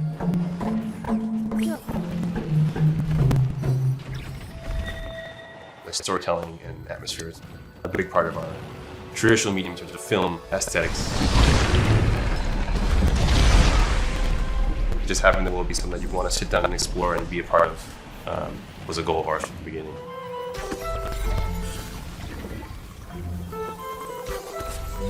Having a nice team of really great animators who work together, I think was paramount in terms of pulling off some of the storytelling we wanted to do with the game.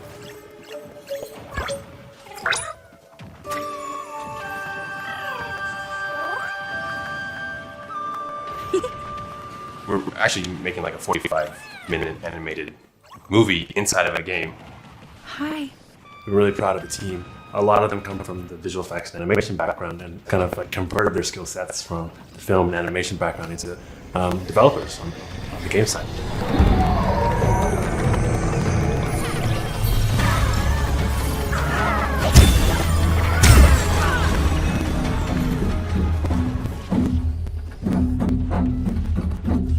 During the process of making the game, we also were introduced to a musical group called Tutti. And we actually, Jason and myself went over to Alle to do recording for the soundtrack.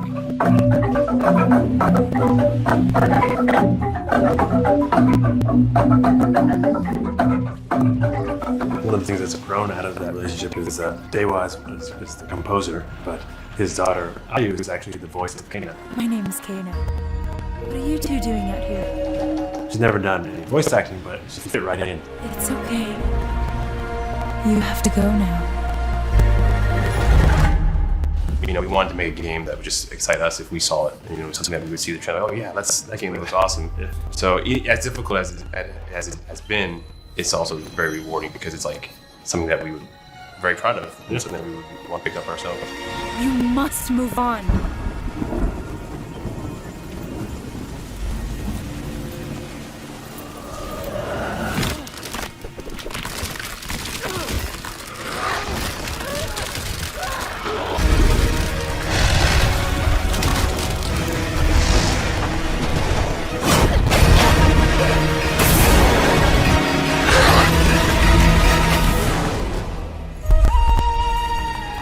The path of a spirit guide is a lonely one. Southern Gothic is a uniquely American storytelling tradition, blending magical realism with dark tales of decay in the American South. Norco adds a dash of sci-fi to the Southern Gothic stew, bringing cyborgs and artificial intelligence into pixelated Louisiana landscapes, where the sun sets heavy and orange over the swamps, and oil refineries blaze like torches in the night. It's a place where people, memories, and secrets have a way of getting lost and buried. Dig them up if you dare, in the haunting and extraordinary adventure that is Norco.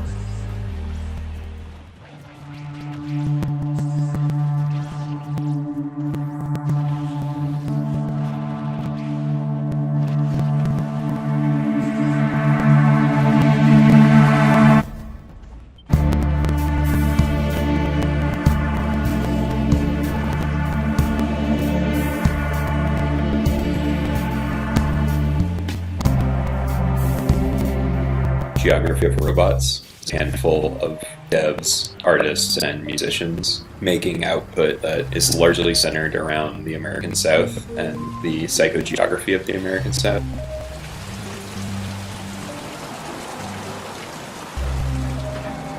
Another one. Our first release is a game called Norco, which is about my hometown of Norco, Louisiana. A small, very industrialized town, about 25 miles upriver from New Orleans.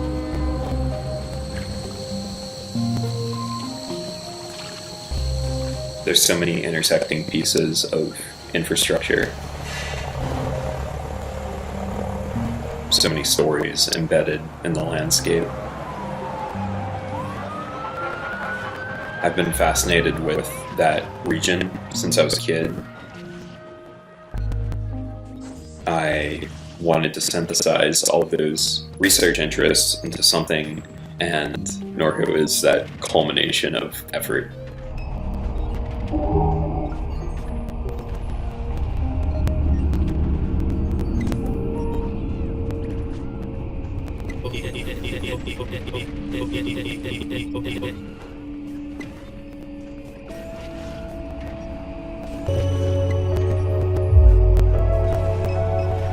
It draws from both reality and certain sci-fi tropes.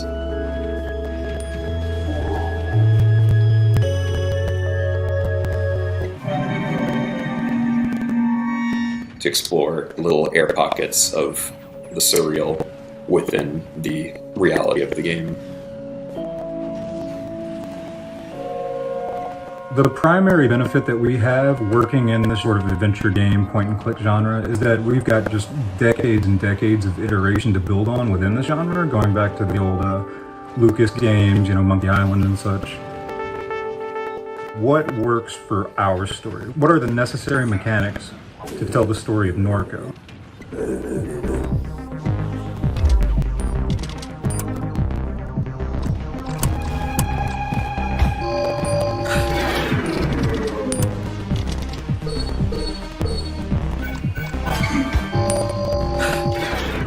I was interrogating a lot of events and experiences from the past. I was playing a lot of 2D pixel art games at the time, a lot of traumatic events had occurred both in my personal life and the life of the region that I was exploring, and I thought there was a kind of hauntological element to using pixel art to tell those stories.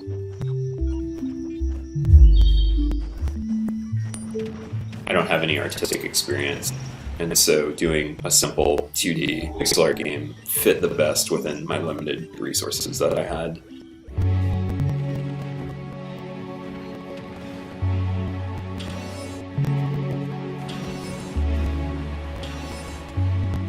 In the more recent years, big and small studios have really been pushing like what it means for player agency to take a front seat in a semi-linear narrative.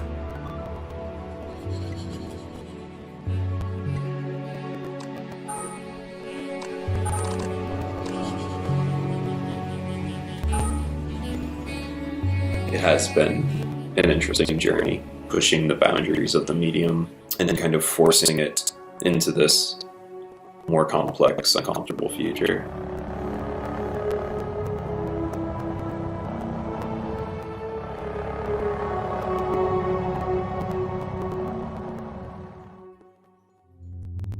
In the handmade adventure game Harold Halibut, a spaceship full of people fleeing the Cold War crash lands in an alien ocean, but the sunken ship becomes a city that's forever stuck in the 1970s. And when I say handmade adventure game, I mean that in a very physical, tangible way. Every set, every character, every floorboard, and every coffee cup has been meticulously handcrafted from wood, clay, cloth, and metal to bring this gorgeous world to life. I'm pleased to introduce the stop-motion adventure, Harold Halibut.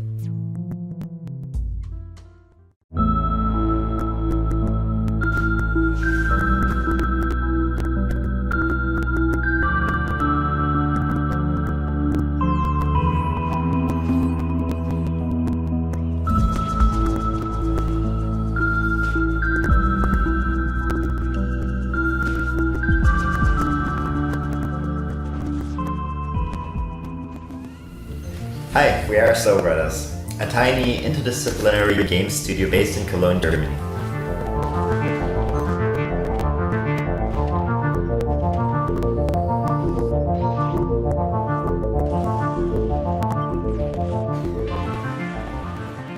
Harold! Stop daydreaming! And don't forget to fix the light after cleaning up the paint! Sometimes I do wonder what life would have been like on Earth. It's been about 10 years since we started game development. Some of us have a film background, and at that time we were kind of frustrated about the big budgets needed to produce a feature-length film, the dependencies to producers. Being also game lovers, we thought that making a game instead of a film to tell a story might be the more approachable endeavor. We quickly realized that the budgeting thing at least wasn't too different from feature-length films, but we were way too deep into the process already when we realized that.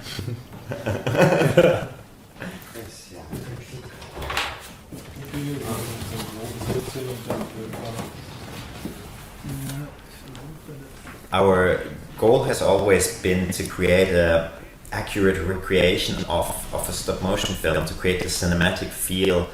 And our initial approach was quite a lot of experimentation involved until we found our process that we use now, which is 3D scanning everything by using photogrammetry to create 3D models of the characters that we then animate using motion capturing.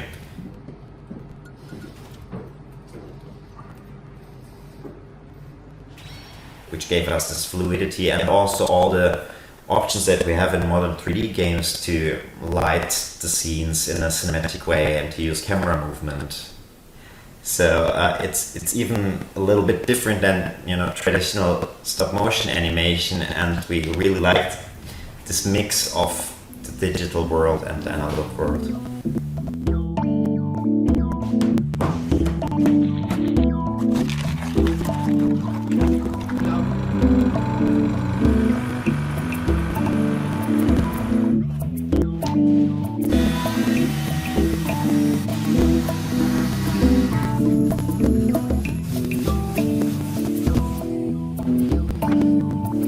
heard a bunch of people questioning why we put such effort into building the sets and the tiny details.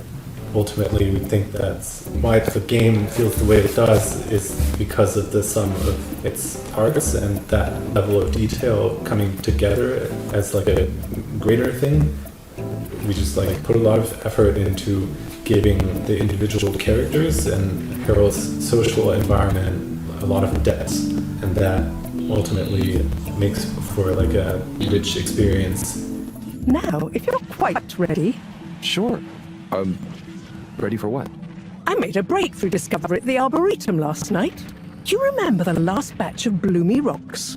Oh, the really small ones from the last tin pig? The ones with the strange shapes and the little holes and... The blue ones, yes. Turns out their surface composition doesn't just give us clues about our immediate aquatic environs. I think they've picked up some influences from outer space as well. We create a relatable science fiction world instead of having a super distant sci-fi future where things are so different that it might as well be magic. It may have started with one man, but it took the hearts and minds of many more to make the dream a reality. That dream began at the height of the Cold War, when the world was on the very brink of annihilation. He conceived of an Ark-like spacefaring ship.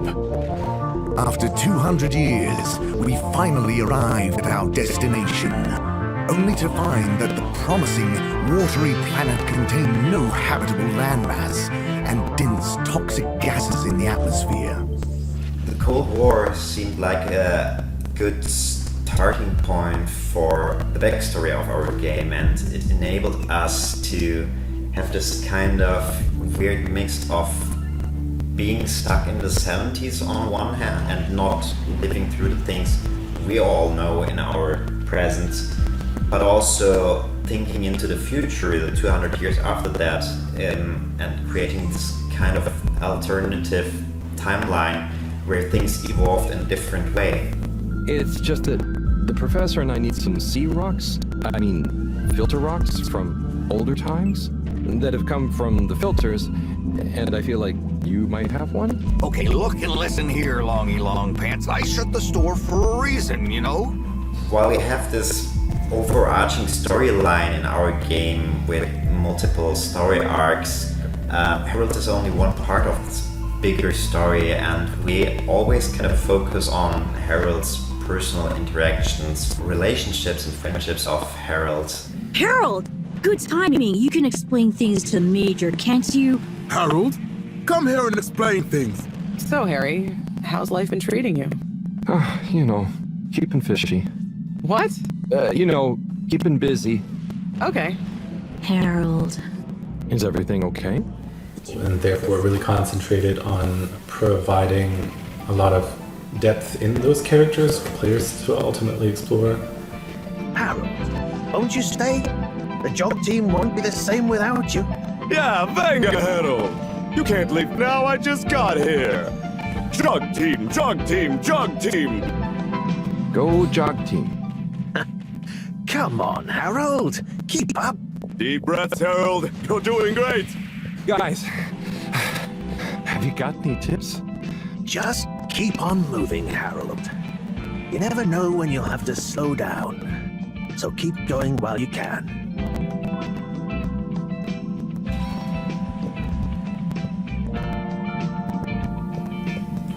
Yeah, that is so good.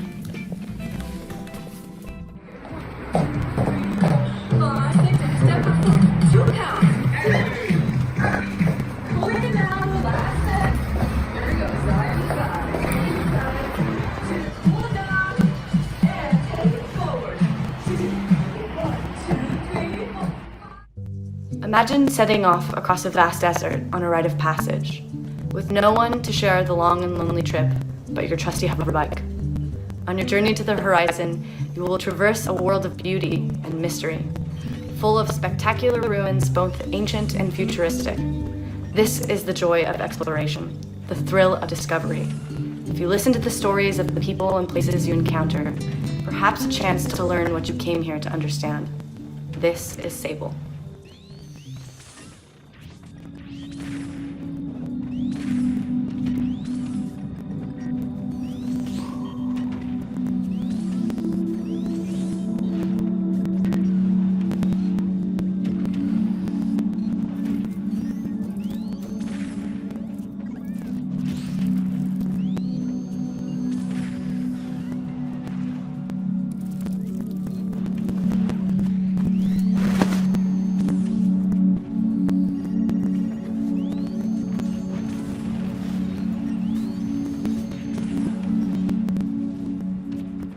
Shared work is us. I'm Greg, this is Daniel, and we started out when parents shared.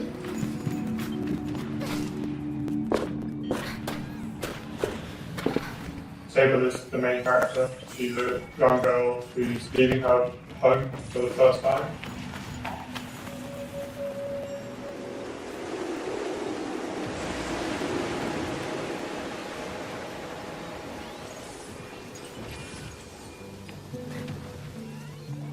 The gliding is what Sable embarks on as the story starts, and it's something that everybody who comes of age in the world of Sable does. It's how you find out what you want to become in life. Leaving your home behind, experiencing the world, meeting people, trying things, helping folks in need, and ultimately deciding what do I want to devote my life to.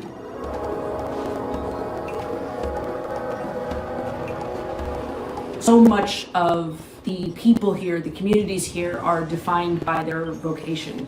You know, the desert that they live in is inhospitable, and so they've kind of had to come together and had to form groups around resources. And so Sable kind of goes from place to place, meeting different societies and cultures, built around completely different experiences of the same environment.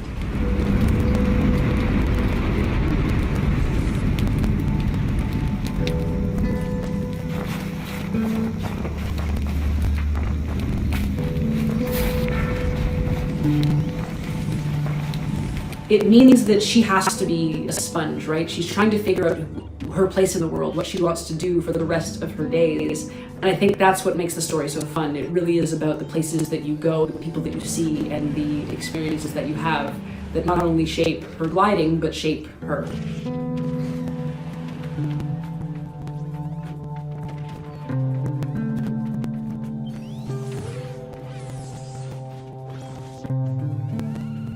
My dad and Daniel's dad went to architecture school together. You know, our lives have kind of crossed a bit in that period. Your mum taught me art at secondary school. By the time we were at sort of university age, that was when indie games had really kind of taken off as a creative sort of field. I started to think that it was something that I could make myself.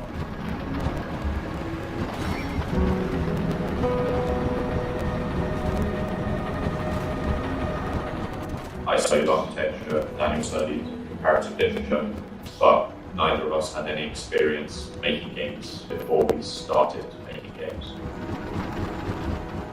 We kind of went to the pub one time and had a chat about how we, because we had none of these industry direct connections to skills or experience, we thought we'd start our own internship, do our own internship in the shed. The initial thought was just, let's get some experience under our belt and see where we go from there. Somehow, 6 years or so later, we're here now, still going. Yeah.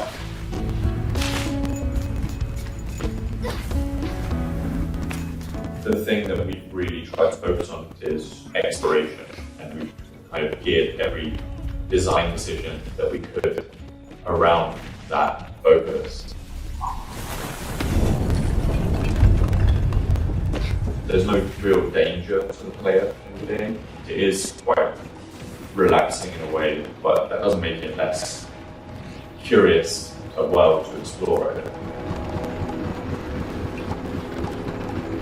I think the unique thing about it is how lonely it is, and the pace of the game is very laid back.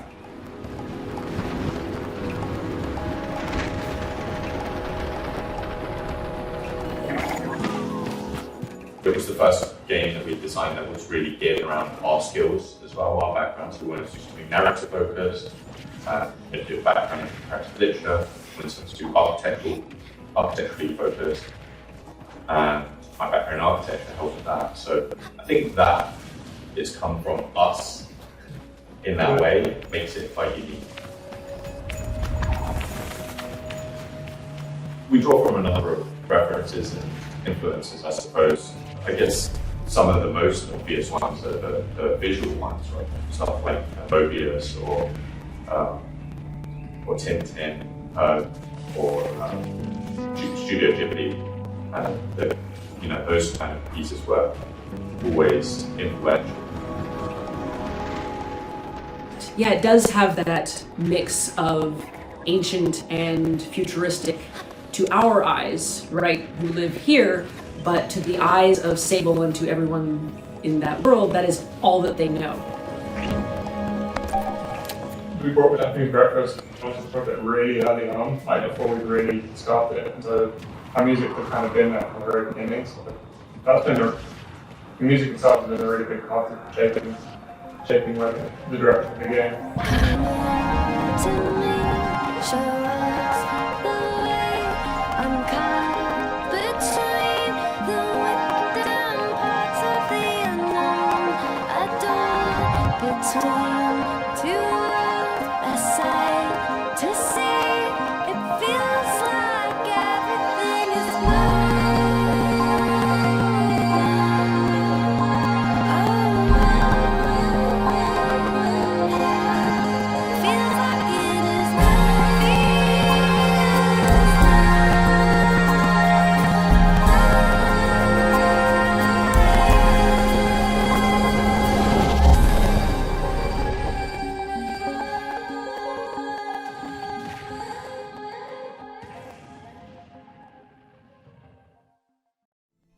In the Gothic fairy tale Lost in Random, the world is divided into 6 shadowy realms, where every citizen's fate is determined by the roll of a cursed die. You play as Even, a young girl who set out on a quest to save her beloved sister, Alle. And with the help of your companion, a magical living die named Dicey, you'll find yourself battling your way through a dark wonderland, and if you want to win the game, you'll have to embrace the chaos and find a way to tip the odds in your favor. From the odd and even minds of Zoink Games, here is Lost in Random.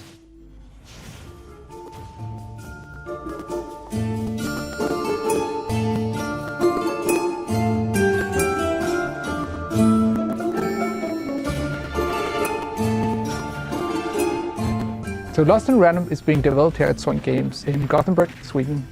We have about 80 developers with a few different projects, but Lost in Random is definitely our biggest and most ambitious project ever.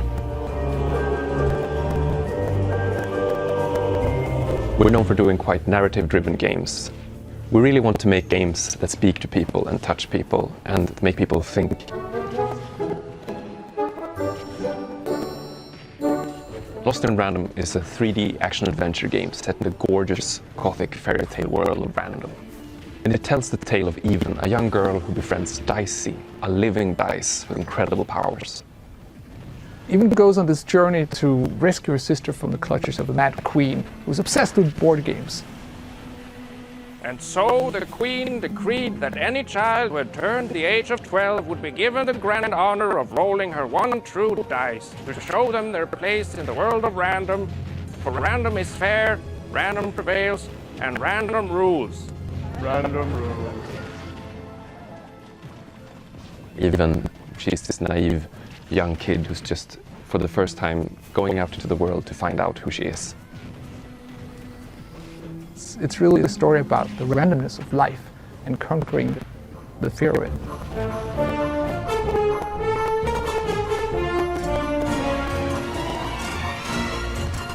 Even and Dicey are a really fun duo.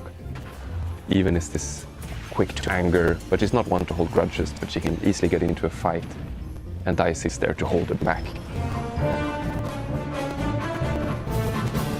Dicey, who is this cute puppy kind of character, his moment to shine is when you're in combat. When he even rolls Dicey, he becomes this kind of Swiss army knife of magical power. No, Dicey. They should be scared of us, right? We're really in love with this project. It's a great story, it's great actors, it's the innovative gameplay, and it just feels like everything is just so perfectly packaged together around the dice and this universe. And the style of the game is kind of like something out of a Leica or Tim Burton movie. It's really everything we've dreamt of doing all these years. It's really great, and we can't wait for everybody to play it.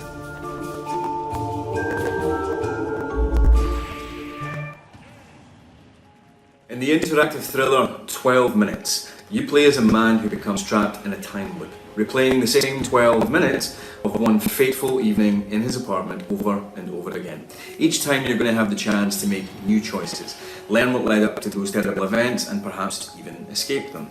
It's a story that's not just about how choices matter, but about how some stories can only truly be told when they can change, even just a little bit, every single time you retell them. It was a joy to participate in this project and lend my voice to the main character, and I hope you have as much fun playing it as I did making it. I am very proud to introduce a game where the end is only the beginning. 12 minutes. I have a surprise for you. Okay.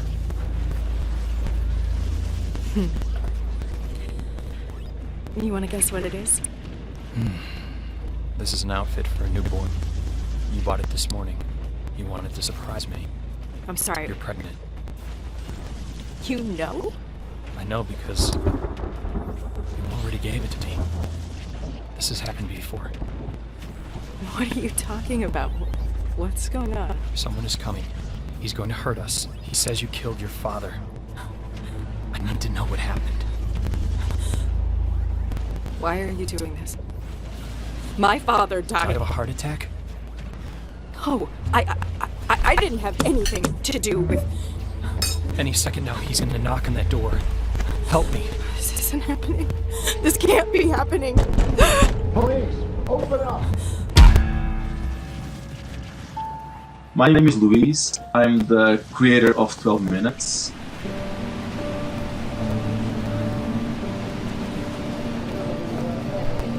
I grew up watching a lot of film. They always captivated me, and I tried to understand what were they doing. The pacing, the colors, the lighting, the composition, in order to create these emotions in me. What are the tools we have as game designers that allow us to do similar things? I think the biggest challenge is that usually when we think about narrative, we think about a linear progression. And in an interactive game, at least in 12 minutes, that information can come at any moment depending on what you've done. What's the occasion? I'll tell you over dessert. All right, I'm ready to get wowed by this dessert. Just give me 1 second. I'm fascinated by the idea of if you knew what's going to happen, what would you do differently? 12 Minutes is an interactive thriller about a man trapped in a time loop. You come home from work, you're having an evening with your wife, then this cop shows up, he accuses your wife of murder. Hands behind your back, let's go. You try to stop him, you get beat up. Somebody help! Only to wake up back to the start of the evening. And then you have to use the knowledge of what you know is going to happen to try to change the outcome and break the loop. Look, I know this sounds weird, but the day's repeating itself. What do you mean, repeating itself? I'm living the same chunk of time over and over again. Uh-huh. The reason the game sticks to a bird's eye view is because it allows you to very easily interact with the environment. Most video games you have a third-person camera or a first-person camera, and I wanted to create something that is very accessible. So by doing a bird's eye view, you have like a floor plan of the apartment that you just click where to move. There was also the challenge of having the voices convey the emotions without seeing the faces. If someone is really stressed out, you won't have any facial expressions, so you have to feel the stress in the throat. Particularly because you don't see our faces in it, you really are projecting whatever you're feeling onto the character. There's no facial expressions that are instructing you. Where you go in the game will, I think, depend on you as an individual. I just need some time to myself. Come on, babe, please, stop it. And if there's enough subtlety in the voice acting, in the movement, your brain will fill the rest. Because actors think in terms of motivations. You know, what's my motivation for this scene? And workshopping with them, figuring those things out, allows the characters to become alive and become meaningful in the way they behave. Look, I didn't mean to. This is never what I wanted. No, come on, don't. I warned you! Look, you can't do this. It will be different things for different people. There are so many versions of the story that will either reveal something or show something, and you as the player are revealing how you deal with truth, how you deal with other people's truth. Working in an interactive medium, you can make a story that becomes very personal to you, right? You're not passively looking at what's happening and processing. You're actually deciding. By allowing you to participate, to change it, to mold the way it's built, in a way it becomes part of you. It's like you're part of the creative process that is happening. And because the game doesn't really give you a direction, the decisions you make are based on who you are. I'll prove it. Yeah, great. Let's see it. Wow me. That allows you to explore a side of yourself that maybe you wouldn't otherwise. Silently repeat these phrases. May you be free from suffering. May you be free from fear. May you know peace and joy.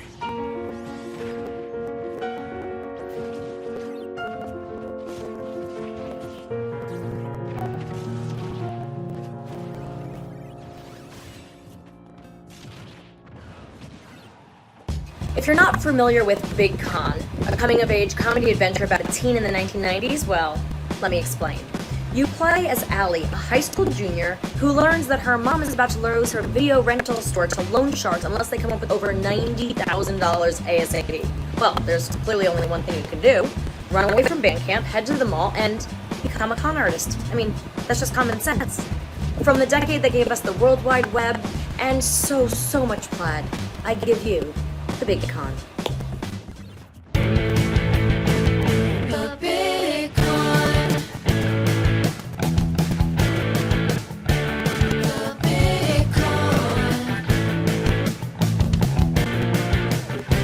The Big Con. The Big Con. Hey, I'm Dave Proctor from Mighty L Studios, and I am the game director and writer on The Big Con.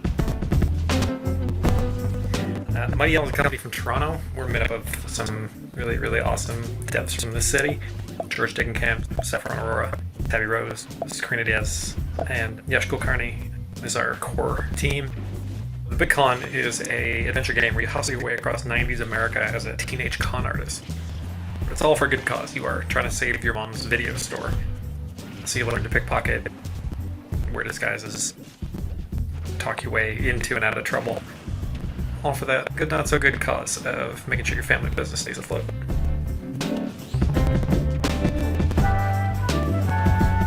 You know, one of the toughest things about making this game was selling to people on the non-violent crime aspect of it. Games with guns don't bat an eye, but you know, the moment you have to steal an old lady's wallet, people start to think maybe there's something wrong with you, which is fine. That's part of the fun of making this. It really helps us make something that, you know, challenges people and challenges ourselves, and hopefully helps us find a little bit of in between in a story like this. Ultimately, Alle's doing crimes for a good cause, and you know, writing a funny and heartfelt story kind of helps justify those actions. So, you know, on the one hand, we get to make a game that we've never seen before, which is a con artist video game, and on the other hand, we get to kind of couch that in a conversation about small businesses surviving, and you know, a story about a mother and a daughter. And between that and the 90s, it really informed like what we were capable of coming up with in terms of this relationship. Like, who is Linda, Alle's mom, who raised her as a single mom and kept a business together and is tough as hell, and what is that person like, and what is her daughter like? How do they play off against each other? Alle can be, you know, she can be a teenager, she can be rough, she can be sarcastic. And this is something that we really wanted to see, and I think it brings a lot of truth to the game.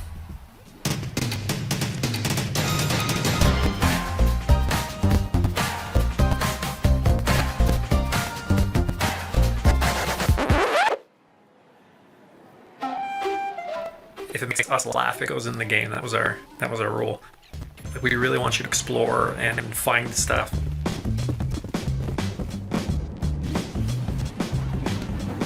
Random conversations with people that, you know, some people might see, some people might not. It makes us happy knowing that it's in there.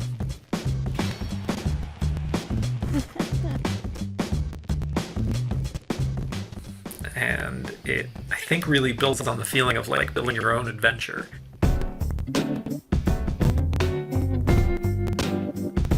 The 90s was just not they're not as done in video games. We wanted to do it. We wanted to get in there. The 90s are a time when you don't have cell phones, you don't have the internet, you don't have the ability to look this stuff up if you need to. And it makes it a little bit more believable that you can be a traveling con artist, which I think is part of the charm. And so, you know, with the 90s means that we also get to do this ripping, colorful palette that Saffron put together. I watched a lot of cartoons growing up. Hey Arnold, Doug, and The Simpsons. They sort of set the foundation for this cartoon 90s aesthetic. Bright, contrasting colors, exaggerated features, and like fun geometric patterns. So Alle is a very does what she wants character. She wears her cap backwards. That to me was always the signature look of the cool leader type character that you'd see in a lot of the cartoons. You know, she has the ripped jeans, the baggy t-shirt, and she also wears her plaid shirt wrapped around her waist, which is, you know, a very, I think, 90s style. The references from Burblos to music or grunge or you know, what movies were popular and like it just we don't want to beat you over the head with nostalgia, but we want to bring you there. We want you to be on this journey with us. The Big Con is the 90s crime adventure you've been waiting for. What do you think, Rad Ghost? Okay. So I want to finish off by saying thank you so much for the opportunity to be a part of this. And to be, you know, in the presence of such incredible games, and really just incredible international talent. It means a lot to a pretty stoked team from Toronto. So we hope to see you there, and we may try to steal the award anyways.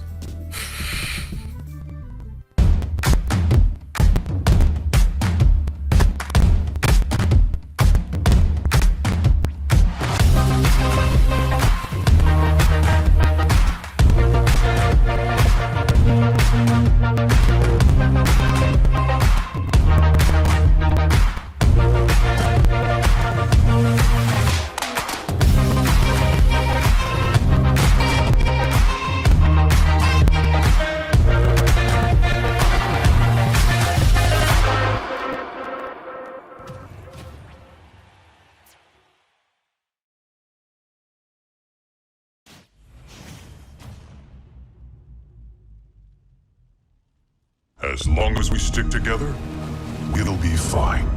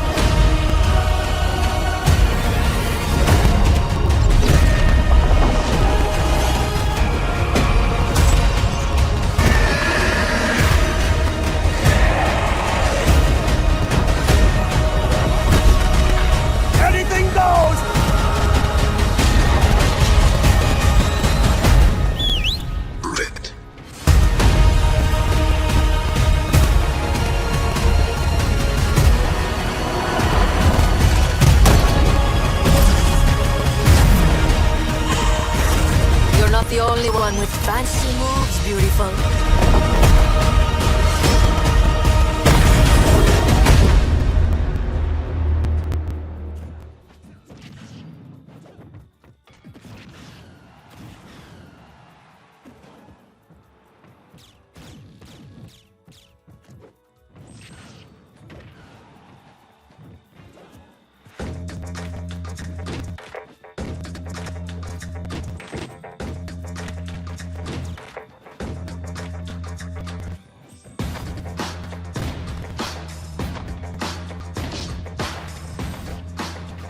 I told you we'd start right on time. Hello, everyone around the world, and welcome to Summer Game Fest Kickoff Live, presented by Prime Gaming. I'm Jeff Keighley, and buckle up. because we've got a big show for you filled with new game announcements, world premieres, updates on the games you play every day, some surprises, and special guests, including Jeff Goldblum, Giancarlo Esposito, and performances by Weezer, Japanese Breakfast, and the Sonic the Hedgehog Symphony Orchestra. Yes, that's really a thing.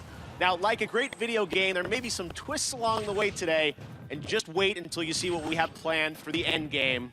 That is all I'm allowed to tell you right now. This is just the start of a big Summer Game Fest weekend of news and updates for fans, including live-streamed events from publishers like Xbox, Bethesda, Square Enix, Ubisoft, and more. You can head right now to summergamefest.com to track all the events, and believe me, there is a lot of great stuff coming your way. But today, we kick things off with a big 90-minute cross-industry showcase meant to put platforms and rivalries aside. We will have updates and news for you, no matter if you play on Nintendo Switch, PC, PlayStation, or Xbox. The biggest games in the world will be here, and some of the smallest ones too, made by emerging voices and developers from around the world who represent what's next. Thank you so much for tuning in and kicking off Video Game Summer. Well, let's begin with a brand new game announcement. You're about to see the world premiere of the next great adventure from Gearbox and 2K.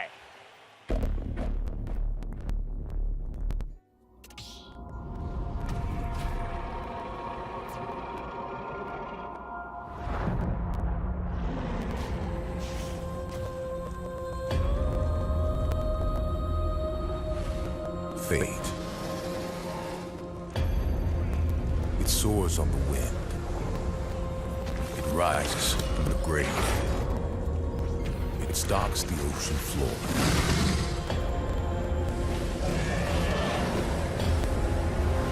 You cannot hide from fate.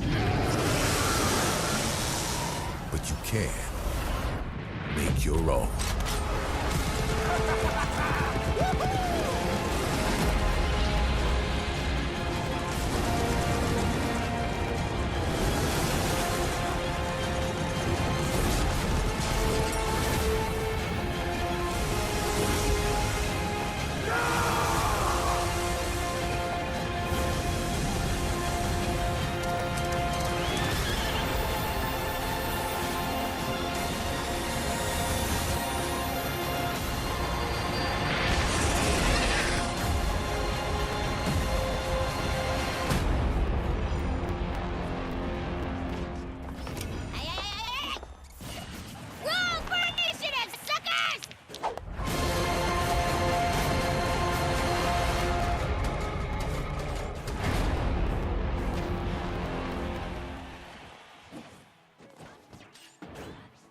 Tiny Tina's Wonderlands is official, and joining us now is Tiny Tina herself, Ashley Birch. Hey, Ash, how you doing? What's up, baby? How you doing? Great to have you here.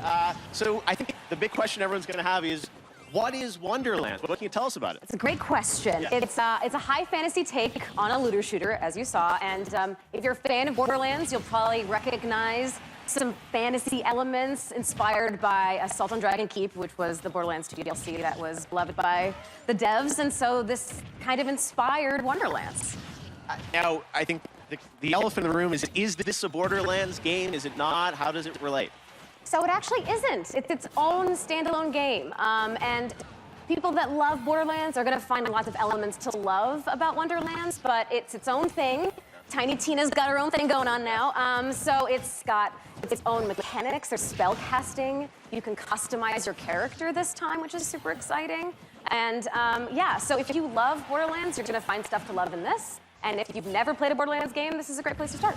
Okay, well, Tiny Tina gets her own game, which is fantastic. Yes. What is her role? Why does she get her own game? So she is your bunker master.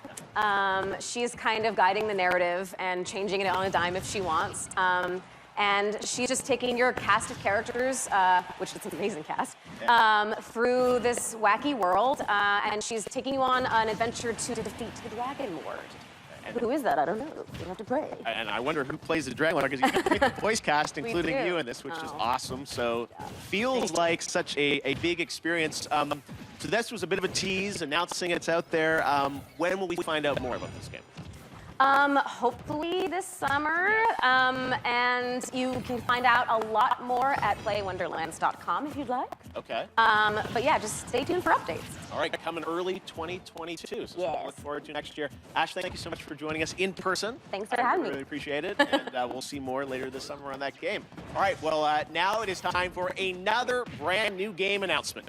This one you probably are not expecting. A classic 90s franchise is coming back to life as a grid-based tactical strategy title for Steam on PC. This is an insanely fun trailer. I hope you'll enjoy it.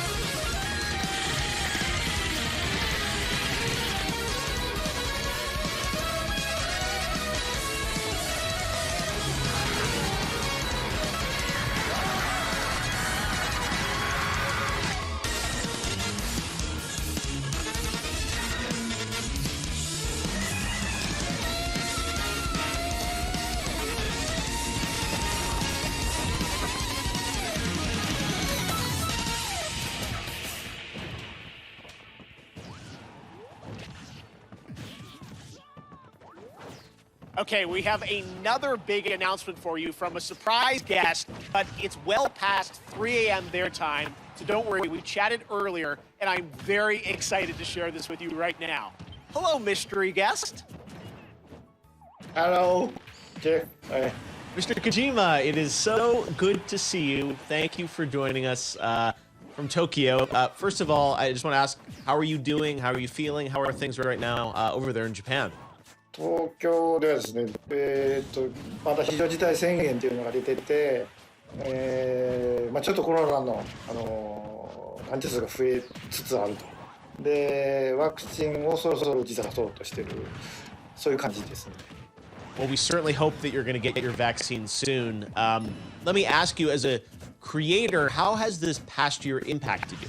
今までのものづくりっていうのは、今自分がいる世界で見て、で地続きで5年後10年後20年後どうなるかっていうのを考えながらそこにエンターテインメントを加えていって、作ってたのが結構その10年後20年後に当たってたりっていうのがあったんですけど、今回の DS に関してはもう発売直後になったので、ちょっとかなりものの考え方が変わったというか、ものづくりのスタンスがちょっと変わったというか、いろいろ考えました。今後のものづくり、やっぱりエンターテインメントである以上、楽しんでもらって、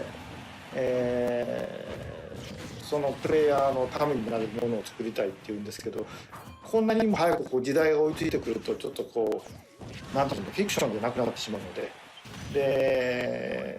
なんで今回のコロナの中で、この先をどう作るかっていうのはいろいろ考えましたね。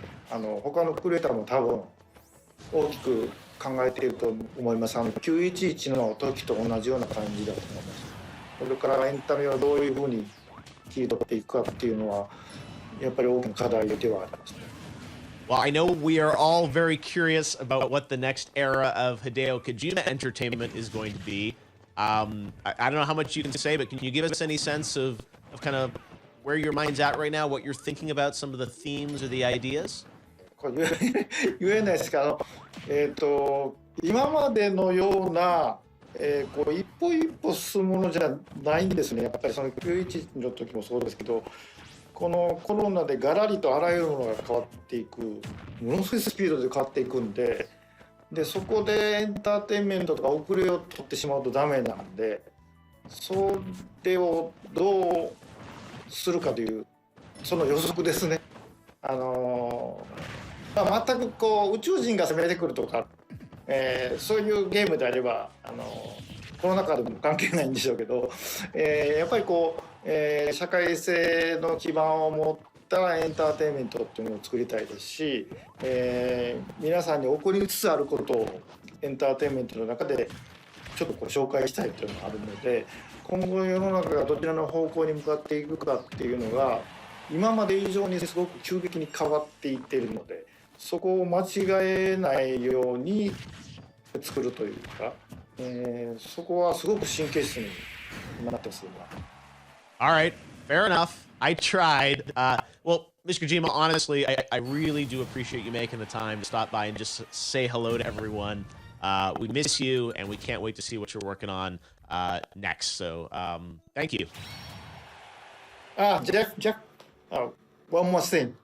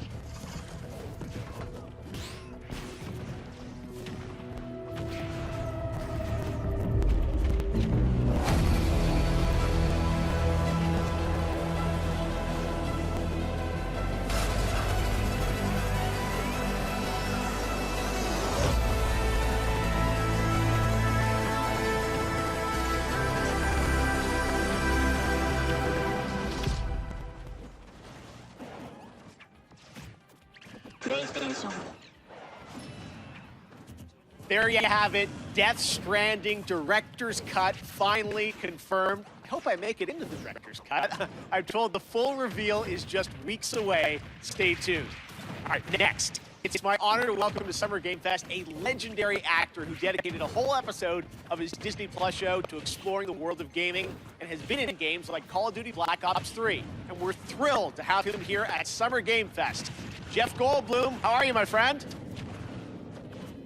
Thank you so much, Joffrey or Geoff or Sorry, I think it's Jeffrey. Hey, maybe it's Jeff. Hi, Jeff. Thank you so much, sincerely, for having me here. I'm thrilled to be here. Hey, I was watching your show, and I was wondering if there might be some video game world premieres, as you say. And sure enough, yeah, there is. There is.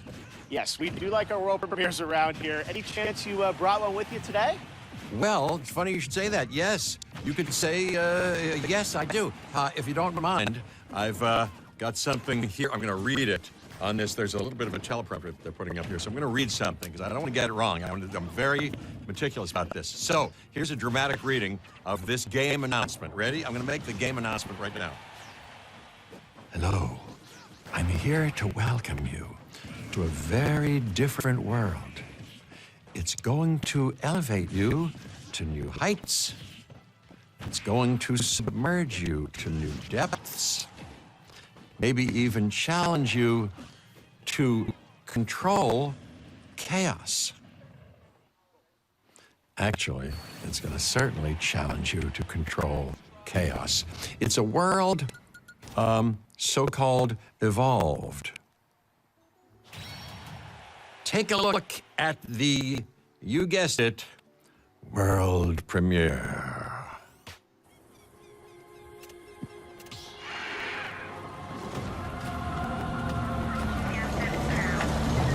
We ignored all the warnings. Forgot the lessons. We abused our power.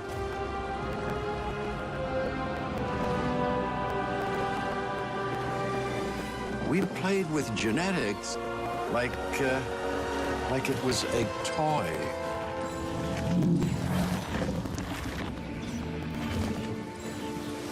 We weren't careful. And now, here we are.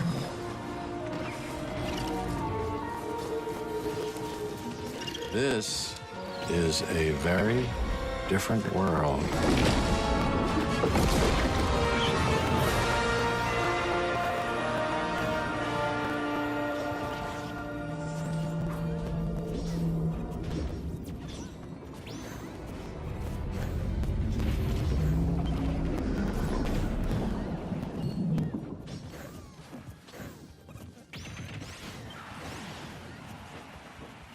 All right, this performer's new album, Jubilee, is out now, and her book, Crying in H Mark, is a New York Times bestseller.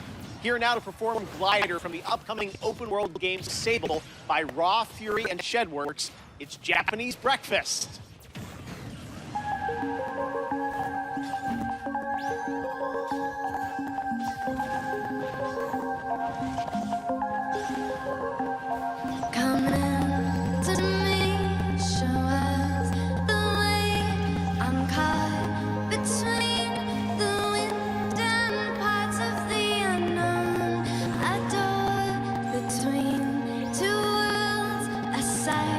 To see, it feels like everything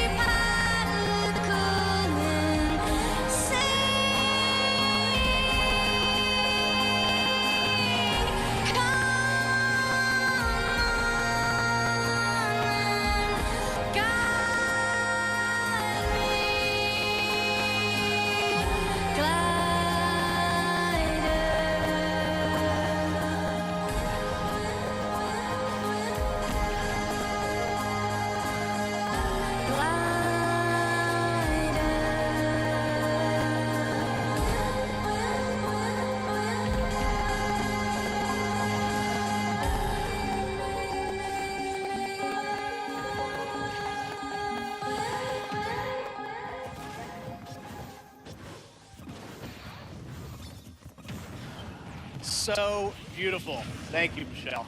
Sable will be released on September 23rd this year. That's some news for you.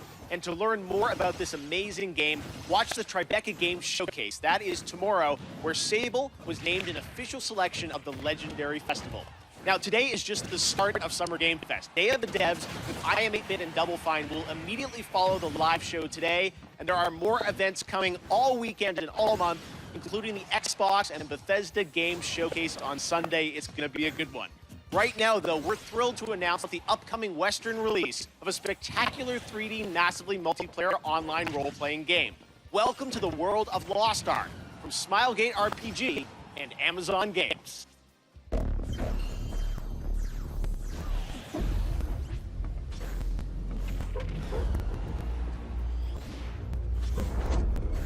The Lost Ark is now but a myth.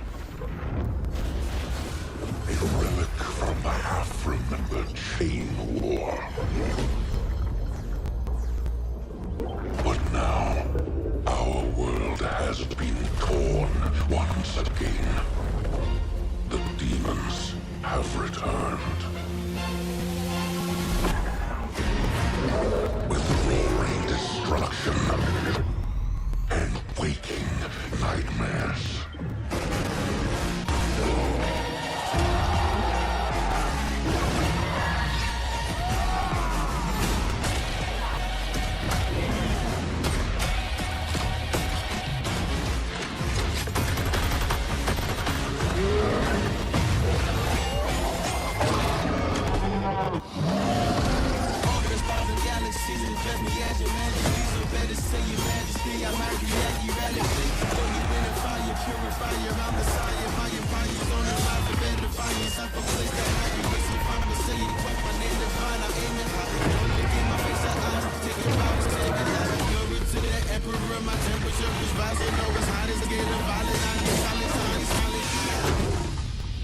Now, out of hope, we turn to myths to prove that not all is lost.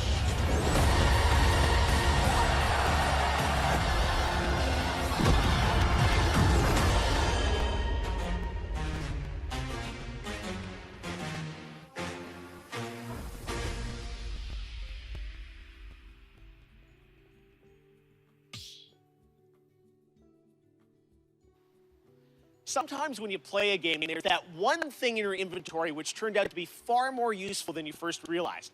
That's kind of like Prime Gaming. If you're an Amazon Prime member, and most of you probably are, you get a ton of gaming goodies every month. This month, you can download Battlefield 4 and Batman the Telltale series completely free for PC, and there are special in-game benefits and perks in GTA Online, Valorant, Apex Legends, and more that you can unlock. It's awesome value, and honestly, this kickoff show would not have been possible without the Prime Gaming folks believing in my vision for a new way to bring you the news this summer. So, head over to gaming.amazon.com to check out all the perks and free games, which change every month, but you get to keep them forever.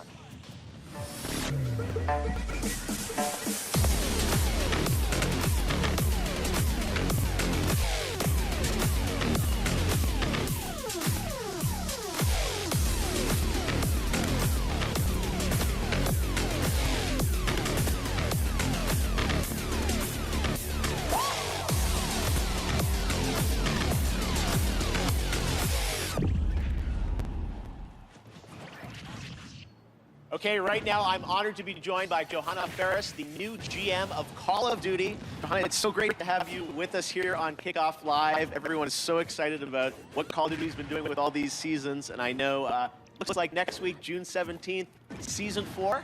Yes, we're super excited. We're super honored to be here, so thank you first and foremost to that. It's just such an amazing time for Call of Duty. We're experiencing such transformational growth and dynamism across the entire brand, you know, from premium title releases to everything we'll talk about today, with Warzone, with mobile, with esports. So it's just super incredible, all the work, and shout out to everybody in the Call of Duty family who makes it happen every day. Yeah, no, you've been, I mean, I know Season 3, it was like, you know, Rambo, Die Hard now. Like, who knows what's in store for Season 4, but you guys, you know, continually update the game now with new stuff. Season 4 is coming next week. What can you, this is first info on it, so what can you tell the fans watching around the world? Yeah, we're stoked. It's jam-packed with new content across Cold War and Warzone. You know, you've got new weapons, we've got new maps, we've got badass new operators. I'm super excited about the hijacked gulag. We've got expanded zombies content for everybody who loves that part of, you know, the gameplay experience. So we're thrilled, and I'm excited to bring it forward a little bit here today. I know, we've got the first look world premiere trailer of Season 4, so let's take a look at that now.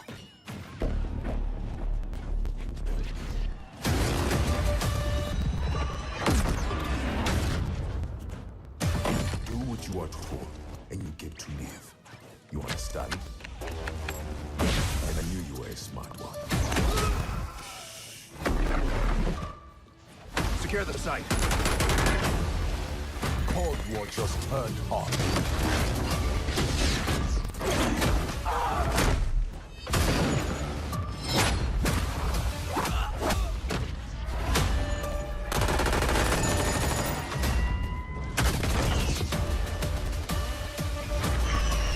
We've located the satellite.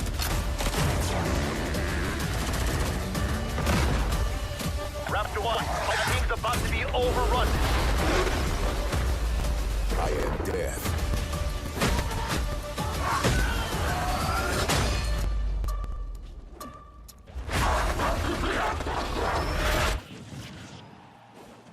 Oh yeah, that looks so fun, and 1 week away. 1 week away.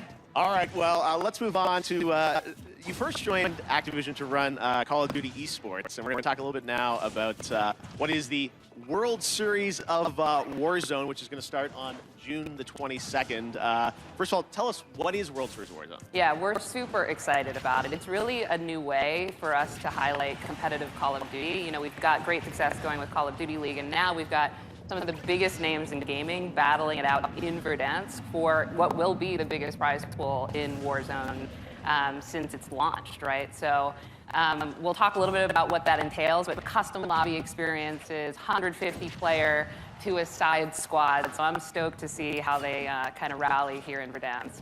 Yes, and coming up very soon, June 22nd, looks like Twitch Rivals is going to be a part of this? Yeah, we are honored to be in partnership with Twitch, always, right? But certainly here with World Series of Warzone and partnering with Twitch Rivals, who's already done so much to really put competitive Warzone on display. So couldn't be in better partnership there, and we're excited to have everybody tune in.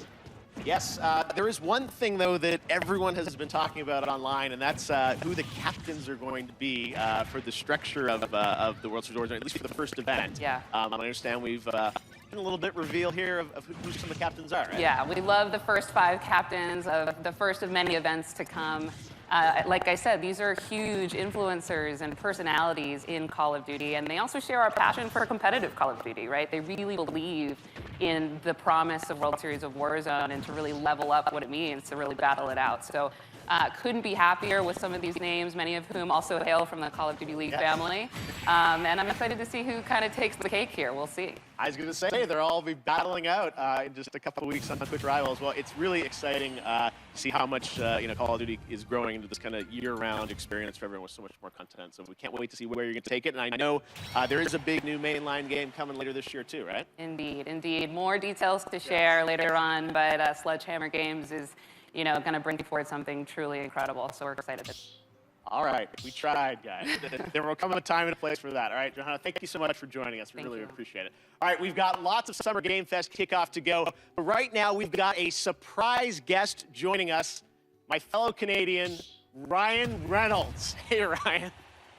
Well, thank you, Jeff. And hello, Summer Game Fest.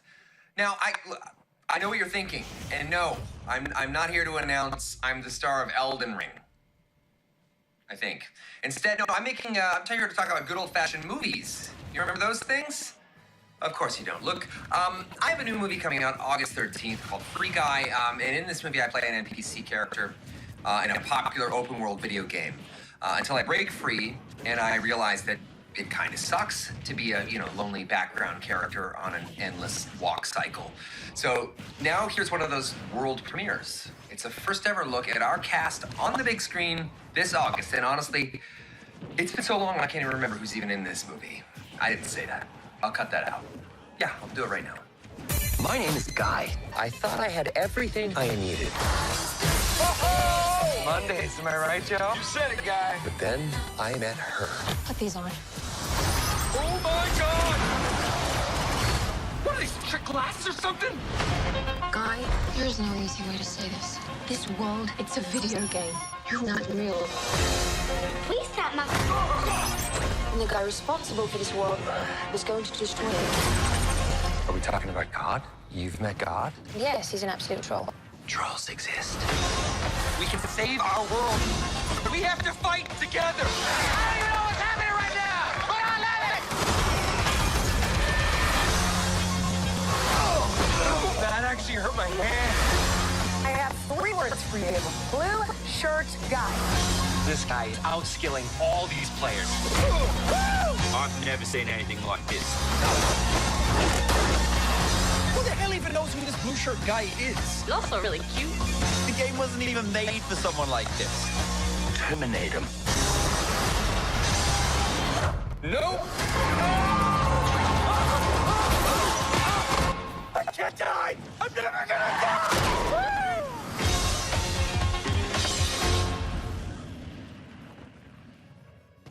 It was fun seeing Ninja, Pokey, Jacksepticeye, Laserbeam, all those guys who will be in Free Guy. Ryan had to say it. I can't say it yet. All right. Up next, it won multiple awards at the Game Awards, and Among Us just keeps going. Now it's time to hear from Innersloth on what's coming next.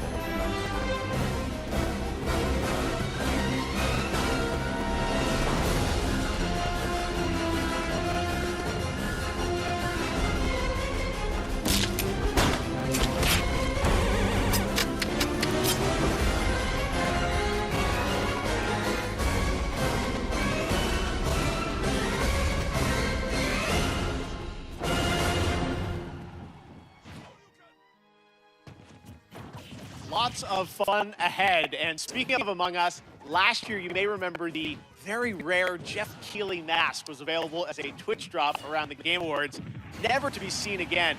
In fact, I often hear on Twitter from people who get booted from games with a mask because folks think they're hacked. Well, never fear, today the mask is back. Just head to Twitch, connect your account, and watch 15 minutes or more of Kickoff Live to get your very own Jeff Keighley mask once again, and then it goes back into the vault. I don't know what's going on. All right. Speaking of independent developers, now I'm very happy to welcome to Summer Game Fest the head of indies at PlayStation, a legend in his own right, who has some exciting things to share, Shuhei Yoshida. Hi, Shu. Thanks, Jeff. Hi, everyone. I'm Shuhei Yoshida, head of PlayStation Indies. What I love about working with independent developers are the new and unexpected games that they create, which allows us to offer an array of unique experiences for players. In my role at Sony, it's very exciting to get to meet with these talented studios, which sometimes can be one person or a small group of friends, to help nurture their ideas and bring them to the PlayStation fans. One example is from Fiji, who has been working with Greg Lobanov, the developer of WonderSong, to publish their new game, Chicory, A Colorful Tale. Chicory released today and gives players the chance to experience a coloring book-style world where players use their painting powers to explore, solve puzzles, make friends, and draw on anything. Check out Chicory, A Colorful Tale on PlayStation 4 or PlayStation 5 after the show. As a huge Soulspawn games fan, I totally enjoyed the beautiful 2D action adventure Salt and Sanctuary a few years ago. The developer Ska Studios has been hard at work on new titles, which I'm proud to present to you, Salt and Sacrifice.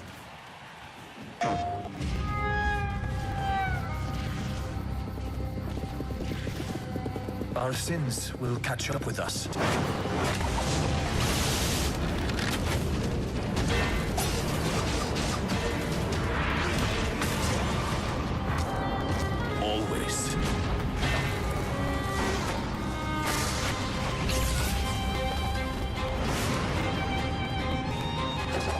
I was given a second chance. I spoke the words.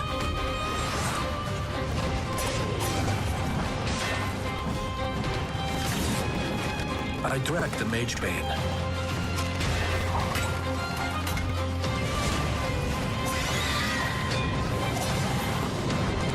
I live now only to hunt mages.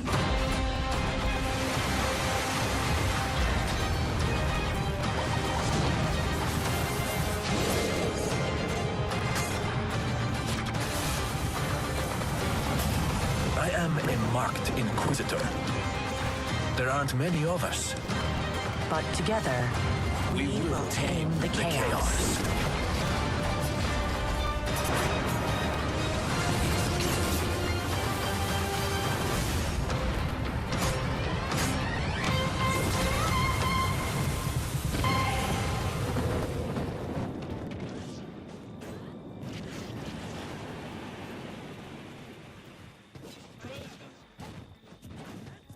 Thanks, Shu, and that's not all. Today, we're also able to share with you a brand new trailer from the upcoming Annapurna and Heart Machine game, Solar Ash, which is coming to PlayStation later this year.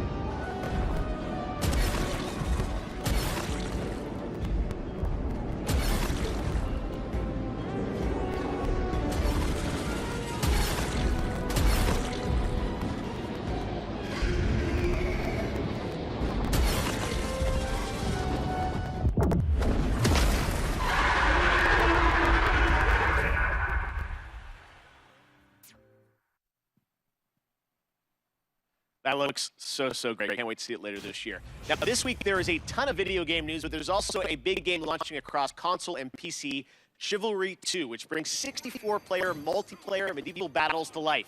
Sledgehammers, swords, axes, you name it, and it comes from Torn Banner Studios in my hometown of Toronto, Canada. Here's a look at the launch trailer for Chivalry 2, which you can play right now. Video weapon! Kill the Arcarthians! For every warrior, there comes a time when a moment will decide your fate.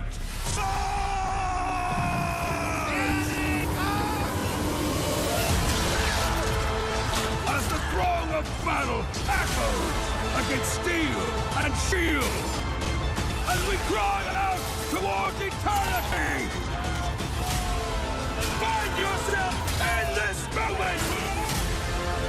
Ignite the fire of your soul and survive this day! Fall before me! Another victory! For Agatha!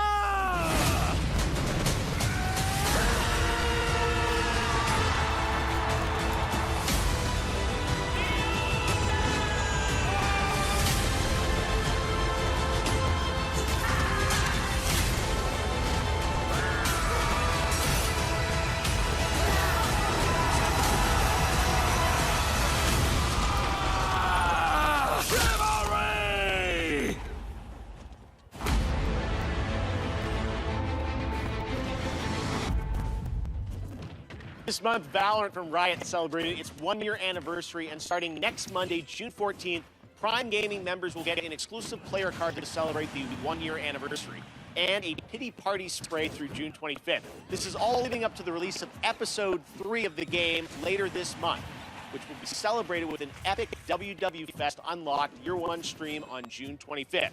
But there will also be a new agent. Who could it be? Well, here's your first very exclusive but very quick tease to whet your appetite, with more to be revealed later this month during Summer Game Fest.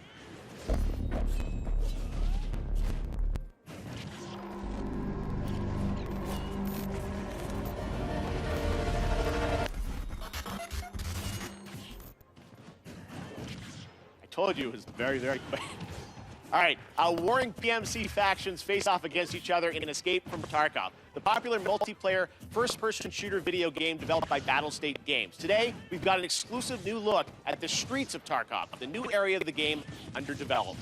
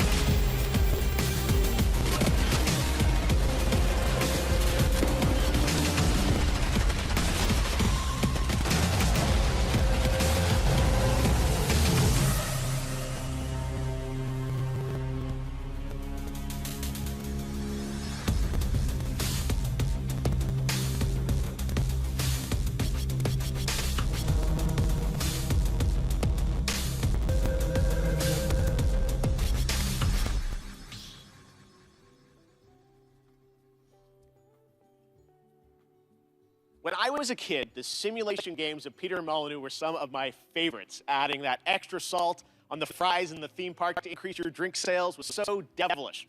Well, many of the team members behind those sim games went on to create 2 Point Studios and 2 Point Hospital. Well, today we're excited to share the first trailer for their next 2 Point simulation, 2 Point Campus. That first sight of the school gates, the scent of a leather-bound book, the faint clatter of knights jousting. Well, I can't say I remember that part, though it wasn't like this in my day. You see, campuses are forever changing. Nowadays, education has to be fun. It can't be all work and no play, and quite right too. Frankly, the results speak for themselves. Academia has never been more appealing, more dynamic, more whatever this is. Today's campus is a place to live and a place to learn. Finely crafted by the sharpest minds that money can buy. Though sometimes you still can't get the staff. Yes, these days it really does feel as though anything is possible.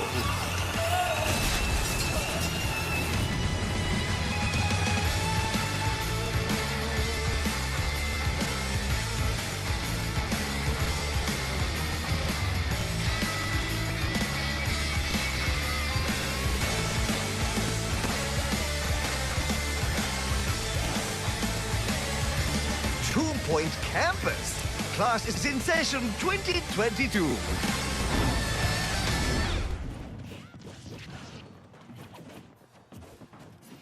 This year, I am thrilled to have Netflix as a part of Summer Game Fest. They have been doing an incredible job adapting games with series like Castlevania and the Dota anime. Well, there is a lot more coming, and you don't have to wait long to find out more.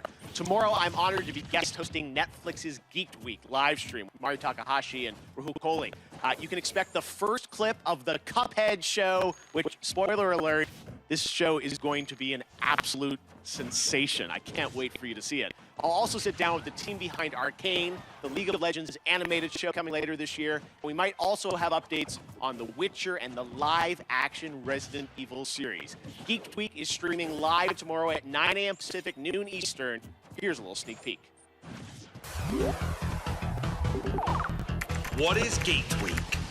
Netflix Geek is hosting a free virtual event full of big news, exciting first looks, and the people who make the shows and films you love on Netflix. Comics, games, movies, zombies, animation, sci-fi, fantasy. Arcade, potential, party of affairs, no rock Castlevania, Stranger Things, The Witcher, and much more. People you love from the shows you love live. Grab your devices, tuck in, and join Netflix Geeked for Geeked Week. There's so much to get geeked about. We aren't done with Netflix just yet, though. Coming up next is Smite, a cross-play, cross-platform game that continues to do some pretty amazing IP crossovers. You may remember last summer we announced the Avatar: The Last Bender one. Well, as Smite enters its 9th year, it's time to go upside down.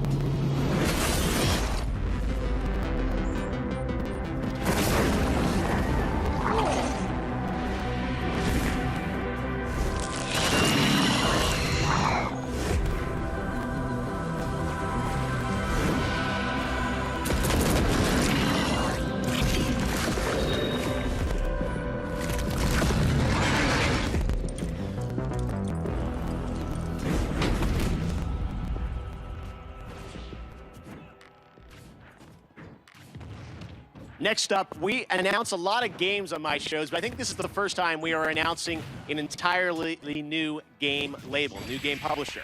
Enjoy this first look at more than 12 games that make up its initial slate.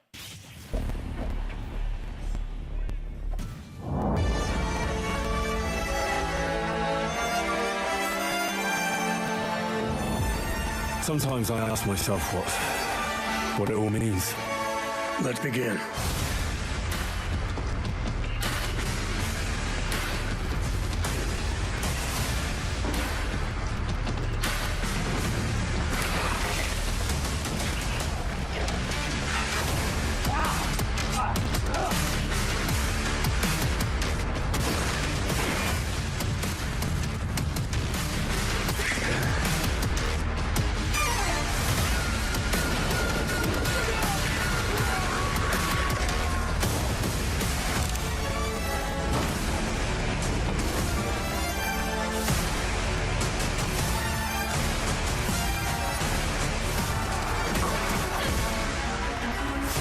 Is that who you are? My purpose makes me who I am.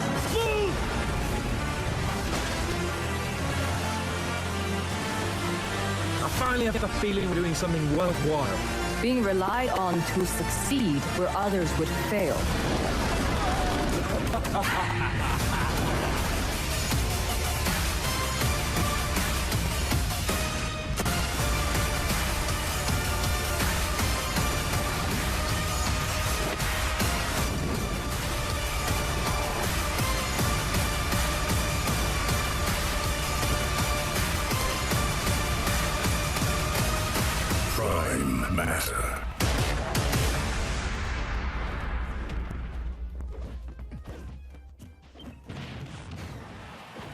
There you have it, Prime Matter, Payday 3-2, and there's actually one more game added to the mix. And for that, we go to Todd Hollinshead from Saber. Todd, how you doing?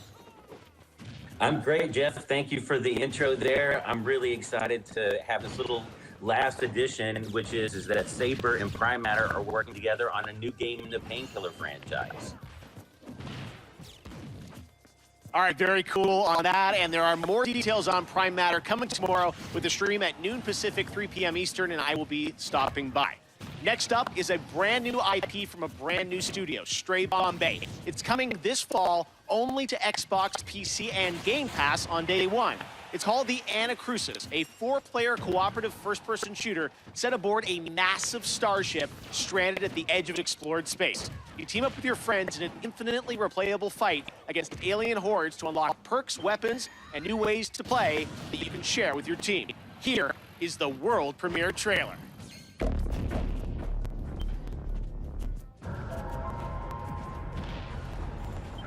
Hello? Tessa!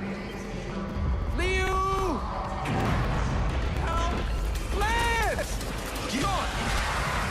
Thanks. No problem. Stick together and let's do this. Is this a disco? This I do not like. I could use some help! Hit your pulse! This is not good. This is not good. What if we open the doors and run? Just run. No stopping, no shooting, just straight to the bridge. Get that pressure!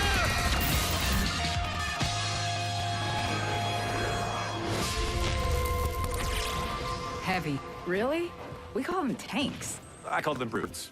From Latin, brutus. We'd sound smart calling them brutes. Eon, you don't want to get in here and help name these? Nah, I'm good. Brute!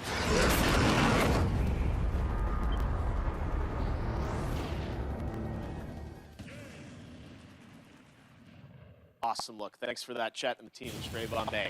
Tomorrow, tune into Summer Game Fest for a special deep dive presentation on New World, a new open world MMO from Amazon Games set on the supernatural island of Eternum. It's finally coming out later this summer, and in the deep dive video, game director Scott Lane will take players into the mysterious supernatural island that is a world of wonder and horror. Once you arrive, it's up to you to unite warring human factions to take on a common enemy, the Tempest, who wants to unmake life. Scott and the team will detail updates to the game, including new mid and end game content, more PvE and expeditions, 5-player challenges with unique mechanics, bosses, loot, and more. 6 of these expeditions will be at launch, with the closed beta on July 20th and the public launch on August 31st. I will also be down at the studio to chat with Scott about the game and the team's efforts over the past year in the midst of COVID. It is exciting for me to finally be able to get out there and visit game studios again. I miss all these developers. So check out the special deep dive stream on New World tomorrow at 8 a.m. Pacific, 11 a.m. Eastern at summergamefest.com. All right, well, back in 2018, Rocket League teamed up with Fast and Furious, bringing some of the saga's most iconic cars into the game. And now they are back with a twist that is truly Rocket League with Fast 9, the next installment of the Fast saga, arriving in U.S. theaters June 25th.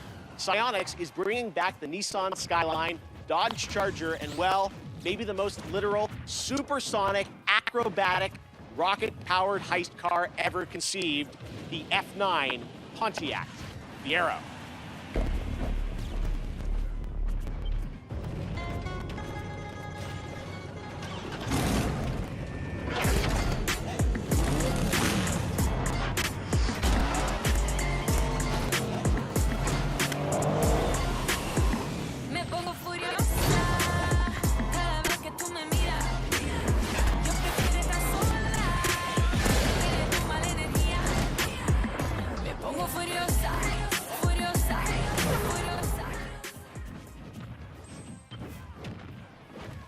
Strap a rocket engine to a car and play soccer seems like the right idea to me. The Fast and Furious 3-car bundle arrived June 17th in Rocket League. Okay, next up, last year, a new Swedish company named Shark Mob released a teaser for their first unnamed multiplayer project in the Vampire the Masquerade universe. Tonight, we're putting a name on their first game with a brand new world premiere trailer.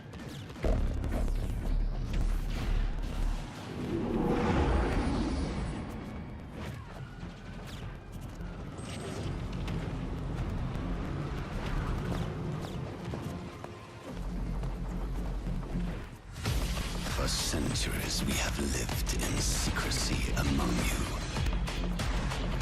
maintaining the masquerade. We have influenced your society, fed on your blood, thrived among you, until now.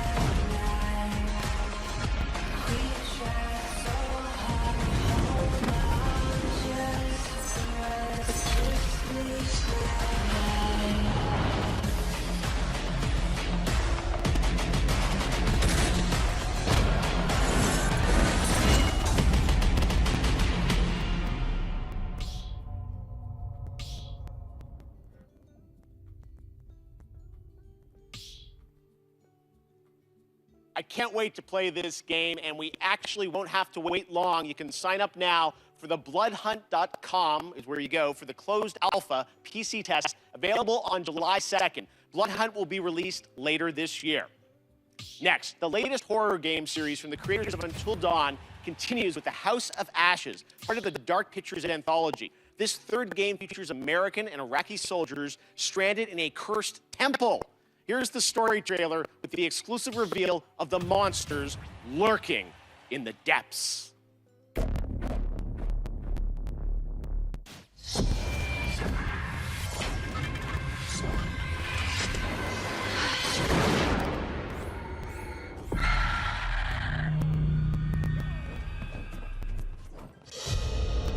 An ancient horror has awoken from its slumber and is hungry for blood.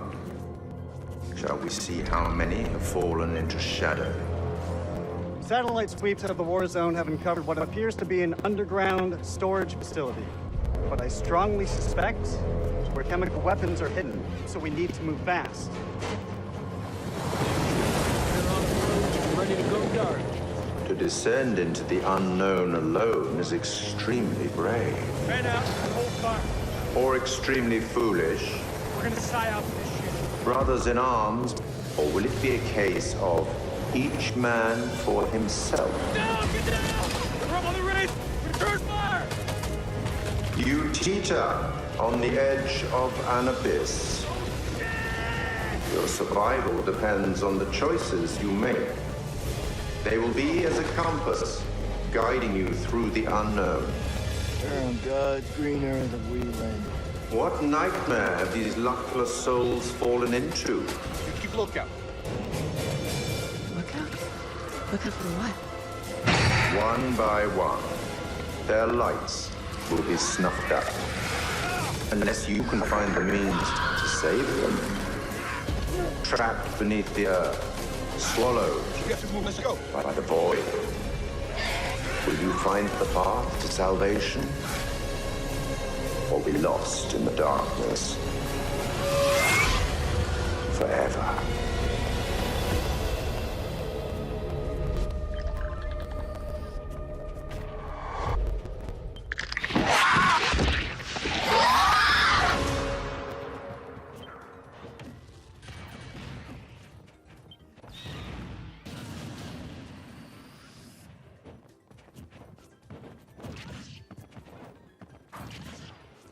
One of the longest, most beloved JRPG franchises in the industry is the Tales of series. Well, the latest game, Arise, was announced 2 years ago, and it brings the franchise into the stunning 3D with Unreal Engine 4.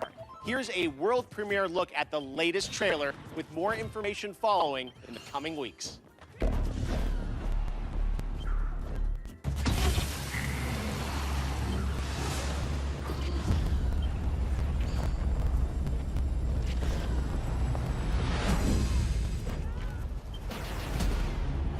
Fancy place they got here. Harmony and coexistence. The between the Renans and the Danans. I'm Dohilim Ilkaris. Should you need my skills on the battlefield, all I care for is maintaining peace. I'm Captain Kisara of the Eldermenencia Guard. Ha! Flares of Malisa! From now on, when I fight to protect my dream. Well, this crew just gets bigger and bigger. The Renans. Seems the rumors you were running with them were true. Get toasty! First strike!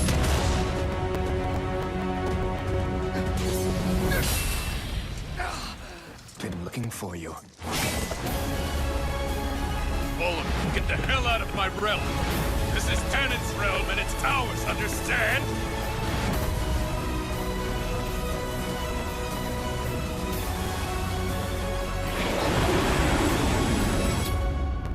Is it over?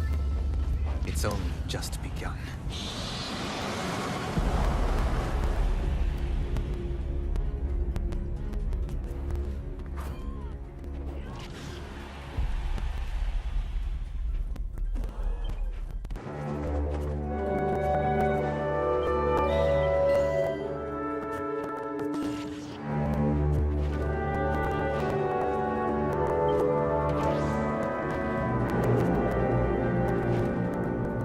For Summer Game Fest, we have a special announcement for you.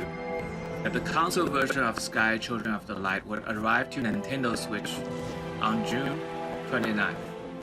And the Little Prince season will start soon after on July 6th. Enjoy the game.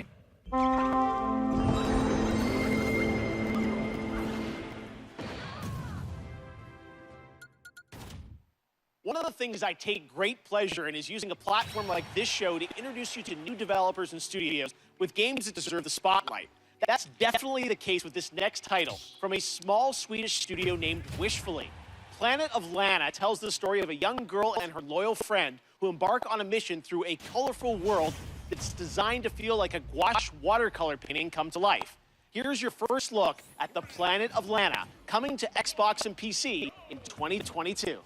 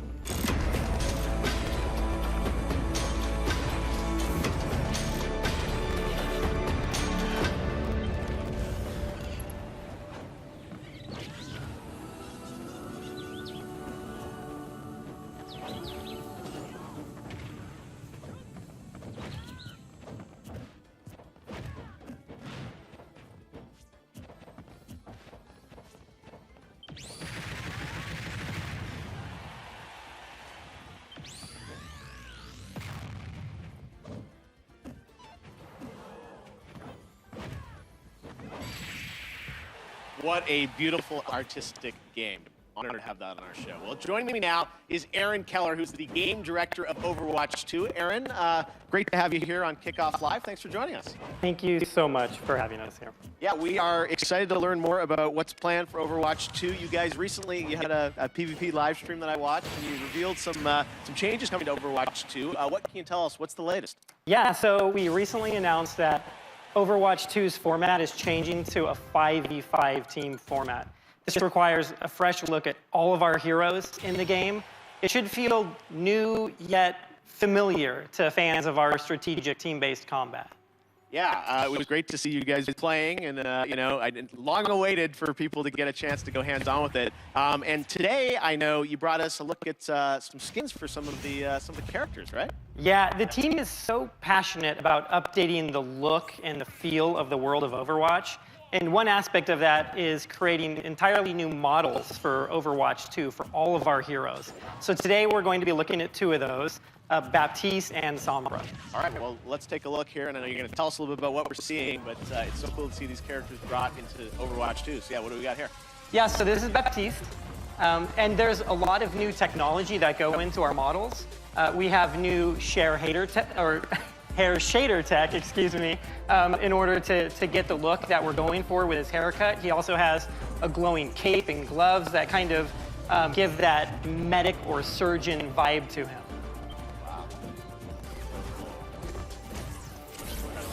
Wow. Thank you. And we're going to Sombra, I think, right? Yep, so next up is Sombra. This was a very challenging look for us to update.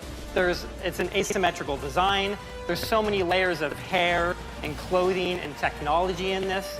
If you look closely, you can actually see circuitry and nodes embedded in her clothing. She's a world-class hacker, so it all makes sense. No, again, it's so great for fans to see these characters you know and love from the first game updated for Overwatch 2, and we can't wait to see more on the game. We appreciate you giving us a little sneak preview here, and I'm sure there'll be more later this year on Overwatch 2. You bet, thank you. Awesome, all right, thanks very much, Aaron. Now, recently I had a chance to play Dungeons & Dragons Dark Alliance with the game developer Jeff Haddam, Hannibal Buress, and Ember Moon from the WWE. That's right, you didn't expect me to say that. But this game is a ton of fun, and it's coming to Game Pass on June 22nd. Take a look. Hey guys, it's Jeff Keighley, and today, as part of Summer Game Fest, we are going hands-on with a game that is coming out in just a couple of weeks. It is Dark Alliance, and we've got Jeff, one of the game developers from 2. Hey, Jeff. Special guests, Hannibal Buress and Ember Moon. Okay. That looks like a trap. Oh, that looks like a trap. Oh my God. Traps. Ow. Oh, shit. Oh, no, you get... Oh, no. A warrior's death, I died again. I'm coming to get you. Hey. Watch it. Oh. Oh, no. Oh, no, I can't believe I'm down. I'm down, people. The developer's down? The dev is down. So, Ember, I know you really wanted to be Driss, Absolutely. Right? I've read all the books, especially the Driss backstory, and I just connected with it on such an intimate level to the point where my wrestling character that everyone sees on TV is actually based on this character. The red eyes, even though Driss has purple, I just love everything about him, that he's just constantly the good guy the entire time. Oh, what the? It's the Verbeek chef. That doesn't look healthy at all. Oh, why'd I just run up on him like that? Well, Let me see I'm what here you now. got. You So ain't got what? nothing on us, baby. I'm here now. Whoa. I spoke way too soon. We got him. Come on. He's gone. Come on. We don't want any dessert. There you go. Let's go. Damn, what a death. Gonna have some weird dreams tonight because of that. Oh, he flipped us off. Act complete. That was great. Get it.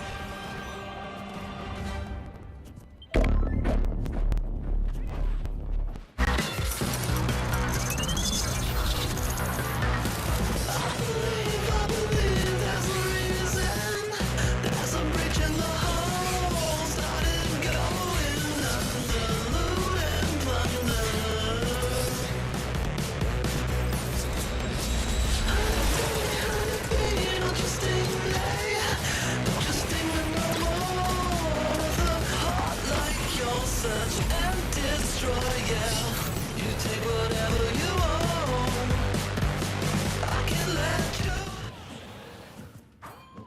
All right, Summer Game Fest Kickoff Live presented by Prime Gaming continues. Yesterday was an amazing tease of the next Battlefield from EA. And if you want to dust up on the history of the franchise, its last big modern day game, that was Battlefield 4. It's this month. Prime Gaming members get to download it and play it for free through June 20th. Now, there's no catch. This is the full-blown PC version of the 2013 game, and those only Battlefield moments still hold up. Just head to gaming.amazon.com to redeem your free copy right now if you are an Amazon Prime member. And this Sunday, watch the Xbox and Bethesda Game Showcase for the first gameplay footage of Battlefield 2042. Gonna be really cool. All right, right now, let's take a look at another world premiere. Monster Hunter Stories is coming to the Switch in July, and we've got your first look at the story trailer.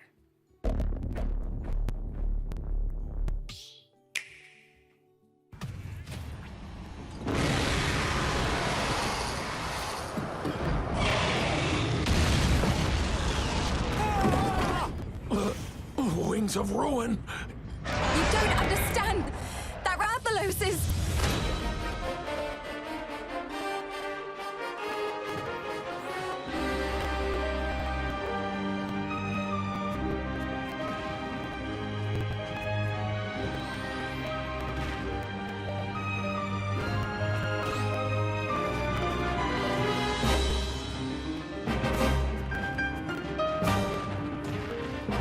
We can't let you interfere with our plans. That's the monster Red Saw.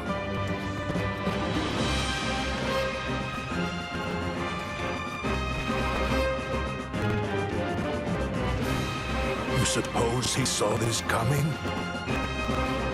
We won't let you awaken it.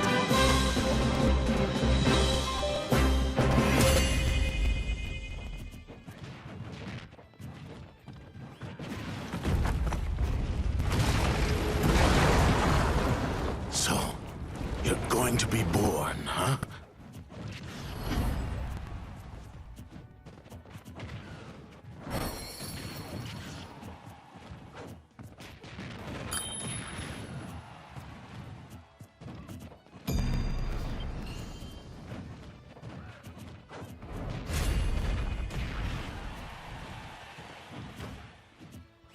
Next, this legendary rock band hits the road this summer on the Hella Mega Tour with Green Day and Fall Out Boy. But first, they came together with an indie developer to create stream-safe music for the community. Yes, you can co-stream this performance, so turn it up. Premiering their brand new, never-before-released song, Tell Me What You Want, from Wavebreak, this is Weezer!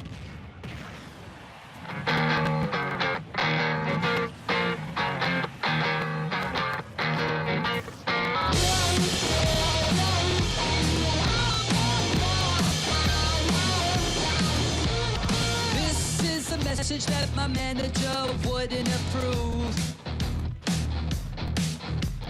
After this song, he'll have a lot of cleaning up to do. Don't be influenced by an office full of dorks. I won't mention any names. Pitchfork. Tell me what you want.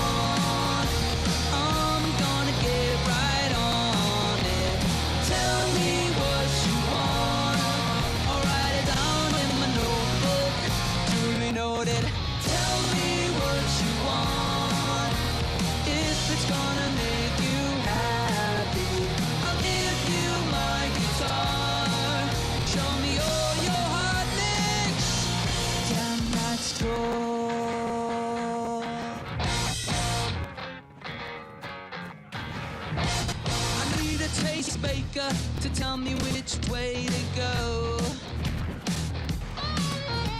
so I can play the halftime show at the Super Bowl. Everyone's entitled to their own opinions.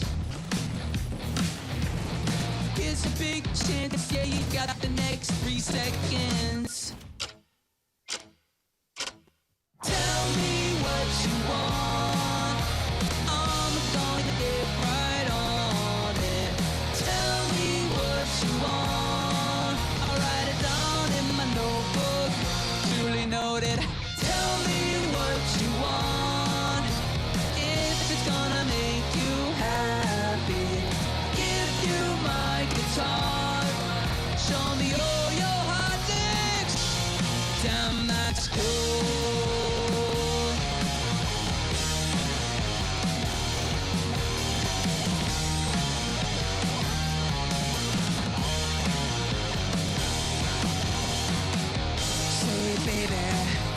of me.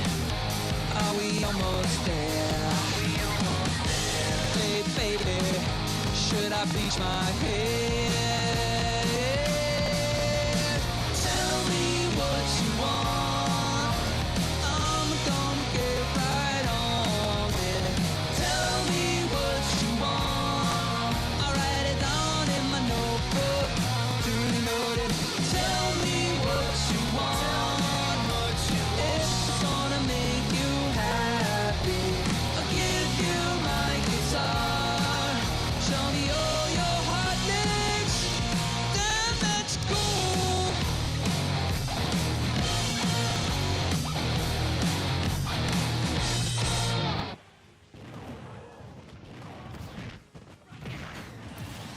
That was so amazing. Thank you, Rivers and guys, for that. Both the song and the game releasing tomorrow on PC, Nintendo Switch, music streaming platforms, Twitch soundtrack, and a limited edition 7-inch vinyl on IM 8-bit.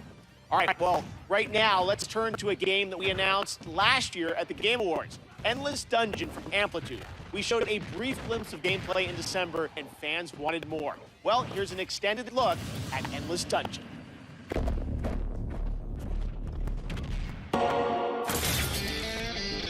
We're stuck in this rack until everybody learns the rules. Yep, all of them. Rule number 1. Certain weapons work better on certain monsters. Learn it or die.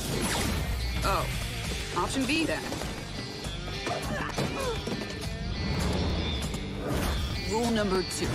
Use turrets to protect that unstable dust bomb we call the crystal. Because it's their catnip. And if it goes, you go. Yep, just like that. Rule number 3. Watch your squad. Even if you've got the guns, the turrets, and the crystal, you can't do everything by yourself. If you fight alone, you die alone.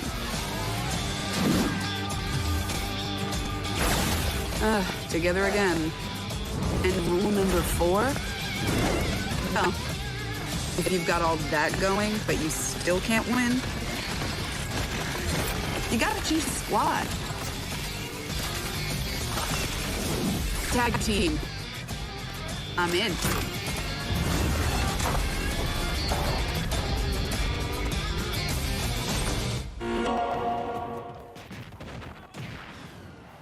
What are you guys doing tonight? If you're lucky enough to have a PS5, you're probably getting ready to play Ratchet & Clank Rift Apart. I've been playing it and having a ton of fun. Well, later today, the team at Insomniac is going to be doing a special launch stream on Twitch. And to tell us more, take it away, Marcus and Mike.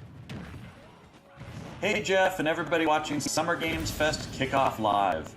Marcus Smith here, Creative Director at Insomniac Games for Ratchet & Clank Rift Apart. We're excited that players finally get a chance to play the game tomorrow, and to celebrate, we want to spend some more time with you today. At 2 p.m. Pacific, 5 p.m. Eastern, to live stream the first hour of Rift Apart. Isn't that right, Mike? That's right. I'm Mike Daly, the game director of Rift Apart. In addition to playing through the opening of the game, we'll also be taking your questions live and talking about what it was like to develop the game behind the scenes. So please join us at twitch.tv/InsomniacGames at 2 p.m. Pacific, 5 p.m. Eastern.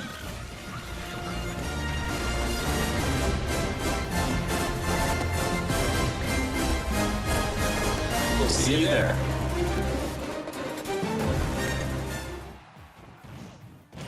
All right, we're now about to be joined by the one and only Giancarlo Esposito to talk Far Cry 6. Giancarlo, thank you for joining us. So why did you want to take on this role? They came to me with this phenomenal idea and had proposed that I play Anton Castillo, the leader of Yara, with this big vision and dream for his country. And it really appealed to me because he was a guy who first came from a love of his family and a love of his community and country. And it was so in line with what's going on in the world politically today and what's happened in the past. I thought, what a great opportunity. The other part of it is it's just a different technology that's so brand new. It excites me as a filmmaker that I want to be a part of it. All right, well, you've played some absolutely amazing villains in your career. What was it like being a video game villain? No, I'm not a villain. I gotta push back on you. I'll let you finish. But this guy loves his country. He wants to empower you, Keely. He wants to empower you to stand up and speak your truth. Now, you can go back to calling me a villain if you like. Well, you are smiling on the box. You're a good guy, right? I am, because I feel like we as human beings fall in line. And I want to be a renegade within reason. How do you like that? Because I think part and parcel of us falling in line and doing what we need to do and thinking about the cumulative effect of our doing what's right, and the example of that is also to stand up and say, no, I do agree that they're good and bad about all people, but this guy, out of his love and passion for his people, even if they're faceless to him at certain points in time, allow him to be an absolute hero. Speaking of your character, who did you base him on or study to create this character? It's so interesting because, of course, the obvious choice to study is Fidel Castro, and it is Cuba, an island that had so many resources, but really the dream of the ability of the dictator to cultivate those resources, something got in the way there. And hopefully that can change in the years to come. It's funny you asked me that question, because I was just talking to one of my daughters about Ceausescu and also Hitler, because we were talking about zodiac signs and what signs were certain people. What is that mindset that has you wanting to have power over others? And for each dictator, it's different. She never heard of Ceausescu and studied political science and all this in college. My money, though. So anyway, All right, well, one last question for you. Who would win in a square-off between Gus Fring, Moff Gideon, and Anton? You know, and I have my favorites in those two. So you asked me this question. And you know, immediately I say Moff Gideon. Immediately. You know, somehow I think Gus is colder and displays that coldness in a very particular way. You know, I think Anton could be the most violent man on earth, but given his situation, he may not rise to that occasion or may not have the time. Moff Gideon is otherworldly. This guy thinks in a different way, and he knows what you're thinking before you say it. And he does all his own dirty work, and he has an incredible tool to help him out. So I'm going to say Moff Gideon. Fair enough. All right, Giancarlo, thank you so much for hanging out with us. We will check out the revolution in Far Cry 6. And I can't wait for it to begin. Let the games begin!